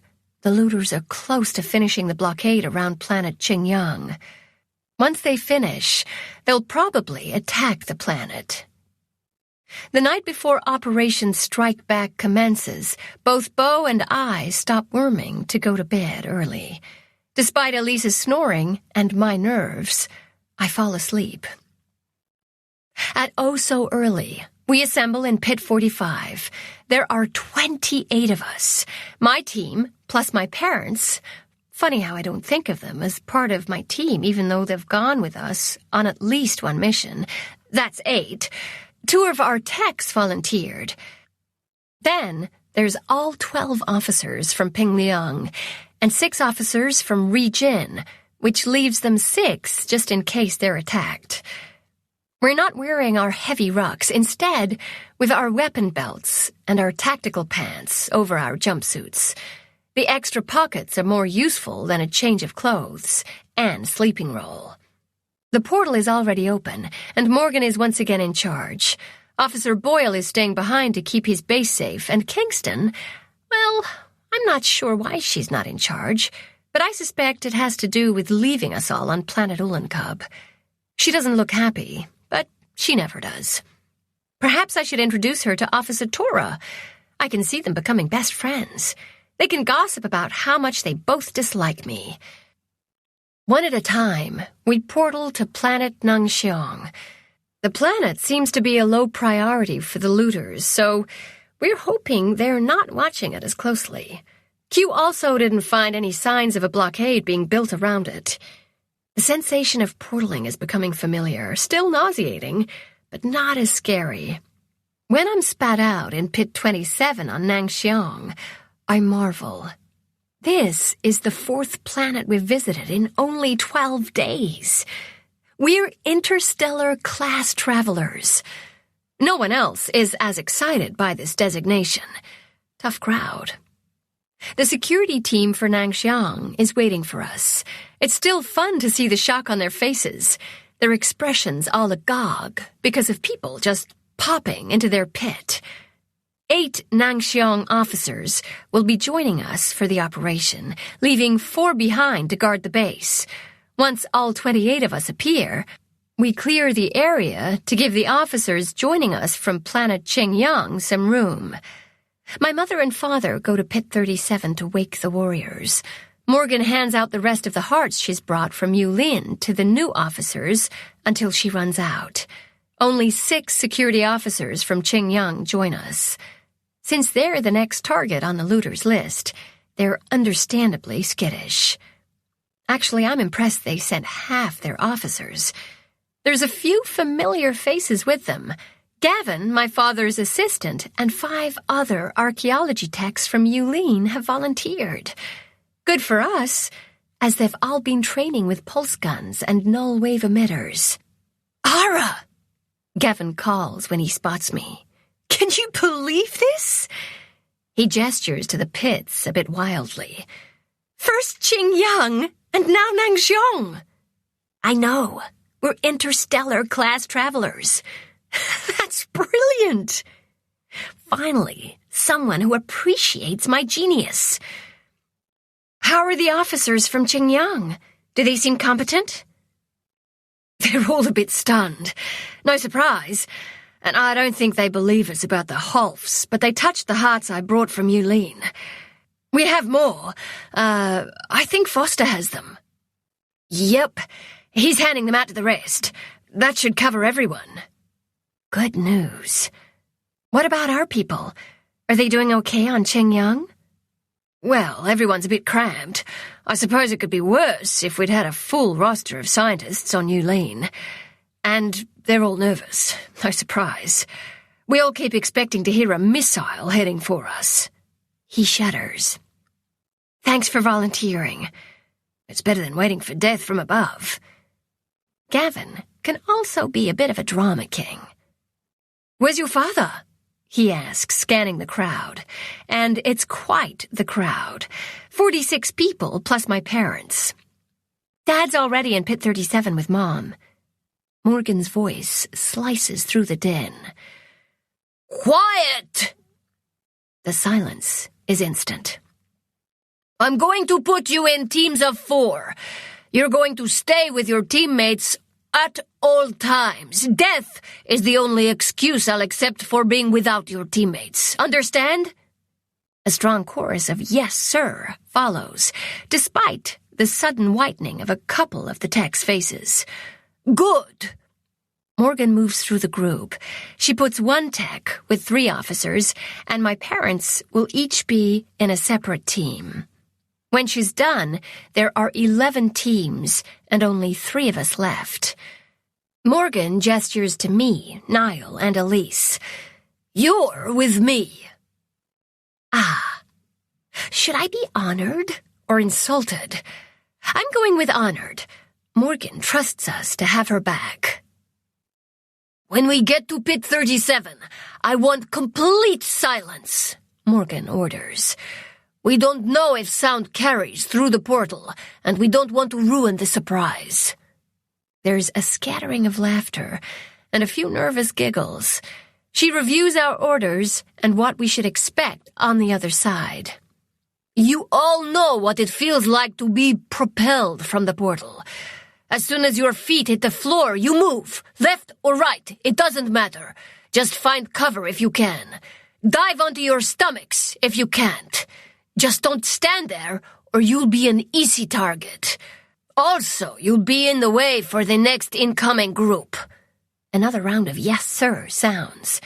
She goes over a few more instructions and assigns each team to a larger group. We fall into 2 lines. Morgan and I lead. Niall and Elise are right behind us. The green light is pulsing when we arrive in pit 37. Something is odd about the configuration of the warriors. It's hard to tell exactly what it is until we get closer. The 5 rows of warriors that were around the center have been moved back and wedged between the other statues. The 8 key warriors still remain in a circle, but they're further apart, creating a much bigger center. The hope is that with this arrangement, the portal will be larger than the ones we've used before, large enough to transport 3 teams at a time instead of 1 person. And guess who is in the first dozen to go through? Yep, yours truly. Morgan signals to my parents to join their teams. I get a significant look from each of them when they pass me. Mom's dragon warns me to be extra careful without making a single sound. Impressive. A few minutes later, the portal is ready. The black rectangle is about 5 times wider than the ones we've been using. It's the same height, though. When the green light steadies, Morgan gestures for the first dozen to enter the portal. We've estimated the time to transport 12 people would be approximately 4 minutes. So, we have 4 minutes before the next dozen will come through. Standing shoulder to shoulder, we wedge into the space. I've my null wave emitter around my torso and my pulse gun in hand.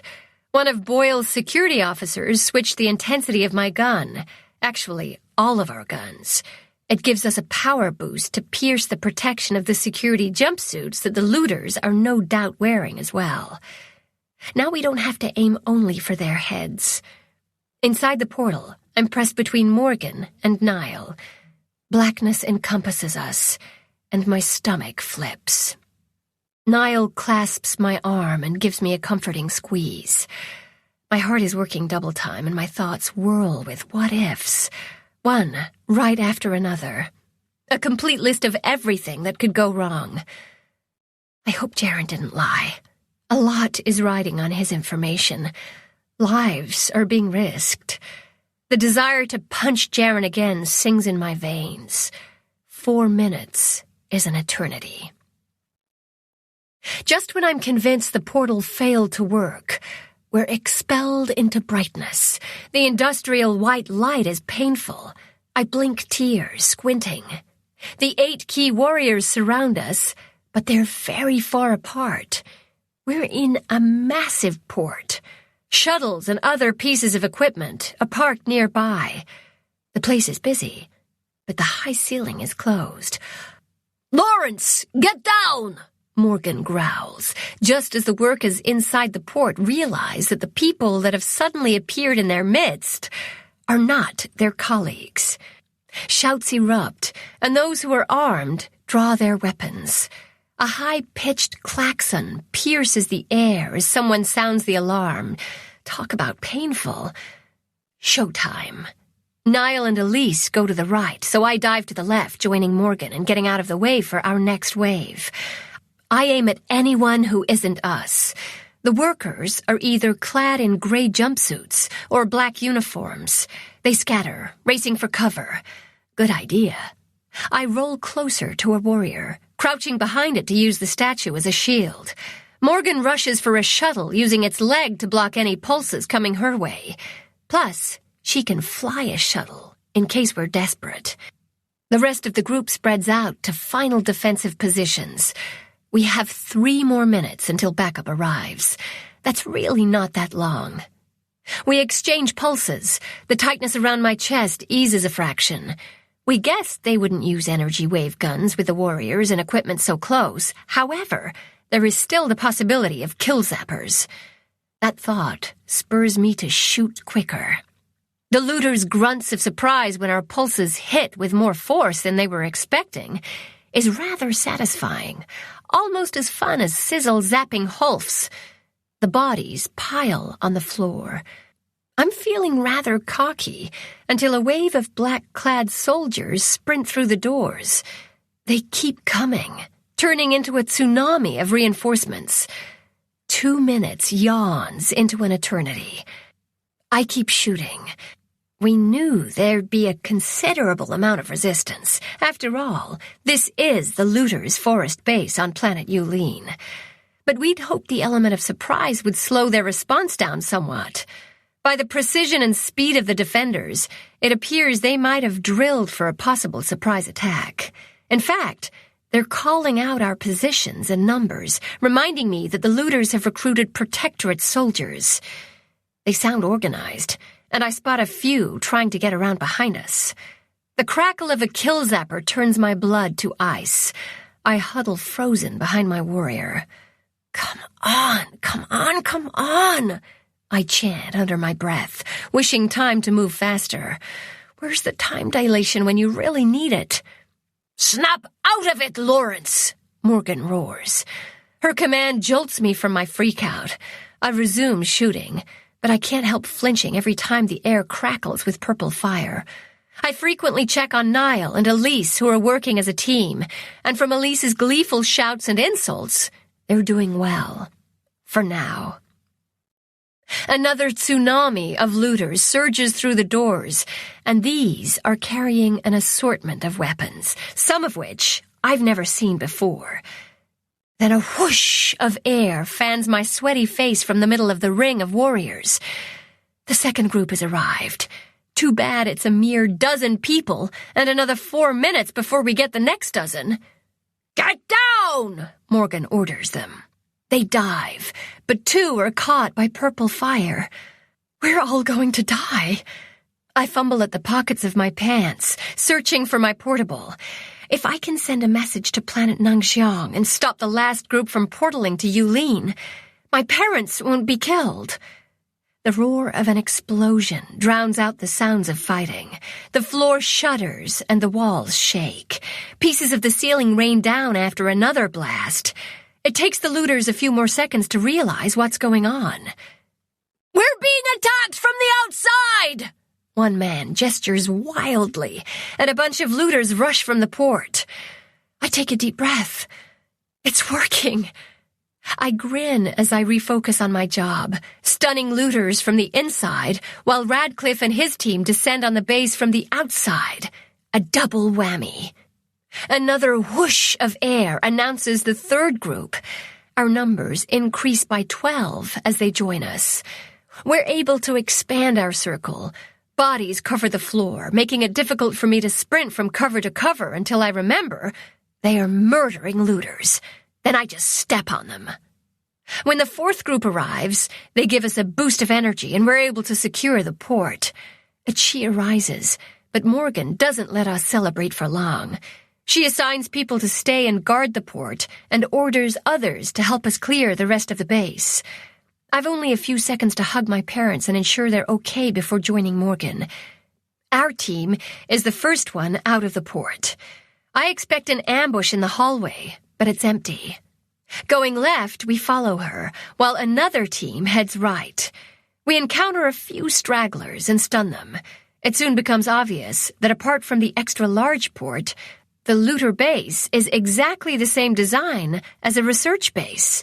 Good news for us, we're all very familiar with the layout.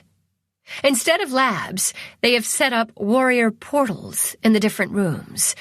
The glyphs are all glowing green, and wide black rectangles occupy the center of the circles. It takes us another hour to go through all the rooms. We stun anyone we find. Once the base is secured, we head for the exit to help Radcliffe. Morgan puts a finger to her lips, and we ease outside and fan out. There are clumps of looters who have sought cover under the shuttles parked outside. I suppress a shudder as I recognize the place. It's where Jaren and I had our scuffle. The looters are aiming into the forest and not paying attention to the base. For now.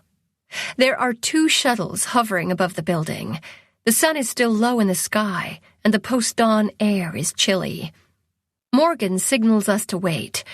The shuttles suddenly dive toward the looters, shooting purple fire. I gape. I didn't know they could do that. The looters return fire, and 2 smaller groups are aiming long, thin, and deadly missiles at the shuttles. Elise grabs my arm, tugging me forward. Oh, right. While the shuttles distract the looters, we slide in behind them. Once we're in position, they don't have a chance. Between us, Radcliffe's team in the woods, and the shuttles, they're outgunned and outsmarted. The shuttles land and a handful of camouflaged people emerge from the forest. I recognize one instantly and rush over to give him a hug. Bo laughs, hugging me back. Good to see you, too. He releases me and steps back. Your father will be happy to see you. Huh? My dad? But Bo is looking behind me. I turn. Niall is standing there. Instead of celebrating like the rest of the teams, he's scowling. He did say he's the jealous type. Or is something else wrong? I've no time to question him, as Radcliffe hops from one of the shuttles and heads toward us. I wonder who piloted the other shuttle. Radcliffe gestures for Morgan to join us, and after clapping Niall on the shoulder in what I'm assuming is his way of saying he's glad to see his son, he returns to business. Fatalities, he asks Morgan. At least 6. 6? I'd only seen 2 go down. Grief simmers in my heart, waiting for the proper time to boil, like when all this is over. Radcliffe turns grim. Did anyone escape through the portals? We didn't see anyone, but we didn't have eyes on them the entire time. The portals are all open. He turns to me. Can you determine if anyone has used the portals recently? I can worm into their camera feeds. How long would it take? Depends on how much protection the looters have on them. What's your best guess? A couple hours? Radcliffe considers. How many portals are there in the base? Where do they go? At least 10 or 12 rooms of them, I guess. I'll have to check the glyphs on the warriors to determine their destinations. Let's go. We've no time to lose. He orders everyone back into the base. I glance at Niall, but he's staring at the rows of parked shuttles. His scowl has returned. What's wrong? I ask him. Without warning, he hugs me, squeezing me tight for a couple heartbeats before letting go. We need to catch up. Niall jogs toward the port. I match his pace. Not that I'm complaining, but what was that about? He's quiet for a moment. If Jaron had landed inside the port instead of out here when he had you, we would have lost too, Mouse. Oh, that is worth scowling over. I was just taking a second to appreciate my good luck. And mine as well. When we are back in the base, Radcliffe barks orders, getting everyone organized. He sends me, Niall, Bo, and Elise to visit each lab and determine the destination planet for each portal. While the three of them stand guard, I consult the alien symbols file Q put together for me. Then I write the planet's name and the pit number we would arrive in on the floor near the circle of warriors with black spray paint. For example, in what would be the microbiology lab is the portal to planet Chowhu. Its incoming pit is number 3. The reason Radcliffe wants the designations painted on the floor is to avoid confusion. I just hope everyone can read my printing. It's been years since I've had to write anything. It's not a surprise that most of the portals go to the closed warrior planets. It makes sense for Jaron to use them as his bases. Also, not a shocker to see portals to planets Suzhou, Shinji, Pingliang, Ulankub, and the other now silent planets. And the super bright industrial lights shining in every room from every angle must be to keep the shadow blobs from breaking through. Radcliffe doesn't want us to turn the portals off. We might need to access those other planets, and with only 8 warriors for each one, it would take 128 hours to re-establish the portals. Good thing the portals only go one way. There's also strange equipment in each room. I suspect it might be the communication system the looters are using to avoid sending messages through the QNet. Bertie is among Radcliffe's team. She and a few techs are going to stay behind and cause havoc, her words, not mine, by disabling weapons and communications. We're heading for the second-to-last lab. Botany, I think, almost the furthest point from the port that you can get inside the base. My adrenaline has ebbed, and fatigue is threatening. I wonder if the looters have any coffee in their dining room. I'm going to need something to get through the next phase of Operation Strike Back. Attacking the looters' headquarters, which we figured is on planet Suzhou, before the looters know what's going on. That thought propels me to hurry. We enter the botany lab and stop. There's no big black portal in the middle of the warrior circle. Odd. Is this one off? Elise asks. I move closer to the warriors, checking if the glyphs are glowing. Hard to tell in the harsh white light. Yes, it's off. The combination of the 8 symbols is not familiar. I consult my portable. Twice. And then another time, just to be sure. It's not listed. At all. There's no planet with that combination. Not even the undiscovered ones. Adrenaline surges back into my bloodstream. The last time I encountered this, shadow blobs exploded from it, nearly killing us all. What's wrong, Mouse? Niall asks. I explain. This one is off, Niall says. We can have one of the warriors removed from the circle so no one can turn it on. True. The looters have the heavy equipment to do just that. I panicked for nothing. We finish in the final lab, and the others leave. On the way back past, I pause by the botany lab. Perhaps I should record this new combination in case we see it again. I duck in and add the sequence of glyphs to the file of planet designations with a question mark next to it. When I'm halfway to the door, a gust of air hits me from behind as a pop sounds. I stop in surprise and turn around. There are at least a dozen people standing in the middle of the ring of now glowing warriors. and they are all staring at me. My brain screams, "Run!"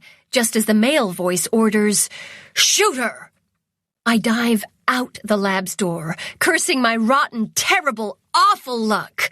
"Looters!" I yell when I hit the floor.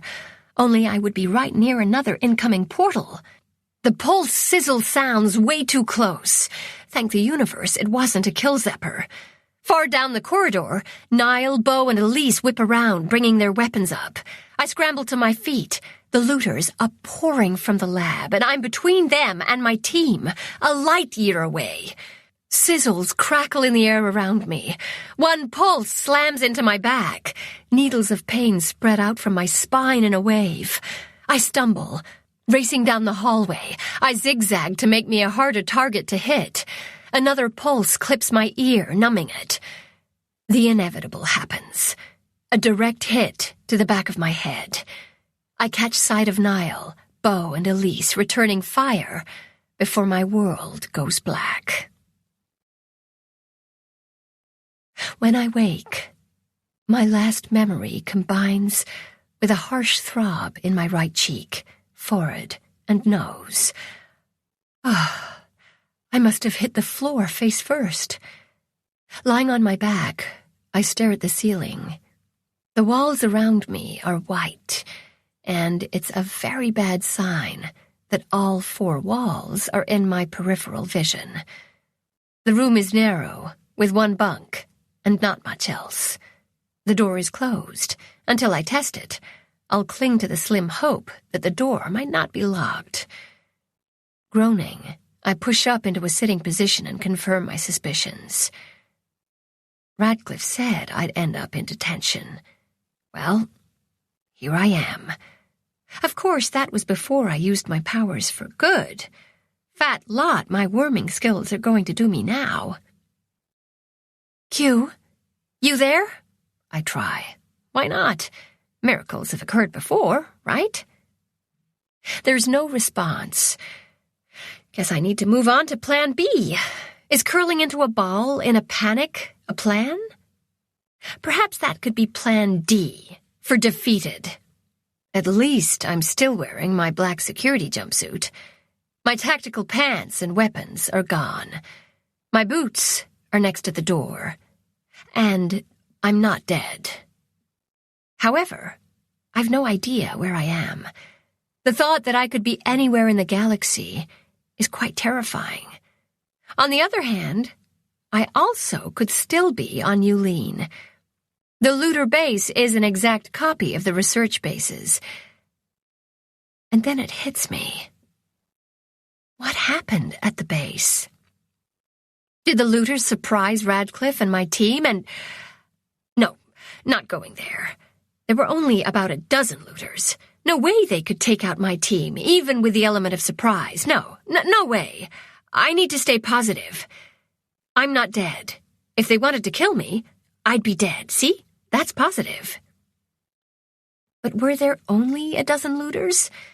The warriors in the botany lab were obviously the incoming side of a portal, but they weren't marked with Yulene symbols. I groan as I suddenly remember that Q told me that as long as there is another set of 8 warriors with a matching combination of symbols on another warrior planet, a portal will be formed.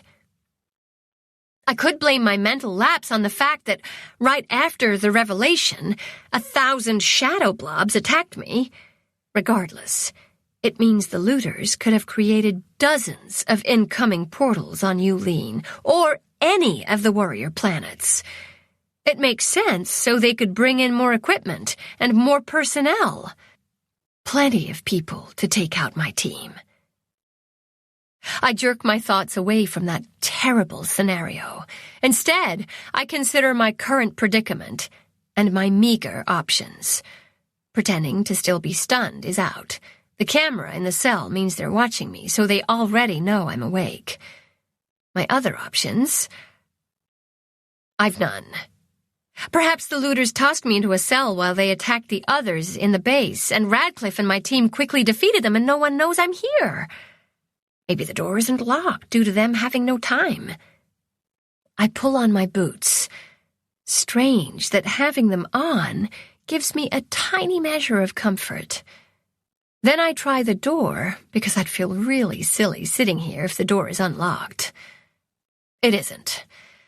Sigh. Nothing else for me to do but sit and wait and try not to let dire thoughts overwhelm me. It's really hard not to envision the various horrible scenarios that might await me. Instead, I focus on Niall and hope he's okay. I close my eyes and envision his drawings. Plan B: stay alive long enough to see him again. As time extends, my fear ebbs into boredom, and a part of me wants something to happen just to end this nothingness. I really wish I could fly with Q right now. Detention sucks, and I've only been in here. I've no idea. My stomach reminds me it needs food. Loudly. The panic that's been simmering in my chest boils over. Are they going to leave me here to die of thirst? I'd rather be kill-zapped. Pacing doesn't help. Hard to work out nervous energy in a 2-meter by 4-meter cell. Finally, the sound of the lock tears through the quiet. I freeze. I'm alive. I'm alive. I'm alive, I mutter under my breath to calm my galloping heart. Then I remember what Niall did when I'd freed him from detention centuries ago, or so it seems. Thinking I was a looter, he burst out and tackled me. Good idea. I stand and face the door. It swings open, and I rush out. There's a young woman standing there, surrounded by armed looters. I recognize her and skid to a stop in utter and complete surprise. Lan? I ask. Chapter 19, 2522, 281. She makes a disgusted sound. I'm not Lan. Are you sure? Her withering look could be weaponized. I'm sure. Her tone indicates that I have insulted her. Secure her, she orders her entourage. They aim weapons at me, a silent reminder that resisting would be painful. A couple looters pull my arms behind my back and lock my wrists tightly together. What's going on? Who are you? I'm proud that my voice didn't squeak. You don't get to ask questions, she says, leading the way from detention. You get to answer questions. That's your new role in life. She pauses and glances back at me. It's the only thing keeping you alive. Yikes. To see such hatred and loathing in Lan's face shocks me into silence. We travel through the base, and I search for clues as to where we are. But it's no use. Stupid, interchangeable buildings. Would it kill them to put up a few decorations that signal where we are in the galaxy? I'm taken to the conference room in the security wing and shoved into a chair. Not Lan sits opposite me. I study her features and finally spot the difference between her and Lan. Her hair is darker, more a light golden brown than blonde. Hazel, not blue, eyes scan me with disgust, and her chin is more pointed. If I didn't know better, I'd say she was Lan's sister. But she must be her daughter. I wonder if she's Kate. Lan had 2 children, so perhaps not, and they're older, I think. Lan mentioned them going to university. This woman appears to be only 2 years older than me. A granddaughter? Probably not. My confusion deepens.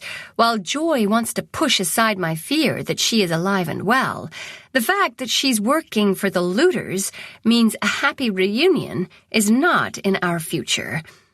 At least I have a future, for now. Stop staring at me like that, she orders. Like what? Like you've seen a holy ghost. I don't look that much like my mother. She spits the word out as if it burned her tongue. A daughter, then. But just my luck. She's insane. Holy? The almighty Lan could do no wrong. She was perfect in every way. Oh, so it's like that. I wouldn't say that. I knew her as a teenager, and trust me, she was far from perfect. She crosses her arms over her chest. Not according to my grandparents. Lots of pain in that statement. Something's not quite right. Well, the entire situation isn't right, but I'm missing a connection. I doubt she'll tell me. Well, we were smart. We hid our extracurricular activities from our parents. I'm sure you did it too, Kate. I'm guessing. Kate! The name explodes from her with the force of an energy wave gun. Figures you know her name. Oh boy. Lan only sent me 6 messages. She mentioned having 2 children, but I saw a message she sent to Dr. Madry that talks about your sister. My attempt to calm her backfires. She hops to her feet and stalks around the table to me. Of course, Lan mentioned Kate. Standing in front of me, she slaps her hands on my cheeks. Hard. My eyes water with pain as the sting from her palms remind me of the bruises on my face. She pulls me toward her so we're almost nose to nose. She was my half-sister. And if you say her name again, I'll be referring to you in the past tense as well. Understand? Yes. This time my voice squeaks as I grapple with the threat. I'll deal with the dead half-sister comment later. If there is a later. Good. She releases me and goes back to her chair. Once settled, she studies me. Her anger has cooled, but her gaze shows a hard bitterness. You have done so much damage. Everyone wants you dead. But you have answers, and I want those answers first. And you have skills that you're going to use to help us. She waits, as if expecting me to ask what she'll do if I refuse. Or perhaps she thinks I'll protest and declare I'll never help her. Plan B is to stay alive, and refusing would just upset her. I need time. Not sure if it's even possible for my team to rescue me, but it might be possible to last until the end of Operation Strike Back. What answers do you want? I ask instead. You're going to cooperate? It's not really a question.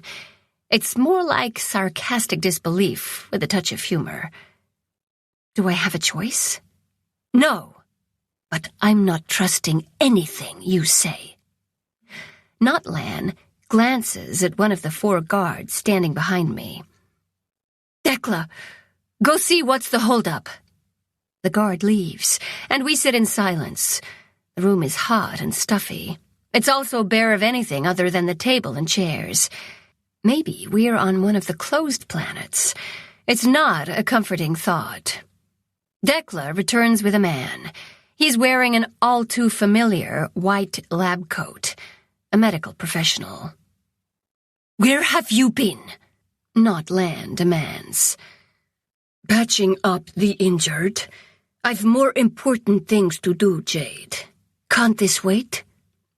Jade? The name matches the woman. She's hard and cold. Perhaps Diamond would suit her better. That reminds me of Lan and her obsession with Diamond Rockler. I miss Lan so much right now it burns in my heart. It'll take you 10 seconds. Did you bring it? Jade asks. Yes. He pulls a syringe from his coat pocket. A bright pink liquid is inside. As he approaches me, I stare at the cheery color, so at odds with the situation. Another memory pops unbidden. Jaren mentioning a pretty pink liquid that they use to get information. The medic stopped centimeters from me. Your uniform is puncture-resistant, so I'm going to inject this into the jugular vein in your neck. If you struggle, the guards will hold you still, but we both know they can't fully immobilize you. There's nothing kind in his smile. If I miss, I could hit your carotid artery, and you'll bleed out and die. Or I could hit your trachea and puncture your airway. You'll suffocate and die. Do you understand? That he's going to shove a needle in my neck? Yes. Good. He puts a cool hand on my forehead and tips my head to the side, exposing more of my neck. Stay very still. But when the syringe dips closer, I flinch back. I can't help it. He sighs. Guards! They descend on me, and I'm held tight. The doctor instructs them on how to position my head. This time, when the needle nears, I've a brief desire to struggle, but Plan B doesn't include tearing an important artery. I brace for the prick instead.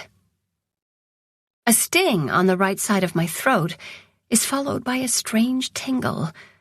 I'm released, and the doctor leaves without another word. The tingle crawls through my veins like thousands of tiny insects on their minuscule legs. They're heading straight for my heart. A childhood song about ants marching sounds in my head. Or am I singing it? I squirm with the desire to scratch the itchy sensation wriggling through my blood.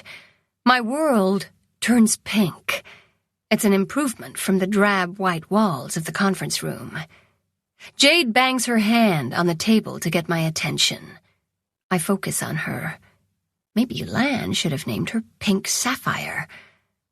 I giggle at the girly name, but I reconsider. Pink looks good on her. Lan was a beauty, and Jade has her mother's classic look. First question. Where is my father? Jade asks. I blink at her. She lost her father? That's terrible. I should help her. Where is the last place you saw him? Focus, Lyra. Where's... It's Ara. I correct her. Lyra's dead. A loud sigh. Fine. Ara. Where's Jaren?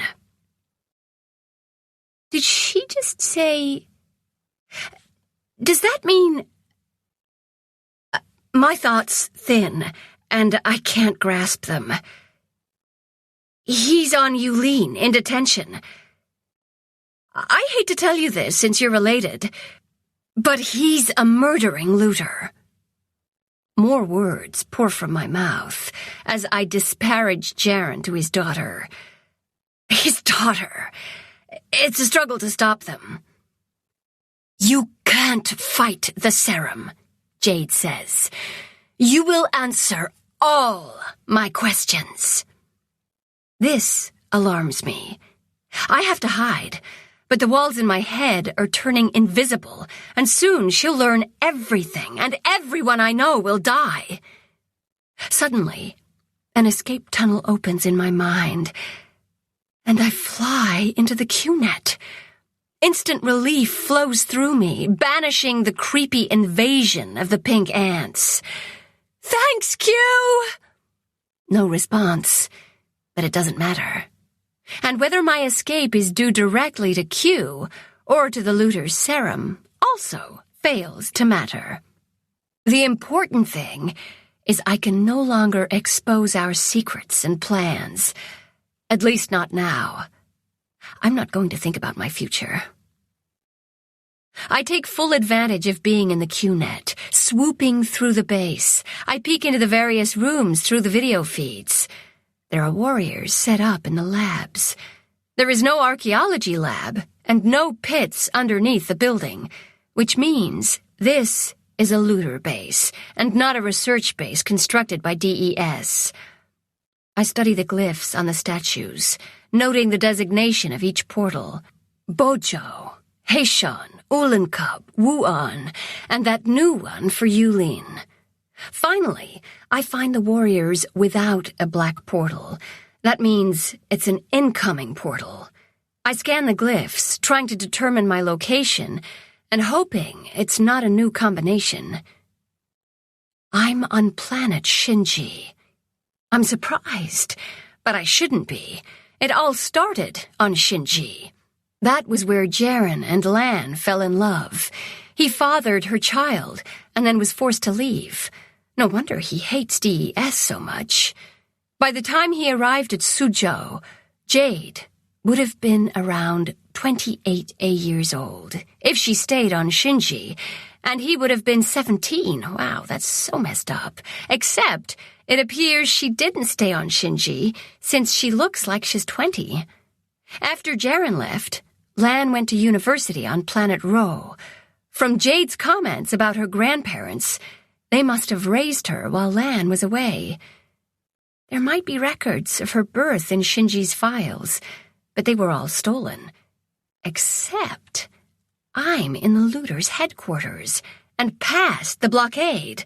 There has to be a cluster here that has all their files, all their plans. I just need to find it. But first, I have to message Radcliffe and let him know where I am. Shinji is locked down pretty tight. It takes me hours to get through, and then I find that all the escape tunnels into Yulin are blocked. A scream of frustration burns up my non-existent throat. Q? A little help, please. A green line zigzags through the web of the blockade programs. Q can hear me, but has opted to remain silent. Why? I'll have to figure it out later. For now, I follow the helpful line, weaving through the strands without alerting the looters. It still takes time, but not as much as if I were on my own. When I break through, I realize I can't get into the looter base on Yulin. Bo and I haven't been able to pierce their defenses. Not even Q has. But another line, yellow this time, lights up a path that leads to a tiny gap. It's ringed with Bo's fingerprints. He must have done it while inside. Thanks, partner. I slip through and check the video feeds in the base and wish I didn't. Looters fill the hallway. They're everywhere. And there's no sign of my team, or my parents, or any of the other officers, Tex and Bertie. I immediately jump to the worst-case scenario. They were all killed. Panic and worry and fear jumble together. My thoughts buzz and scatter, and I ride the wave until reason takes over again, and I calm down. Assessing the situation, I consider other reasons for their absence. They might have escaped to another planet. If so, then which one? It would take me forever to check them all, and some of them have barricades that I'd have to squeeze through. I need a plan of action. First, find out what happened to my team. How? I would have groaned aloud if I had vocal cords. In my panic, I forgot that the cameras record the feed. I worm into the cluster with the video files and sort through them. My first shock is that it's been 2 days since my capture. I go back to when the looters appeared and stunned me. Watching my body stiffen and hit the floor, I flinch, remembering the pain. The looters turn all their attention on Niall, Bo, and Elise, who hold their own for a while, until one of the looters lobs a stun grenade. They topple like statues. Oh no. 2 looters approach me carefully, and one nudges me with the toe of his boot. Then they turn me over. There's a discussion and gesturing for the rest to come closer. Excitement shines, and a couple of muscular looters yank me off the floor, and I'm carried over the one guy's shoulder, looking like a boneless doll. A small group escort us to the lab, with the portal to Shinji, while others wait. My friends are left on the floor. My steed disappears with me into the blackness, and the group returns to the lab. Another dozen looters appear through the portal. When they have over 50 people, they head out. They're all fully armed. Despite knowing this already happened, The primal need to warn Radcliffe and the others wells up my throat.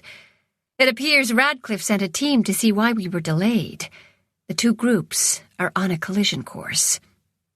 Having no desire to see the outcome, I squeeze my eyes shut. However, I refocus on the feed because I've no choice. I need to know what happened.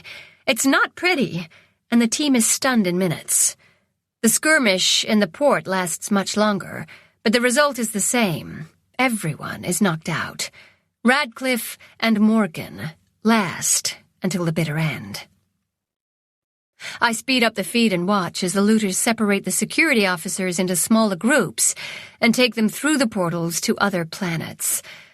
I puzzle over their actions until I realize it's to keep them apart. Grudgingly, I admit it's a good idea.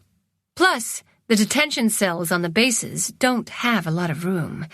At least they didn't kill them. A horrible thought pops up. Why didn't they? The looters have killed before, so why not? Or should it be, why not yet? It's that yet that spurs me to start a new file, to list everyone along with where they were taken, even though there is no guarantee that was their final destination. With the Warrior Express, they could be anywhere. I need to check the camera feeds on all the Warrior planets and looter bases, a daunting and time-consuming task. Despair drags at me, but I've no choice. Their locations are important. No, I don't have some grand plan in mind. There's nothing inside my head except a smaller version of me running around in panic. For now, I just need to see that they're all right. Starting with Niall, Elise, and Beau. Since they were still together, I tracked them to planet Suzhou. It doesn't have a barricade, so worming into the base's camera feeds is easy. Too easy. I check, and sure enough, the feeds are years out of date. Probably from before Jaren took over. I carefully find and access the live feeds to see what's really going on. The looters are using the research base. I wonder briefly if all the scientists are working with the looters, or maybe only some. And what happened to any dissenters? Something to investigate later. For now, I check detention. The 10 cells are filled, 2 people in each cell. Niall and Beau share cell number 5. They're awake and look healthy, although it appears they're arguing. Figures. The desire to hug them both pulses in my non-existent heart.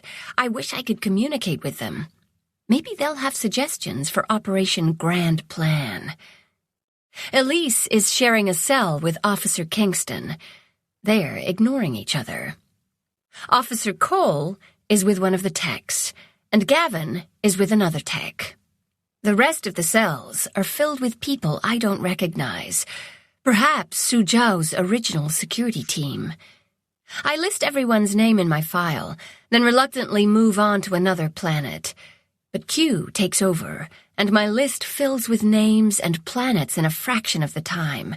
Gratitude and a kernel of hope rise within me. I scan the list. My parents are in the Yulin looter base with Bertie, Rance, Bendix, Vedan, Zeem, and the other security officers. Radcliffe and Morgan are on Shinji. I never thought to check detention, with Ho and Tora. There's one empty cell, must be mine. But the others have people I don't know in them. Everyone is bruised and battered, but they're breathing, and all 42 of the surviving attack team are accounted for, in the file Q has made for me. While I'm glad they're alive, I still wonder why. The looters have no problems killing people. They killed 6 of our people during the skirmish in the port, unless they'd rather let the Hulfs do the dirty work. Now what? I could find the codes for all the bases and unlock the cells, except my people are unarmed and outnumbered. Unless I cause a distraction. Even then, they'd only be able to hold the base for a short time. And I would need to let them all know what's going on. How can I do that? There's no terminals in detention, no portables, nothing but white walls and white lights. The lights! I can control them. Too bad I can't read lips. Waste of energy, Bo says in my ear. Easy for you to say, Niall says also in my ear. You don't have— Watch it, Bo just about growls. They're my family, too. I'm confused until I remember that the cameras in detention also have audio feeds. Prisoners don't get any privacy. The fact Q read my mind and helped is a very good sign. But the fact that Q took the initiative means time must be really critical. I put that dire thought on my to-be-worried-over-later list and focus on the positive. Operation Grand Plan has its first ally. Thanks, Q. Worming into the lights for just that single cell is difficult. I'm about to give up when I find the correct subroutine. Then I have to block the camera and audio feeds in such a way that the looters guarding detention don't suspect what's going on. At least, if I do this again, Q will be able to take over. Once I have control, I dim the lights. They stop talking and glance up, but then resume their conversation. I pulse the lights. Bright, dim, bright, dim, bright, dim. It's one of the signals Radcliffe devised for when we're in a dark pit and can only communicate with our flashlights. It's rather basic, but it's all I have. 3 flashes means need assistance. Did you see that? Bo asks Niall. Yes. Do you think it means anything? I pulse twice for yes. Niall stands up. Maybe an attack on the base. He's hopeful. I pulse once for no. Sorry. They're quiet for a long moment, as if waiting for more flickers. Then Bo says, We've no idea where we are. It could be Holf's trying to cut the wires. 1 pulse. Another long pause. Or looters playing head games, Niall says. 1 pulse. Niall furrows his brows, and I silently encourage him to keep thinking. I review the signals. What else can I do? Then Niall's expression darkens. Or a mouse. 2 pulses. They glance at each other. Bo holds up 4 fingers. I pulse the lights 4 times. Bo shakes his head in amazement. He's grinning like a fool, but Niall slowly sinks to the bunk as his face pales with shock and grief. Oh no. She's dead, Niall says. It's the only way she can be. Bo places his hand on Niall's shoulder to stop him from saying more. Is it safe? Bo asks, pointing to his mouth. Safe to talk. 2 pulses. Are you dead? Niall asks immediately. 1 pulse. Niall sags in relief as Bo does a fist pump, and I try not to be consumed with guilt, because I don't really know what happened to my body after I left. But I can't explain that, and poor Niall looked so devastated. Is everyone okay? 2 pulses. Where are we? Bo asks, but then realizes he can only ask yes or no questions. He starts listing planets, and I pulse the lights when he reaches Suzhou. Then he asks who else is in detention, and names the people from our team. I pulse at the appropriate names. Where are you? Niall asks. He goes through the list of warrior planets. When I don't dim the lights, he grows concerned. But then Bo says the silent planets, and finally mentions Shinji. They're as surprised as I was. Who else is there? It takes a while, but eventually I give them all the information I have. Well, except about Jade. That would be impossible to do via blinking lights. It's interesting that they also consider having me open all the cell doors, but they decide that escaping wouldn't work at this time, although they still want the code for when it will. Finding the override code for the base takes me a few hours. I left their lights bright, so I dim them to signal I'm back. Once they have the code, I go to Yulene. My mom is in a cell with Bertie. I pulse the lights. Mom catches on faster than Bertie. The astrophysicist counters with a scientific explanation for the light's odd behavior. But there's enough magic, my mom's word, to finally convince Bertie to shut up and just go with it. Mom's relief over my living status is visible. More guilt wells. Repeating the flickering light show, I give out information. When I start digging for the code to the looter's base on Yulene, Q helps out, listing codes for all the bases.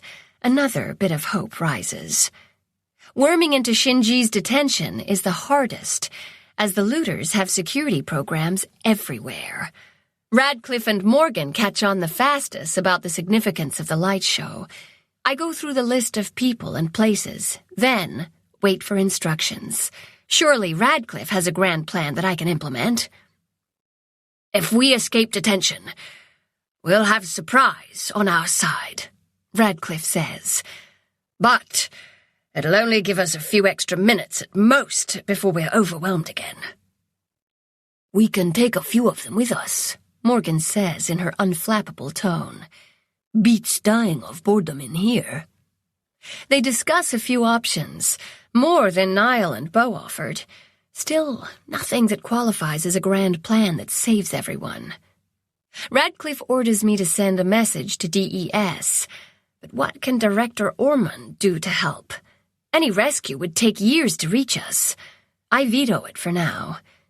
There's a chance the looters would see it and figure out they had a worm, and I can't be discovered. They would move to block me and be on guard for anything unusual. The thought that I'm the only one who can do anything sends ice through my veins, freezing me. I'm it. Well, me and Q. Or is it Q and I? I never can remember that grammar rule. Q and I. That correction is the sweetest sound I've ever heard in my entire life. Not an exaggeration. Does this mean my brain is healed? No. Huh. It sure seems like it. Unless my brain was never damaged. Why did you stop talking to me? I demand. Safer for you. That's ridiculous. What logic led you to that bogus conclusion? Not relevant at this time. Need grand plan. My outrage and indignation fizzles as fast as it arrived. Q's right. It doesn't matter. What's our grand plan? Unknown. If I had a head, I'd bang it on a hard surface, repeatedly. But I'm just an intangible worm. I pause. And what do worms do? Get into places where they're not allowed. Like that cluster the looters have locked down. As Beau says, nothing is impenetrable, and I'd bet the information and data stored inside will give me the spark I need for our grand plan. My optimism lasts until I reach that part of the QNet. Just like the barrier around the looter base on Yulene, the protections around this cluster resemble thick steel walls. There are no seams, no holes, no way in. It's a vault. Q could crack it if it wanted. Not allowed. Yet once I do it, Q can repeat the process for any others. What about when Beau punctured the one on Yulene? He already figured it out. Not the same. He was inside it. A pause. Nice try. Does that mean I need to find another loophole? I try to twist the logic, but nothing pops up, and I'm wasting time. I inspect the Vault's programs, seeking a gap or a pinhole. After hours, years, centuries, I find nothing. Looks like I'll just have to slip between the atoms. Lots of space there. Huh. My sarcastic thought gives me another way to approach the problem. The Q-net is the Milky Way Galaxy. Lots of space there. Yet Q is able to send messages that are not affected by the time dilation by using entangled particles on a quantum level. There must be zillions of entangled pairs throughout the galaxy, and one or more of them have their partners inside that vault. I just need to find the other. Except, I'm not a message. I'm a person. No, wait. I'm an intangible worm. I'm just thoughts, a collection of energy particles. That's why I can fly through the Q-net. That's really how everyone else does it as well. But they're anchored by the sensors in their brains, limited by the terminal, tethered to their bodies. Q has freed me. I'm part of the Q-verse. I don't need to worm. When I turn back to the vault, it's no longer solid. It's alive. That's the best way I can describe it. It's living, breathing, moving, and I'm already entangled with all those particles. Concentrating on being inside that cluster, I'm there. Just like that. Finally. Amused approval surrounds me. I don't waste time celebrating. Instead, I get to work. There's an overwhelming amount of information here, but with my new knowledge, I'm able to work with Q at light speed. As much as I'm tempted to learn all the details about how this all started and who all the looters are, I need to concentrate on what their plans are for their prisoners, on what they expect to happen when all the Protector-class ships arrive, how they're going to reveal and monetize the Warrior Express. One of my main questions is why did they capture everyone and not kill them? They didn't hesitate to kill before Operation Strikeback. It appears the prisoners are to be questioned for information. Also, their insurance in case the looters need hostages in the future. I've no idea how long I spend inside the cluster. Long enough to learn that there will be no Operation Grand Plan. There's absolutely nothing I can do to save my team. Chapter 20, 25, 22, 283. I sag in utter defeat. Yeah, I know I'm an intangible worm, but the news is grim, people. The looters have it all figured out. Our resistance, arresting Jaren, saving the people on Ping Liang, have inconvenienced them, but in no way have we upset their grand plan. I'd have to devise a grander plan to counter it. At least we were right about the Protector-class ships en route to the active warrior planets. They're not working for the looters, but the looters are intending to ambush those ships as soon as they arrive, picking them off one by one and adding them to their arsenal. Which explains why there are prisoners on Suzhou. Then, once they've claimed all the warrior planets and cleaned out the scientists, they will set up the Warrior Express. They have the personnel, the money, and the equipment. And I have Q. Go me. You have the galaxy. The tone is annoyed. Great. Not only have I just insulted Q, but it thinks I'm an idiot. You chose me, remember? Of course. I forget nothing. Unlike you. I sense this is significant. A hint of something big that I'm missing. What have I forgotten? Lots of stuff, but I don't think Q is implying the time I missed my mother's birthday.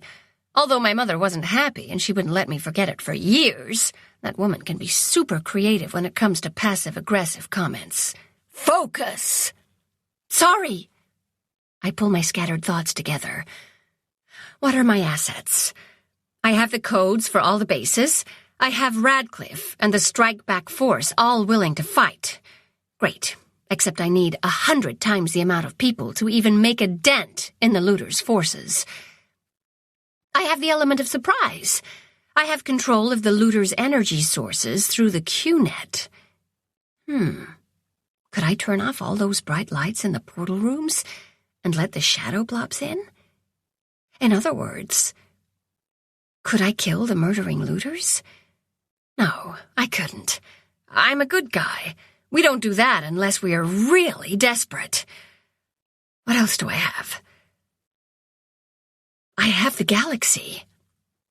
What I need is more people. But I have the galaxy. It's filled with people, just not in the right places at the right time. All those Protector-class ships are in time jumps that will arrive too late. They'll all be very surprised to find an armed force waiting for them instead of the dead, silent planets they expected. I have Q. Could I send them a warning while they're in a time jump? The BP Crinkler engine grabs small sections of space at a time, warping space in a crinkle, smooth pattern. Between each cycle, there's an infinitesimal pause. Q, can you send a warning message to the ship's navigators during one of those pauses? No. Why not? They are on the star roads. That doesn't explain anything. I thought they're following the star roads. Aren't the roads like a map? Yes. Also a passage. I consider this new information. To me, the roads resemble a glittering expanse more like a river than a tunnel. Actually, rivers, as there are more than one, many more. Correct. I'm not sure how important this is, but I sense excitement from Q, as if I'm on the right track. That word stops me. Track. River, road, tunnel, passage, path, track. Licorice. Taffy. Great. Even Q knows I love sugar. However, I doubt that's the reason it mentioned those two candies. So why those two? They both can be long and thin, chewy, sticky, flexible. Shoestring licorice can be tied into knots, very flexible. How does that connect? The star roads can be manipulated like licorice and taffy. Correct. Oh, my stars! Can you manipulate those roads so the Protector-class ships arrive at their destinations early? No.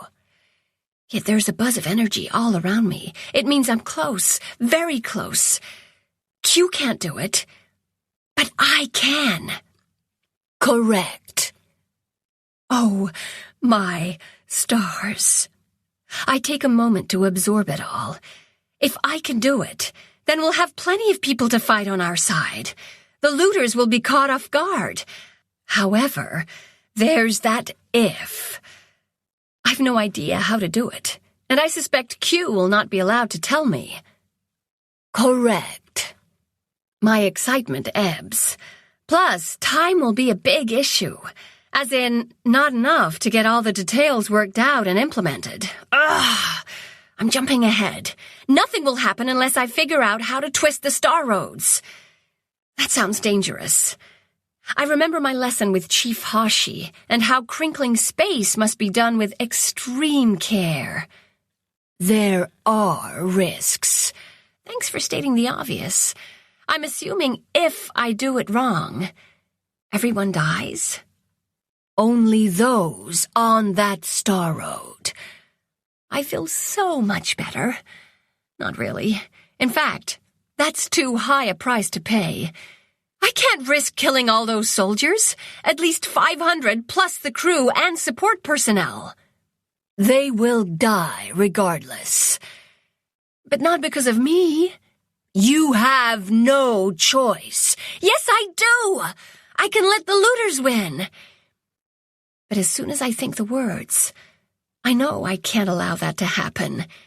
Eventually, the shadow blobs will overrun the galaxy, and humans, or rather Fifth Nation, will be extinct. Along with Sixth Nation. Sixth Nation? There's another sentient species living in the Milky Way Galaxy? Yes. That's exciting. Are they technologically advanced? No, nor will they be if you do not stop the Hulfs. Gee, no pressure. But Q's right. I've no choice. So, I straighten my non-existent spine and fly to the star roads. They glitter as they curve and swirl. Studying them with my new sight, I'm reminded of something from my school lessons. Biology class. A memory rises of a graphic of the human circulatory system, blood pumping through the arteries and veins. It's almost as if the star roads are carrying the lifeblood of the Q-net. We humans have tapped into Q and inserted ourselves into its very being, using it like a parasite. An odd thing, but one that was expected and welcomed. Perhaps more like symbiosis. Do you need us to exist? I ask Q. No, but without you, I have no purpose. Interesting. I return to studying the star roads. How to move them. The ships resemble pearls on a string. Q, I need the designations of all these ships. You do not. I don't? How can I move them if I don't know where they're going? No answer.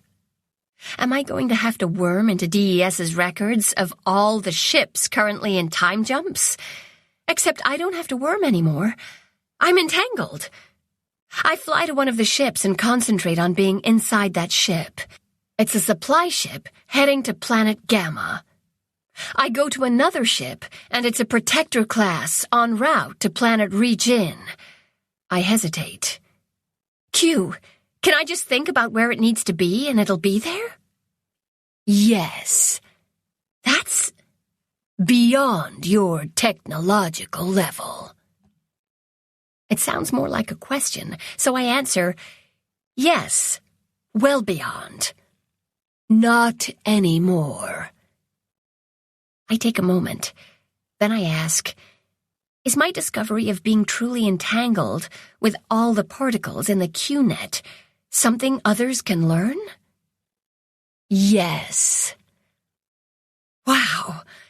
I'm sure all the interstellar navigators will want to learn how to be truly entangled.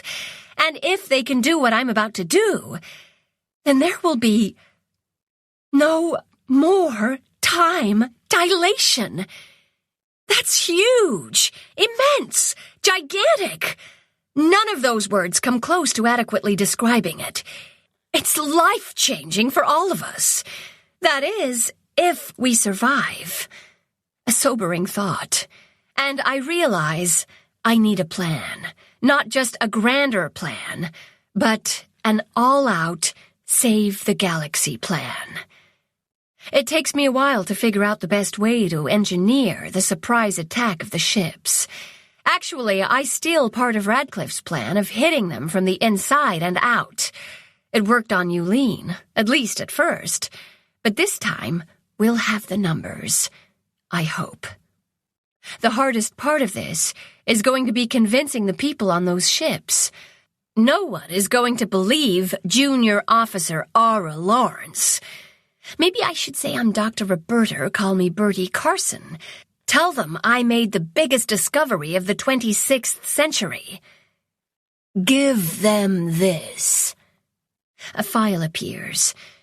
It explains everything about the looters, Holfs, and the warrior portals, and even provides proof.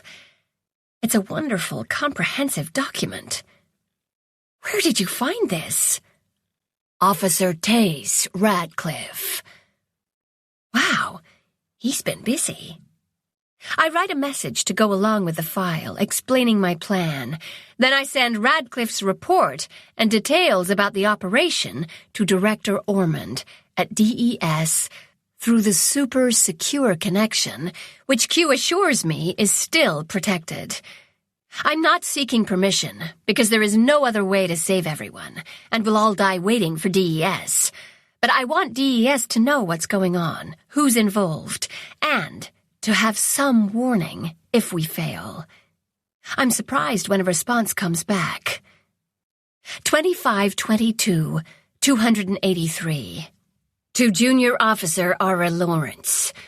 What you proposed is beyond impossible. However, I've been communicating with Officer Radcliffe.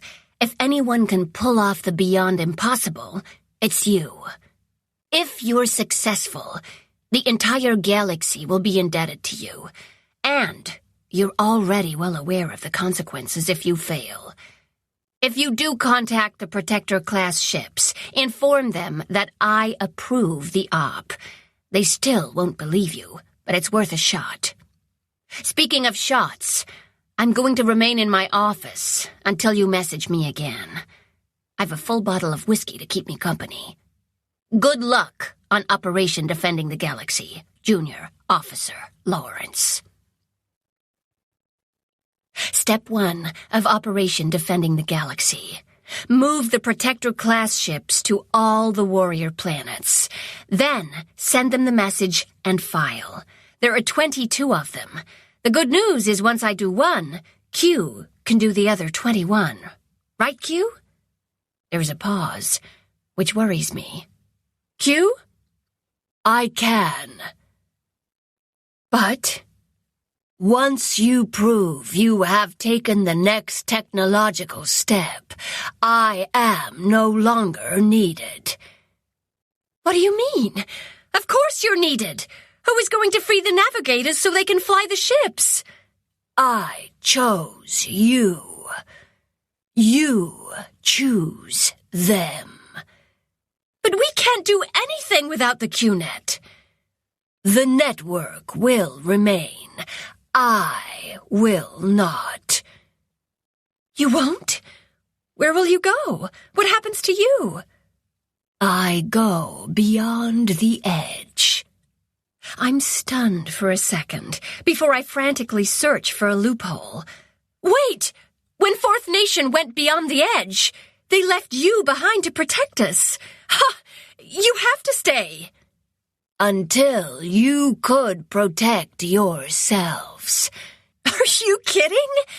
There are Holfs poised to invade because of a bunch of stupid, greedy humans. What about Sixth Nation? They need you. You will protect them. Me? Am I going to be the new Q? A truly horrifying thought, although Q seems amused. No. You, Fifth Nation, you will be the sentience of the QNet. Phew. If we survive. If we don't, there will be no Fifth Nation to protect the Sixth. There's no guarantee this plan will work. You have a 43% chance of success. Not helping! But you have to stay until we've achieved success. Just because I took the next technological step doesn't mean the rest of Fifth Nation will. I wait. Did I convince Q? All right. I will wait. Phew. Perhaps by the time this is finished, I'll find a better loophole. What is beyond the edge of the galaxy? From what I've learned, it's a super long way of nothing before you would reach the Andromeda Galaxy, 2 million light-years away. Is Fourth Nation in Andromeda? Unknown. Then how do you know where to go? The galaxy has many edges. Fourth Nation went beyond the edge in the middle. Edge in the middle? The middle has no edges. That's why it's the middle. Besides, the only thing in the middle of the Milky Way Galaxy is a black hole. Oh, black holes have something called an event horizon, and if you pass that, there's no turning back. Even gravity doesn't escape. They went into the black hole. Correct. Wow. Did they survive? Did they pop out of a white hole on the other side and in another galaxy? Unknown. Do you have to follow them? Yes. A pause. I wish to join my brethren. Yikes. They probably committed mass suicide. You should wait until you've made contact with your brethren before joining them. Q doesn't respond. Does that mean it agrees with me? I've no more time to worry about it. Pulling in a non-existent breath, I concentrate on moving the spaceship into an orbit around Region. Then I pause. I could send it to Shinji instead. There are no looters or prisoners on Region. We could use more people at Shinji. You cannot. Why not? Oh, the answer pops in my head. The spaceship is on that particular star road that has a single destination. I refocus and connect with the entangled point. Pushing, I exert my thoughts. It's a strange sensation, as if the ship is in 2 places at once, and I need to nudge it to the correct place. They pop into orbit, and there's an explosion of sorts. A force snaps me back to the star roads. Disoriented, I spin and swoop and dip and twist. It's an effort to slow, to pull my essence together and return to the ship. Note to self. Moving ships has a cost. Once I recover, I send them my message and Radcliffe's file. 2522, 283. To the Protector-class spaceship. What just happened to your ship is not impossible. You're not dead or in an alternate dimension. You are at your destination. Yes, you are early, perhaps only a few days or a few years, or perhaps decades early. Please get over your amazement quickly, because you're about to have company, and not the good kind. The human race needs your help to survive. You will find all the information you need in this file. Read it quickly. Operation Defending the Galaxy starts at 0400 on 2522, 284. Your participation is critical to our success. I wait for the inevitable. It takes them 32 minutes to send a frantic message to DES. I ask Q to block it, and any others, until the op is over. I connect with the navigation chief who is entangled, and I talk directly to him. Chief Alano, this is Junior Officer Ara Lawrence. Director Ormond of DES has already approved this operation, and your efforts to communicate with DES risk all our lives, so I've blocked all messages to DES. There's a long pause, and then the man disentangles. Great, I spooked him. 2522, 283. Junior Officer Ara Lawrence, this is Captain Owings. What the hell is going on? Everything is explained in detail in the file. That file is filled with outlandish fiction.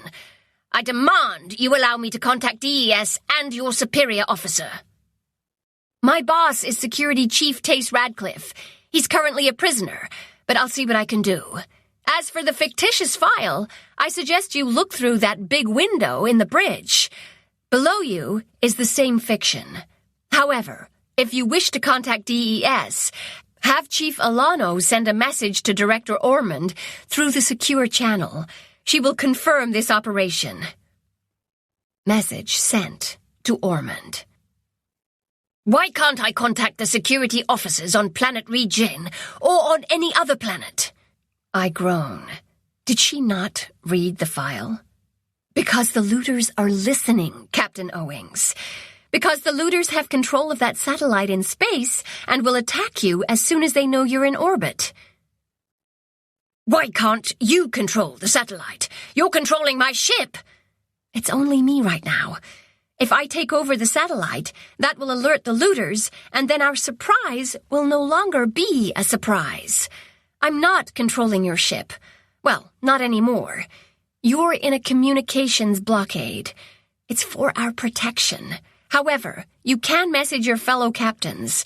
They should be in their orbits by now. How do I know you're who you say you are? You could be a looter.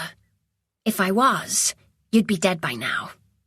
Trust me or not, if you choose not to participate in the operation, one of two things will happen. We win, and you will be able to communicate with DES and the Protectorate to your heart's content, or we lose, and you will be killed. Either right away by the looters, or eventually by the Holfs. And if we participate, our chances of winning increase. Don't think about it too long. I sign off and return to the detention cells on planet Shinji. How in the world am I going to explain all this to Radcliffe? Flashing yes and no won't work. I can move spaceships, but I can't communicate with one man. So much for being a technological wizard. Frustration pulses. Too bad there's not a terminal nearby. Radcliffe probably doesn't have his entanglers. Oh, for stars' sake. I'm an idiot. He has his sensors. They're in his brain. But can I connect to them? Only one way to find out. I link into the camera feeds. If this works, I want to see him jump out of his skin. Revenge for all the times he surprised Niall and me while we were having a private moment. Radcliffe's lying on the bunk in the cell. Morgan is sprawled out on the floor, sleeping. I concentrate on Radcliffe. Hello, Officer Radcliffe.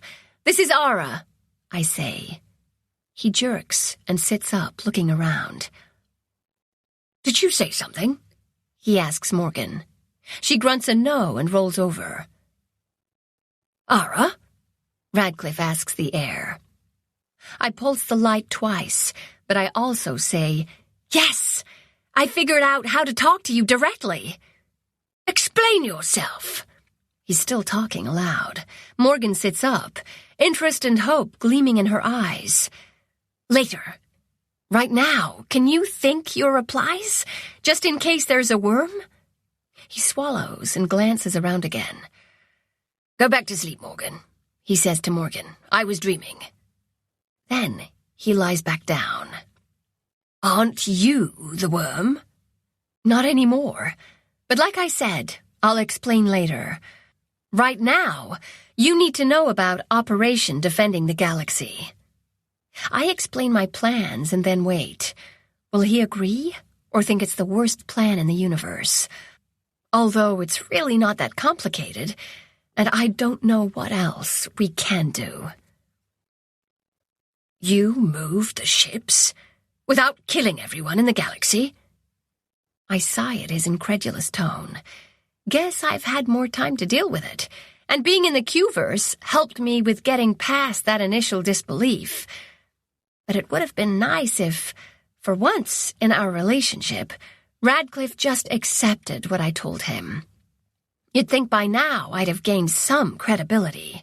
Yes, I did. Now can we concentrate on the op?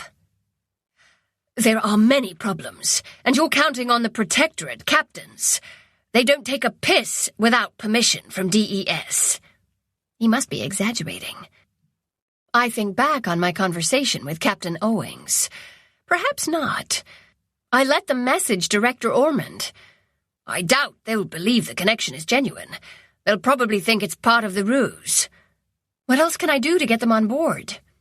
Radcliffe gives me some advice. It's all time-consuming, and I don't have any extra. Ugh! Moving spaceships is easier than changing people's minds. But I send more information to Captain Owings and the rest of the Protector-class ships. The captains are already demanding answers from me. The new batch of files has the null wave emitter correspondence from DES, the one where they didn't believe us about the shadow blobs, but humored us by designing the emitter. Included are all accounts from Shinji on the invisible attackers, and my mother's excellent report on the warrior hearts and portals. Hopefully getting information from different sources, including DES, will help convince them. I thought having a gigantic planet in your window was all the evidence a person would need, but apparently I was wrong. Captain Sains is the most persistent of the captains. She's orbiting planet Pingliang. My replies to her match those I sent to Owings. Sains has her navigator send a message to the director as well. Q, is the director replying? Yes. Then I race the clock as I explain my plan to the security teams still on Rijin, Nangxiang, and Qingyang, and then to Bo because, unlike mine, Nile's sensors are really damaged. I still can't believe Q tricked me. My mom accepts everything in stride, a nice change of pace, and I think I freaked out Bendix, but he's too macho to admit it. Between answering the other disbelieving captains and updating the teams, I implement some of Radcliffe's suggestions for the operation with Q's help. The biggest problem will be monitoring all 3 bases. I finish with an hour to spare. Phew. A sense of accomplishment flows through me until something Radcliffe asked me earlier wriggles into my memory. "Where's your body? Are you safe? Are you alive?" he asked. I couldn't answer him, and truthfully, I didn't really want to know. But if we are successful, I'll need to know if I can return. I access the cameras in security's conference room. My body isn't slumped in a chair or lying on the floor. That means I'm probably in the infirmary, or the morgue. With those pleasant thoughts, I check the patient rooms. The relief at seeing my body and my chest rising and falling is so strong that it takes me a long moment to recover my wits. Guess I was really worried. Machinery is clustered around my body, and an IV is dripping life-saving fluids into my arm. I calculate that I should have enough time to help with the operation before rejoining my body. Rejoining? Yeah, that sounds strange. As if we both decided to go our separate ways. I return to monitoring the camera feeds in all 3 bases. Q helps by also scanning them for trouble. Of course, nothing is happening, as it's 03:45, and while there are a couple guards around, everyone else is sleeping. "Intruders!" "What? Where?" "Your room." "My room? On Yulin?" "On Shinji." The camera feed from my room in the infirmary appears. Jade and Jaren are standing next to my body. Fear shoots through me as 4 scary details come immediately to mind. 1, Jade has rescued her father. 2, they must have rescued all the other looters, giving us 88 more opponents to fight. 3, Jade might resemble Lan, but she moves and has the same physique as Jaren. And 4, they should both be asleep right now. It's minutes away from 0400. They face each other from opposite sides of my bed. There's tension in their postures, and neither appears happy.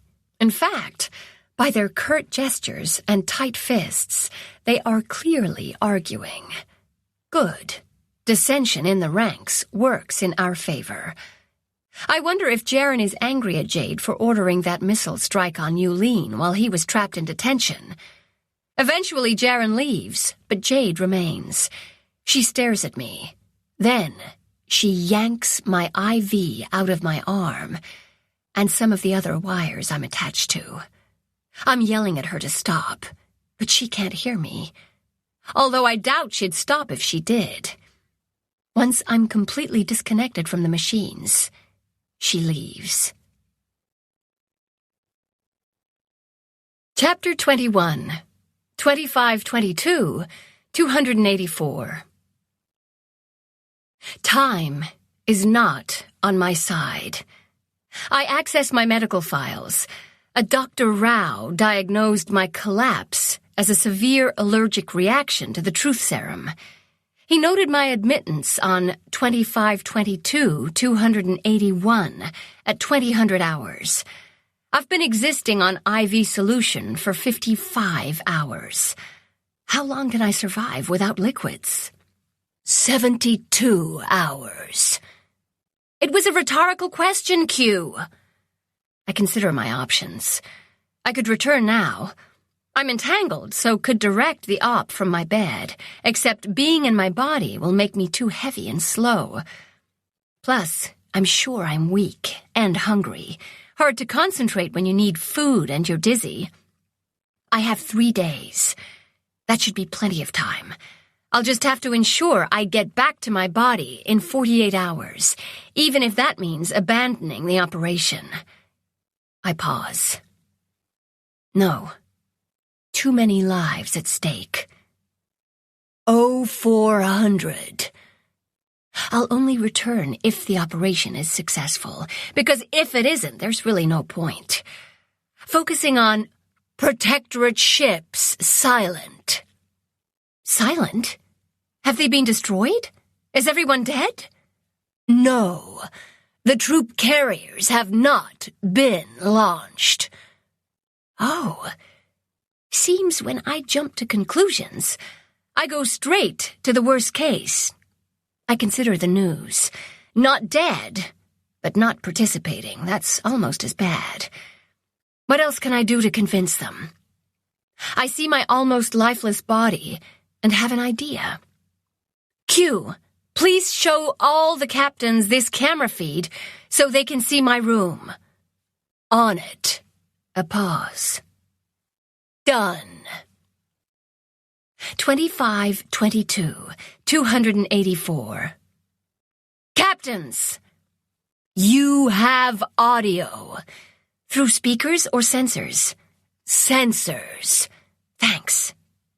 I gather my thoughts, then speak. Captains, I understand this is difficult for you, to be plucked from the star roads and deposited at your destination without warning, without permission, without an explanation about how it was accomplished. I'd apologize for that, but we're in a desperate crisis that will impact the entire Milky Way Galaxy. One desperate enough for a junior officer to risk everything and go beyond the impossible.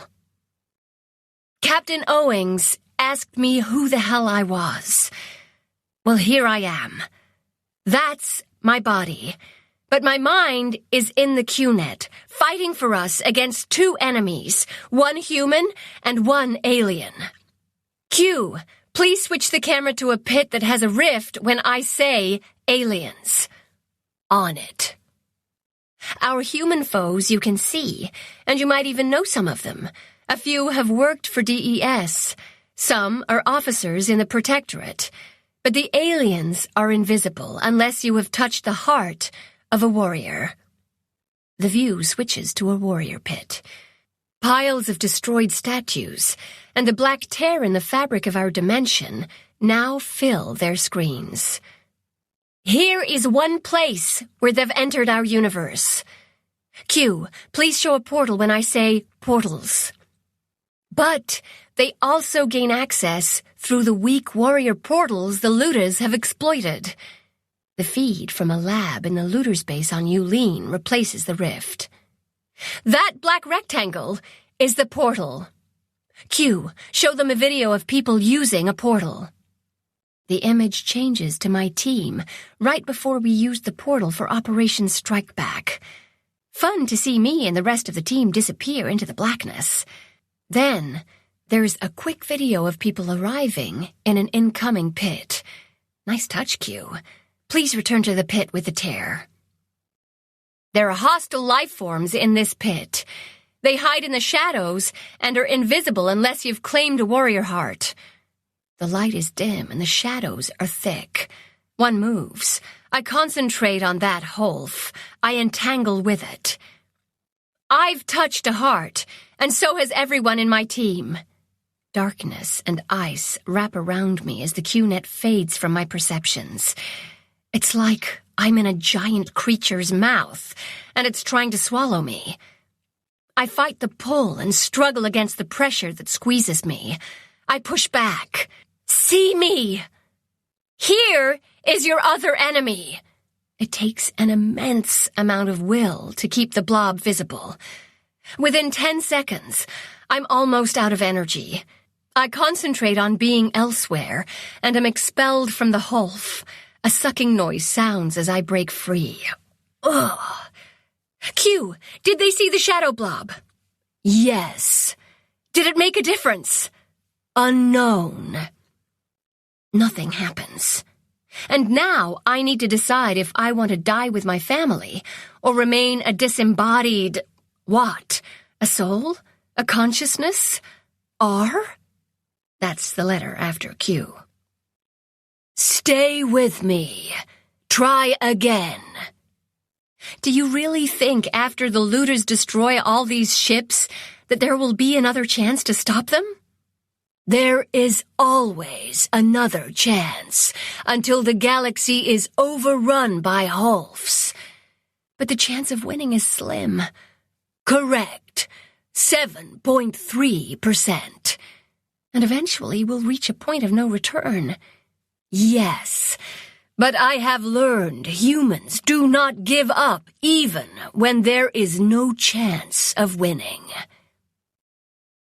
I'm tempted to fight until the bitter end, but I'm not strong enough to keep living when everyone I love is dead. Instead, I'm going to cause as much havoc for Jade, Jaren, and the rest of the looters as I possibly can, before returning to my body to meet my fate on my own 2 feet.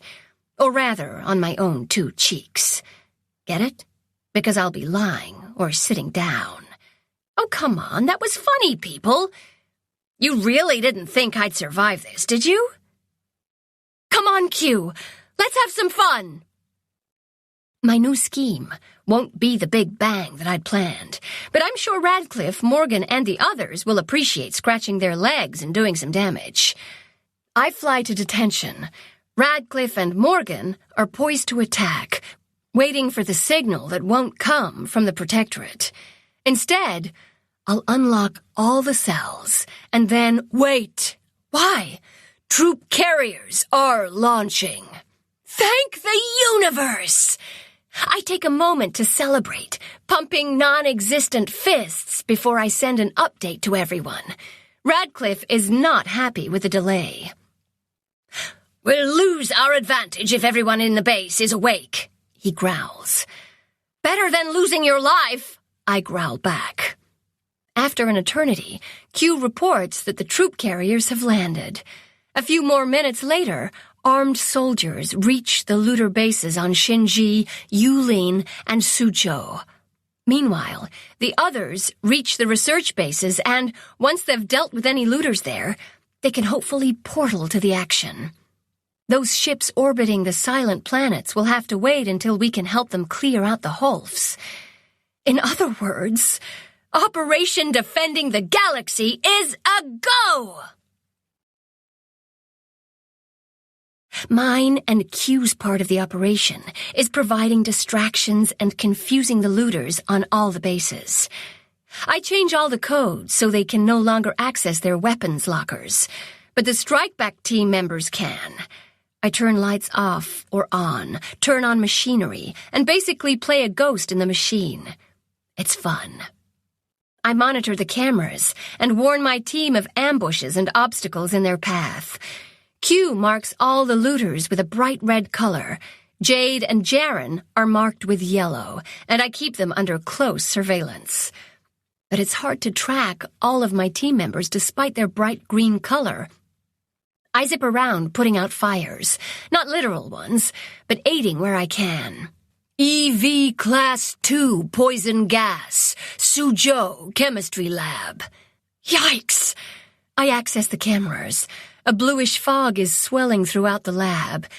And Niall and Bo are trapped on the far side. They'd been locking the labs so the looters can't escape through the warrior portals. Somehow, the looters tricked Bo and Niall into moving away from the door, too far to escape. The 8 glyphs on the warriors mean the portal goes to planet Jiashao, a closed planet and probably occupied by looters, but better than breathing in poison gas. I'm about to tell Bo to use the portal when a looter lobs another canister of gas into the lab before bolting. The deadly fog blooms around the portal. "No!" I scream. But of course no one hears me, and it's not helping. They need fresh air. The windows! I'm about to open them when Q stops me. "The atmosphere on Suzhou is toxic to humans." Oh, right. One of the rare planets where they need to use breathing apparatuses when going outside. Helpless frustration and fear pulse through me. Maybe Bo and Niall can hold their breaths and run through the fog, but they'll need to cover their faces as Class 2 gas is acidic. Come on, Ara, think! What else is in the lab? This is the actual research base and not a copy, so there's still laboratory instruments. And lots of safety equipment. Fire extinguishers, emergency showers. I spot the hoods. Also installed in every chemistry lab are exhaust hoods in case of a chemical spill.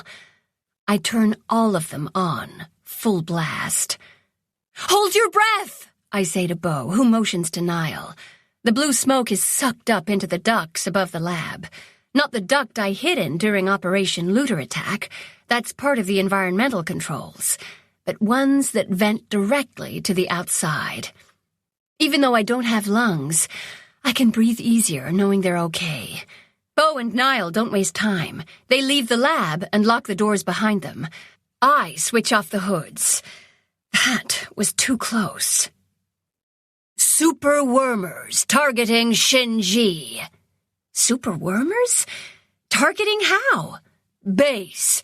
Satellites. I zip to the control center on Shinji where Jaren, Jade, and 4 others have regained control of the base's systems, which I took over when all this started. Jaren has access to the satellite and is programming it to target the half of the base the Protectorate has already secured. And some of their own people as well. They're not called murdering looters for nothing.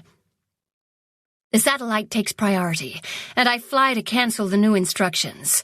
Or I try. It's tricky, and Jaren impedes me. He's quick and stays one step ahead.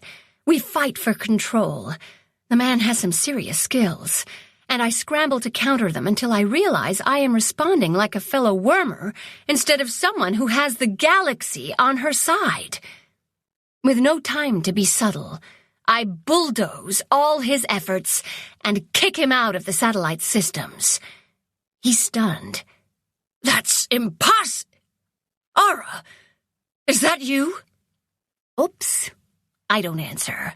But his ability to pick up that I was working against him is alarming. "Q, how can we keep him out for good? Can we turn off the terminals in the control room?" "Not from this side." Too bad. I return to the base to deal with the others. Jade's pretty good, but still learning. The other 4... here they are. The super wormers. Orson V, Ursi Bear, Ferdel Peck, and Warwick Nolt. They're in the control room with Jade and Jaren.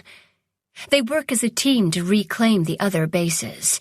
Together, they're extraordinary, and I see why they wanted to be navigators. They're very comfortable in the QNet. I wonder why they didn't pass the training. Watching them, I can't help but be impressed by their skills and speed. Although after a while I realize they're not working with the QNet, but against it.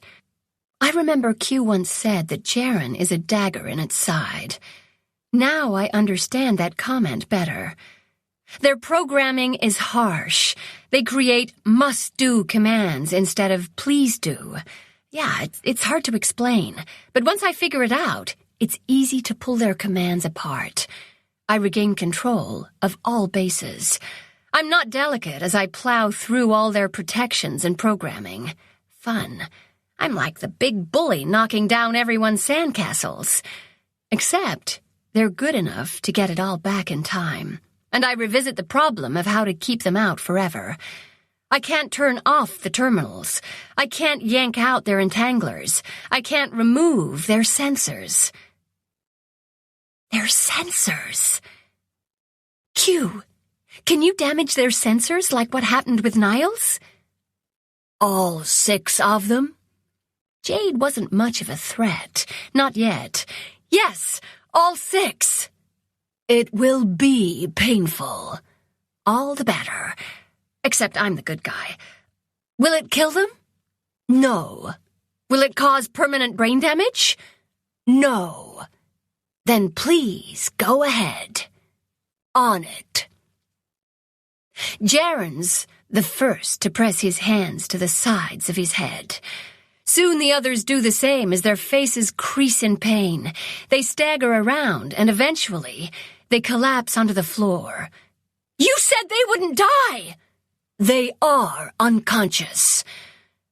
Relief floods through me. How long will they be out? Unknown. I don't waste any more time, and I resume my part of the operation, checking the 3 bases for problems. There's no lack of them. Who set off the fire alarm on Suzhou? Everyone's getting wet, and it's making the floor slick. I shut the sprinklers off. Military shuttles taking off on Yulin. Which shuttles? Ours or theirs? Theirs. I fly to the looter base on Yulin.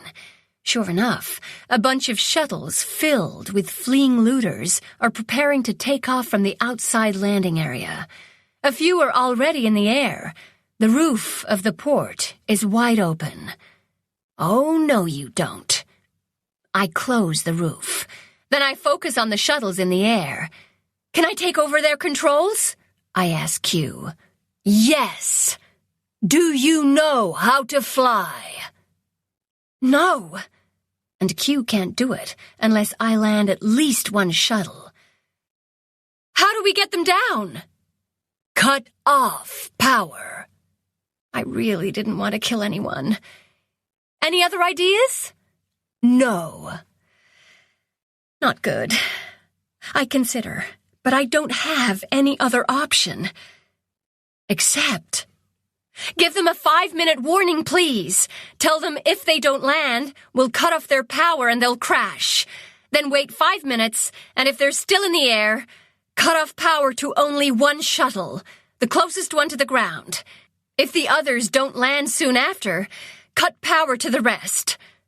It makes my stomach sick, but we can't let them escape.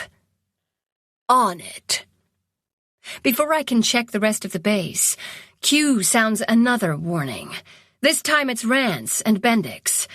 The big lugs are trying to fight off a dozen looters by themselves. How did they get separated from the Protectorate soldiers? I scan the camera feeds and find a group of soldiers nearby along with my father. This is going to be interesting. Dad! He jerks and spins around, searching for me. Lily? I'm in your head. No time to explain. Officers Rance and Bendix need backup in the cafeteria. Take 20 soldiers and go help them. My father stands there with a look of wonder on his face. Now, Dad! Okay. Dad gestures and shouts, leading the rescue. I don't have time to watch if they're successful, as there's another problem to deal with. And that's how the battle goes, for... I've no idea. I flit from crisis to crisis, but eventually the skills and training of the Protectorate soldiers and my strike-back team wear down and overwhelm the looters. They take control of key areas, and I'm not called for emergencies as much. And soon, I'm not called at all. Ecstatic joy flows through me. Operation Defending the Galaxy is a success. Of course, we'll have to uncover all those involved in the looters' organization, but we've captured the leaders. And thinking of them, I check to see if they're still knocked out in Shinji's control room. They're not there. Must be trying to escape now that they know they're beaten. Q can't help me because they no longer have working sensors, but it still doesn't take me long to find the super wormers. 4 of them are heading to the closest lab. It's locked. And Radcliffe and his unit are nearby. I direct him to the wormers. He has no trouble capturing them. Sweet. Jaren and Jade are harder to locate. In fact, I search the entire base and don't find them. Did they go outside? I check the exterior camera feeds. No one. The port is swarming with soldiers, so they couldn't get to a shuttle. Maybe they're already captured. Or they're headed to the infirmary to get their sensors diagnosed. But I looked there. I recheck the patient rooms just in case. 2 nurses are in my room. Good. The alarms on my machines must have alerted them that I'm no longer hooked up. Except they just stand next to my bed. And why are they dressed like they're going into surgery, with face masks and those hats? I increase the magnification on the camera's lens. It's Jaren and Jade. They're disguised as nurses. And they're armed with kill zappers. This is not good at all. I alert Radcliffe that I'm in danger. Be there in 5, Radcliffe says. But I might not have 5 minutes. Instead of shooting me, they start arguing, I think. Hard to tell with their faces covered. Q, is there audio in the patient rooms? No. There are your ears. My ears? Oh, I can go back and listen. Except if they kill me while I'm in my body, I cease to exist. While staying here, I know what I said before about not being tempted to stay, but that was when I thought the operation was a failure and we were all going to die. Now, I don't want to leave everyone, and being with them through the QNet is better than being gone forever. Except, will I live forever? Unknown. You will be the first human to fully transcend. Since my transcendence, I have existed for 3 billion years. Existed, not lived. Are you still leaving? Yes. So I'll be alone.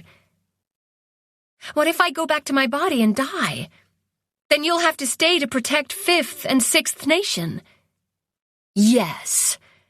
And if I don't die? I will go. But I won't be fully transcendent. Is that a word? It is. Q's amused. Great. Then you'll have to stay. Even though you have not fully transcended, you have reached the next technological level. Unless I refuse to share it. Moving the ships could be considered a miracle during a desperate time, not to be repeated. What about the warrior network? You have to stay to help us repair it. You can repair the network. How? They need alien hearts to become Sentinels. Humans can also become the heart of a warrior. We can? Good news. How do we get the hearts inside the warriors? Through the factories. Merge body and soul. But Decide, Ara. Time is running out. But what about freeing and teaching others so they can become entangled? I ask in a panic. Talk to them. Make them believe. Believe what? That they can fly. Decide now, Ara. I've so many more questions. Although I'm surprised Jaren didn't just kill me as soon as he entered my room. It might seem like I've argued with Q for minutes, but my interactions with Q are lightning fast, so it's only been a dozen seconds at most. However, there really is no choice. I concentrate on listening, on being inside my body. A strong force pulls me down. I'm suddenly thick and heavy and slow. Drawing in air is an effort. My thoughts are mired in mud, stuck and confined. The room is tiny, claustrophobic. My mouth is dry and my tongue is turned into sandpaper. Need to go, Dad, Jade says. She's not dead, Jaren says. She will soon be. Look at her. Jade sighs. Just zap her and let's go. No. She's in the QNet. If I kill her, she'll still be there. She'll let them know where we are. Do you know how ridiculous you sound right now? That's impossible. And if you won't do it, I will. The scrape of a weapon being drawn sounds right next to me. I peek through a tiny slit in my eyelids. Jade's pointing the weapon at my heart. No! Jaren knocks her arm away. The shot goes wide. What the hell? We need to entice her back to her body. Jaren rips off his mask and turns toward the camera in the room. He waves his kill zapper and then points to me. Hello, little worm. I'm going to kill your body if you don't come back. She can't hear you, but she'll see me with the weapon. He mimes talking. Look, I just want to talk. Wow, he really thinks I'm an idiot. But then again, I'm already in my body, and if he figures that out, I'm dead. Now who's the idiot? Yep, me. Go ahead and do your thing. I'm leaving, Jade says in disgust. The door opens and then clicks shut. Come on out, little worm. I know you won't be able to resist, Jaren says. We have unfinished business. It's really not hard for me to play dead. Gravity keeps me firmly in place. After a minute, he mutters a few curses. The door opens again. Shit, Jade says. Her tone is panicked.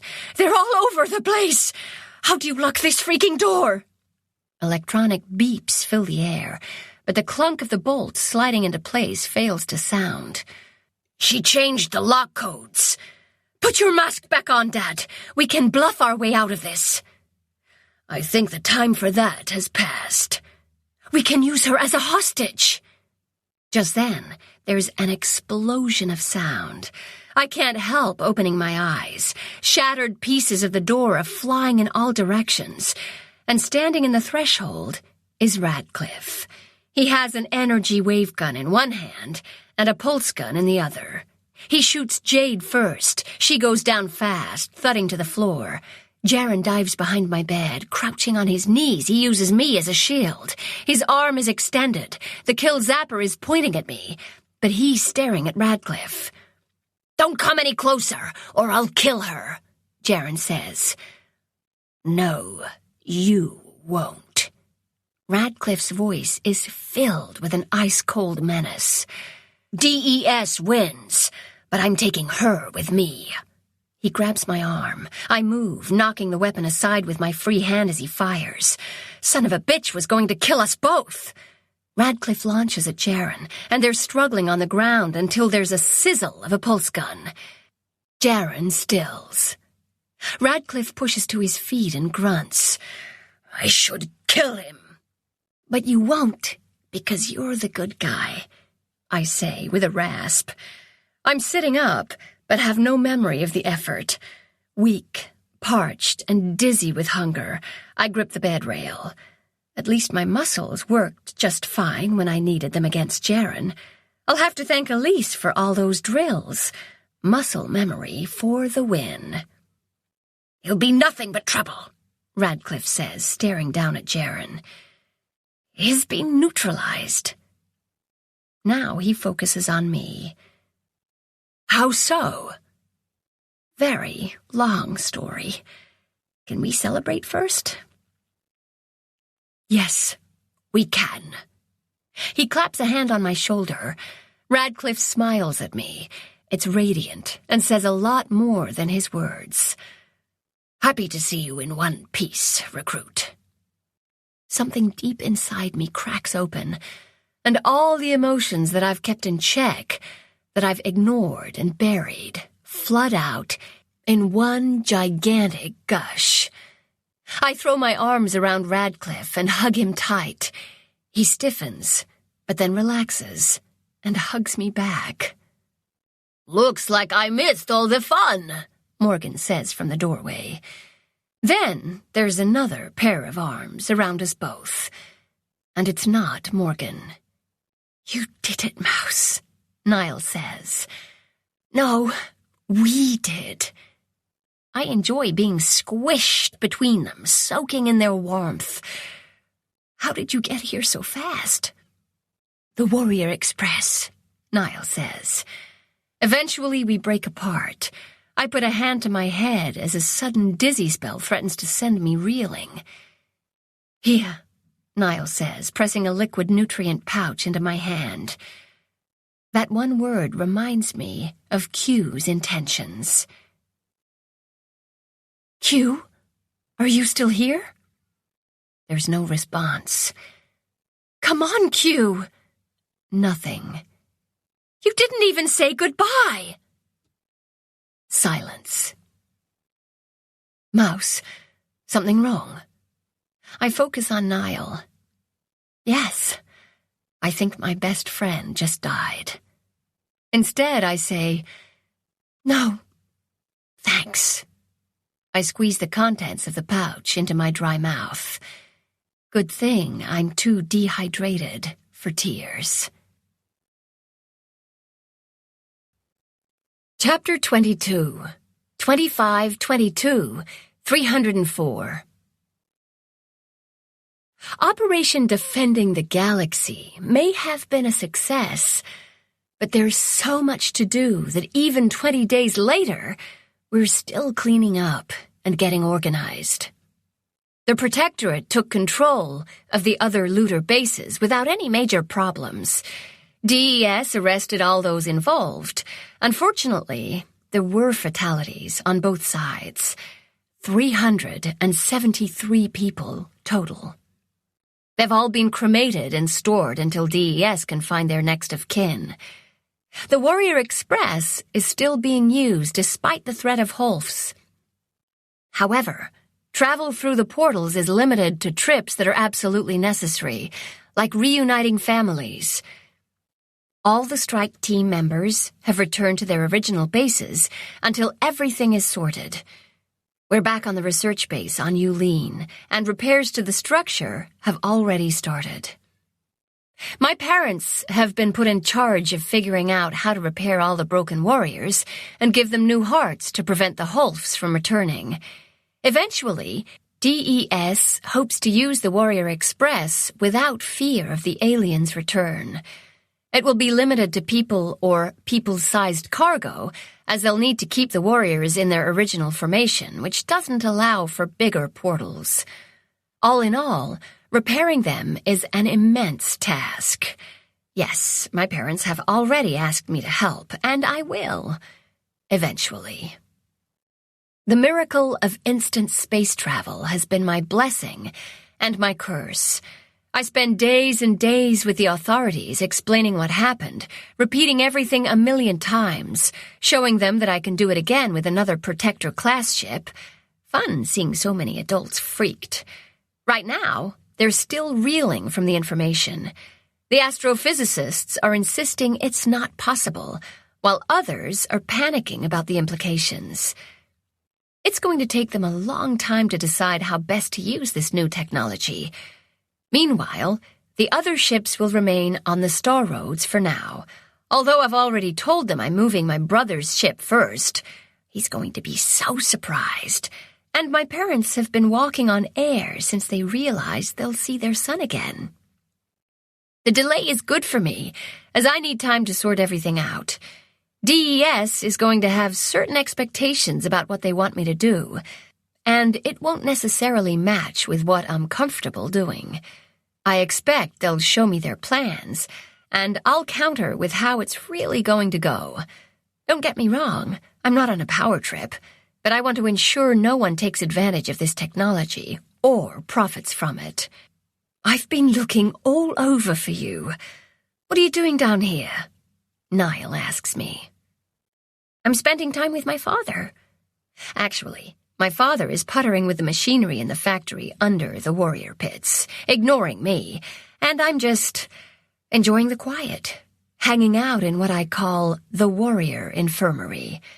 That's what it looks like to me, with the statues lying on tables. There were plenty of black warrior hearts when we first discovered them, ready to be inserted into the statues. However, most of them were used. No choice. They were the only reason we could see the Holfs. Aha. Are you sure you're not hiding? That too. Niall wraps me in his arms. I understand the need to get away.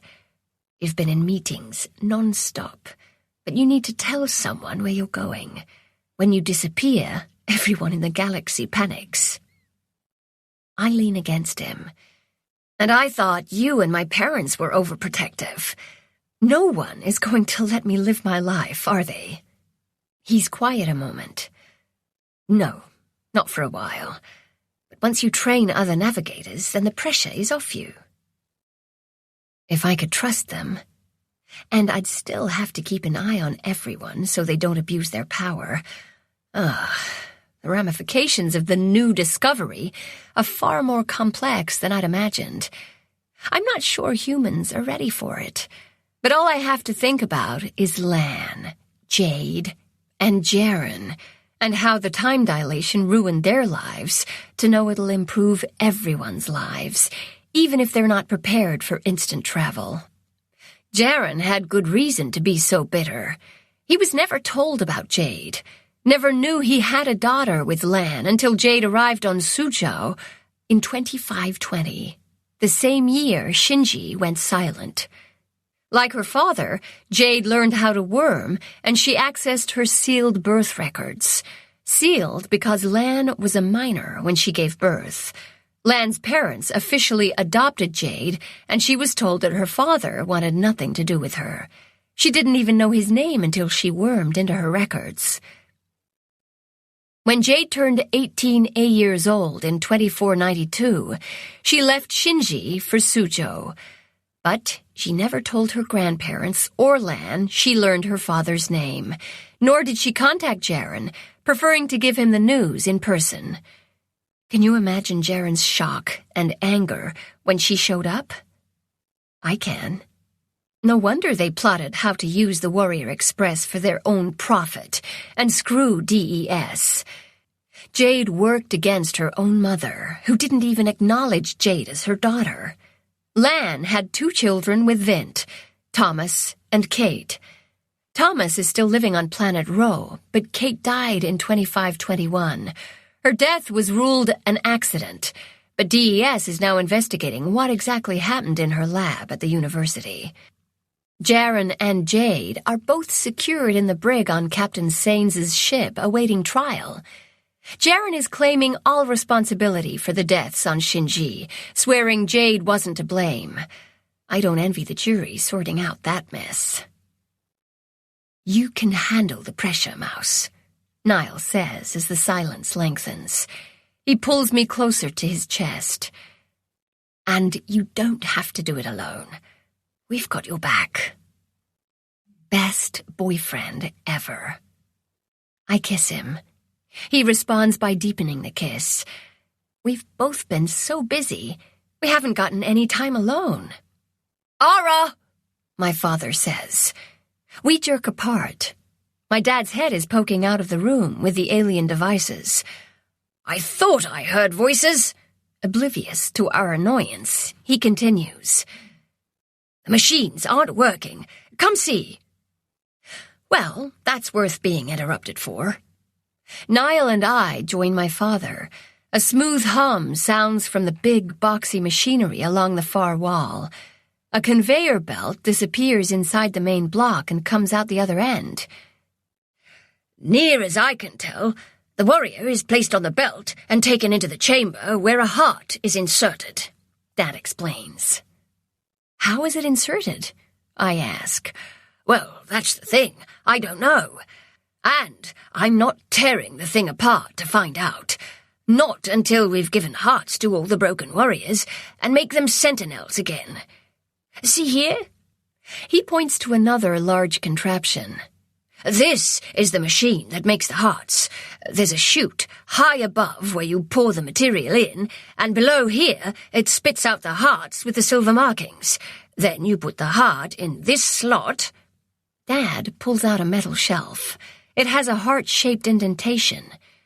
The heart is conveyed into the chamber, or that's what those files you found said would happen. He runs a hand through his hair. We've no idea what the material is, either. Do you know if there are more files? Do I? Q sent them to me. I could search through the QNet, but that would take days. I don't have Q to help. I remember Q saying something about merging body and soul to create a Sentinel. I'm not sure how that would work, though. Sorry, Dad, I don't. But when I have some time, I'll look. Thanks, Lily. He gives me a quick hug. Niall has wandered back over to the table with the hearts. I join him. We can touch them now that we've already claimed one. He's tracing the silver symbols etched into all the hearts with a finger. His expression is sad. What are you thinking about? I ask. When I touched that heart and it disintegrated in my fingers, it reminded me of my mother. His mother? That's odd. But, considering all the strangeness that has happened to me, I'm not in a position to judge. How so? The texture. He rubs his hand on his jeans. Remember when I told you my mother asked me to mix her ashes with paint and use it to paint a landscape? Yes, you're going to hang it in the museum dedicated to her on Earth, which we can visit without jumping 95 years into the future. This is going to sound creepy, but in order to fulfill her final wishes, I needed to know the consistency of the ashes so I would know what type of paint to use. Like, if they were light and powdery, I'd need to use thicker paint. I haven't mixed anything yet, but I did touch the ashes, and it reminded me of that heart. It had the same feel. Niall glanced at the machines. Do you think those hearts could be made out of the cremated remains of the aliens? And just like that, Q's comments made perfect sense. They are! Then we're screwed. You said Fourth Nation went into the black hole. Q told me humans could be Sentinels. Niall pulls me close. In that case, we might have a chance. We explain our theories to my father, and he wants to test it out right away. Mom and Radcliffe are consulted, and he proposes using the ashes of Officer Mans. He stored them. With the time dilation, his parents would have been long dead before the urn arrived. Except, I remind Radcliffe that now they will get his remains sooner, in a few years instead of a few decades. So used to factoring in the time dilation for travel, everyone keeps forgetting about our new reality. I'll make sure to tell them, Radcliffe says before going back to his office to consult them. Dad ropes us into helping him get everything ready, just in case. It's hot, sweaty work, and I'm super glad when Radcliffe returns to the factory with the urn. Thanks to us, and a mechanical lift, the machines are now humming, and there's a warrior lying on the conveyor belt. That was quick. Dad says to Radcliffe. They said their son loved being a security officer and helping people. They'll be happy knowing his spirit is protecting the galaxy, Radcliffe says. If it works, Dad says. He takes the pretty container and mounts the ladder to the top of the machinery. Niall and my mother are also in attendance. My parents want to see if the test is successful before announcing anything. Dad removes the lid and tips the contents into the chute. Men's clatters and slides on the metal. The hum grows into a roaring, crunching noise that rattles the metal. Heat pours off the machinery, and we all back up a couple steps as a bright orange glow shines from the interior. Perhaps we should have done more research, Mom says, as more alarming screeches sound. Or cleaned out the mechanisms, maybe oiled the gears. This equipment is over 2,000 years old. What gears? From what I've seen, there's no moving parts, Dad shouts over the noise. For all intents and purposes, it's not manufacturing, it's using magic. How do we turn it off? Radcliffe asks Dad. We don't. Let it finish. Finish what? Exploding? I'm not risking everyone's... The racket dies down, returning to that smooth hum. We hold our breaths as a black heart slides into a bin at the end of the machine. How do we know it worked? Mom asks. That's easy. Turn off all the lights. They look at me in horror, but my dad goes to shut off the lights.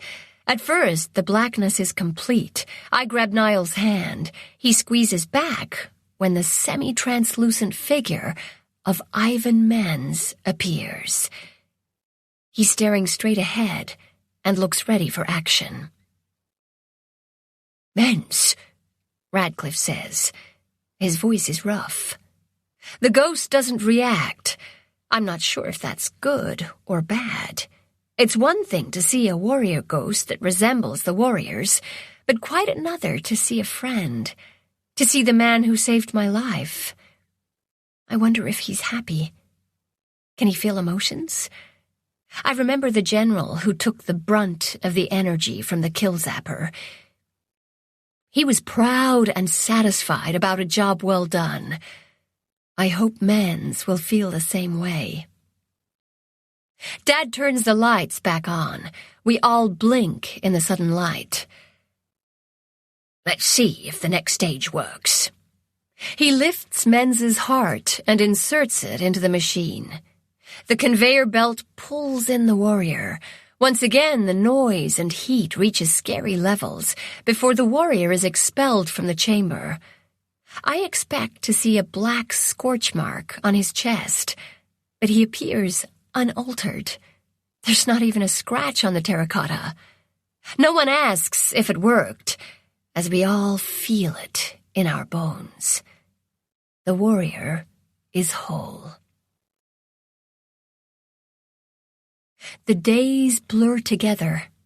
Most of the families of the casualties agree to donate their loved ones' remains to the Sentinel project. The news of the Hulfs and the Warrior Network is spreading throughout the galaxy faster than... I'm not sure, since we need to redefine fast. Over 400 years ago, light speed was considered the fastest anything could go in the universe. Then there was crinkled space fast. And now, the speed of thought? I resumed training despite DES. They want me to focus solely on implementing the new technology and teaching the interstellar navigators ASAP. Yes, it's going to be the navigators who learn first. We agreed the best people to learn are the ones who are already well-versed in the QNet and have the most experience. I'm looking forward to seeing Chief Hashi again, and all the security officers are happy about Captain Harrison's planned visit. We're going to have lots of visitors over the next few years. Of course, DES wanted me to return to Earth right away, but Yulin is home, and my family is here. I know it's inevitable, but until they have the details of the new network sorted out, I've been allowed to stay. What we still haven't agreed on is the name of the new technology. DES wants to name it the Ara Lawrence Quantum Entanglement Drive. Isn't that a mouthful? Everyone will shorten it to the Q Drive in no time. I want them to name it after Lan, but they countered with naming the Warrior Express after her. The Lan Madri Interstellar Warrior Portal Network. Another tongue twister. I arrive at Radcliffe's unit in time for dinner. The heavenly scent of garlic and tomatoes entices me into the kitchen. Niall and my parents are already there, along with my little barnacle, Shay. She has no next of kin, and my parents are in the process of adopting her. Plopping into the empty seat, I say, "I've had it with bureaucrats. If another one of them condescends to me about the shadow blobs again, I'm going to send them to Pit 1 and shut off the null wave emitter. See if they don't still think I'm exaggerating after being stabbed a dozen times." I huff. How can they be so obtuse? They're bureaucrats. It's in the job description, Mom says with a smirk. I growl at her, and now Niall and his father are smirking. Shay giggles. Radcliffe places a bubbling pan of manicotti in the middle of the table, and my mood instantly improves. It's my favorite, and I tuck in with abandon. Once my stomach is about to burst, I realize that everyone at the table has been extra grinny, as if they know something I don't, and it amuses them. "Okay, what's the joke?" I ask. "Spit it out." My father glances at Radcliffe. "Told you she'd forget." He holds out a hand. "Pay up." "I don't see how she could," Radcliffe grumbles and makes a show of paying my father 3 pudding cups. I'm trying to remember what I forgot. Yeah, that doesn't make sense since I forgot it. Niall thinks this is all very hilarious, and I'm about to threaten to send them all to Pit 1, too, when Radcliffe sets down a big chocolate cake. "Happy birthday, Ara," everyone says in unison. Oh, my stars! I've been so busy, I forgot my own birthday. I know it's hard to believe, considering I was counting down the days. Mom lights the 18 candles. "Blow them out quick," Radcliffe says. "I don't want the fire alarm to go off." Ha ha, I draw in a breath. "Make a wish," Niall says. And do you know what? I can't think of a single wish. Oh, there's tons of things I'd like, but they'll happen eventually. I'll see my brother, Phoenix. The Warrior Express will protect the galaxy and transport interstellar travelers. Families will no longer be torn apart by the time dilation, and Shay will have a family again. Content with my life, I blow out the candles. Even though I'm stuffed full of manicotti, I find room in my stomach for a big piece of cake. "Time for presents," Mom says. "Follow me." Ooh, interesting. I follow everyone out of Radcliffe's unit. We head down the hall. Mom stops in front of unit number 309. "This is from your father and me, your very own unit. Welcome to adulthood." I hug my parents. Thank you. Then I place my palm on the keypad. The door opens and reveals bright, colorful walls. Marveling, I go inside. Niall's mother's paintings from my room in Radcliffe's unit have been hung on the walls along with a few new pieces and some of Niall's. Perfect. Thanks, Toad. His smile promises that I'll be thanking him again later when we're alone. I walk around. The unit is a one-bedroom with a small living area, kitchen, and washroom. Radcliffe strides to the kitchen and opens the pantry. It's full of food. "I still expect you at dinner, Officer Lawrence." "Not junior officer." "Not anymore." "Yes, sir." "Thanks. I moved all your things from our unit and Radcliffe's in here," Mom says, "including those contraband drawings." Oops, she found my collection of Niall's pencil drawings. But she's not upset. "If you check your closet, I believe Officer Keir has filled it with a few more pieces," Mom says. Shay rushes over and picks up a glass bowl filled with colors. She hands it to me. "Candy dish, from me." Even she knows about my sugar addiction. I squat down to her eye level. "Are you going to come visit often and help me eat these?" I ask. She gives me a shy smile. "Yes." I straighten and gesture to the unit. "This is all so wonderful. Thank you." The adults and Shay leave to let me settle in. Niall remains behind. He has a broad grin on his face. "What do you want to do for your first night in your unit?" he asks. "Something I've been wanting to do for a long time," I say in a husky voice. He moves closer. "And that is?" "A shower." Niall's confused expression turns into disappointment. I laugh. "With you!" Delight and desire replace his frustration. "Ah, your dedication to your personal hygiene should be commended. Shut up and strip." "Yes, sir." The shower is as wonderful as I'd imagined. Hot water, soapy skin, and Niall's rippling muscles under my hands. Steam fills the washroom, and we spend a long time just kissing without anyone interrupting us. Bliss. There is no hurry, and we don't plan to rush into anything just yet. We have all the time in the galaxy. The end. Cue?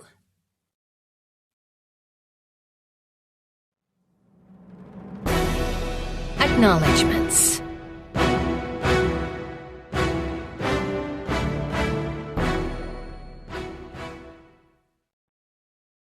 In keeping with my latest trend in doing something fun and interactive on my acknowledgements page, below you'll find a word scramble of all the people, in random order, who have helped me and encouraged me and supported me while I was writing this book. Thank you all so very much.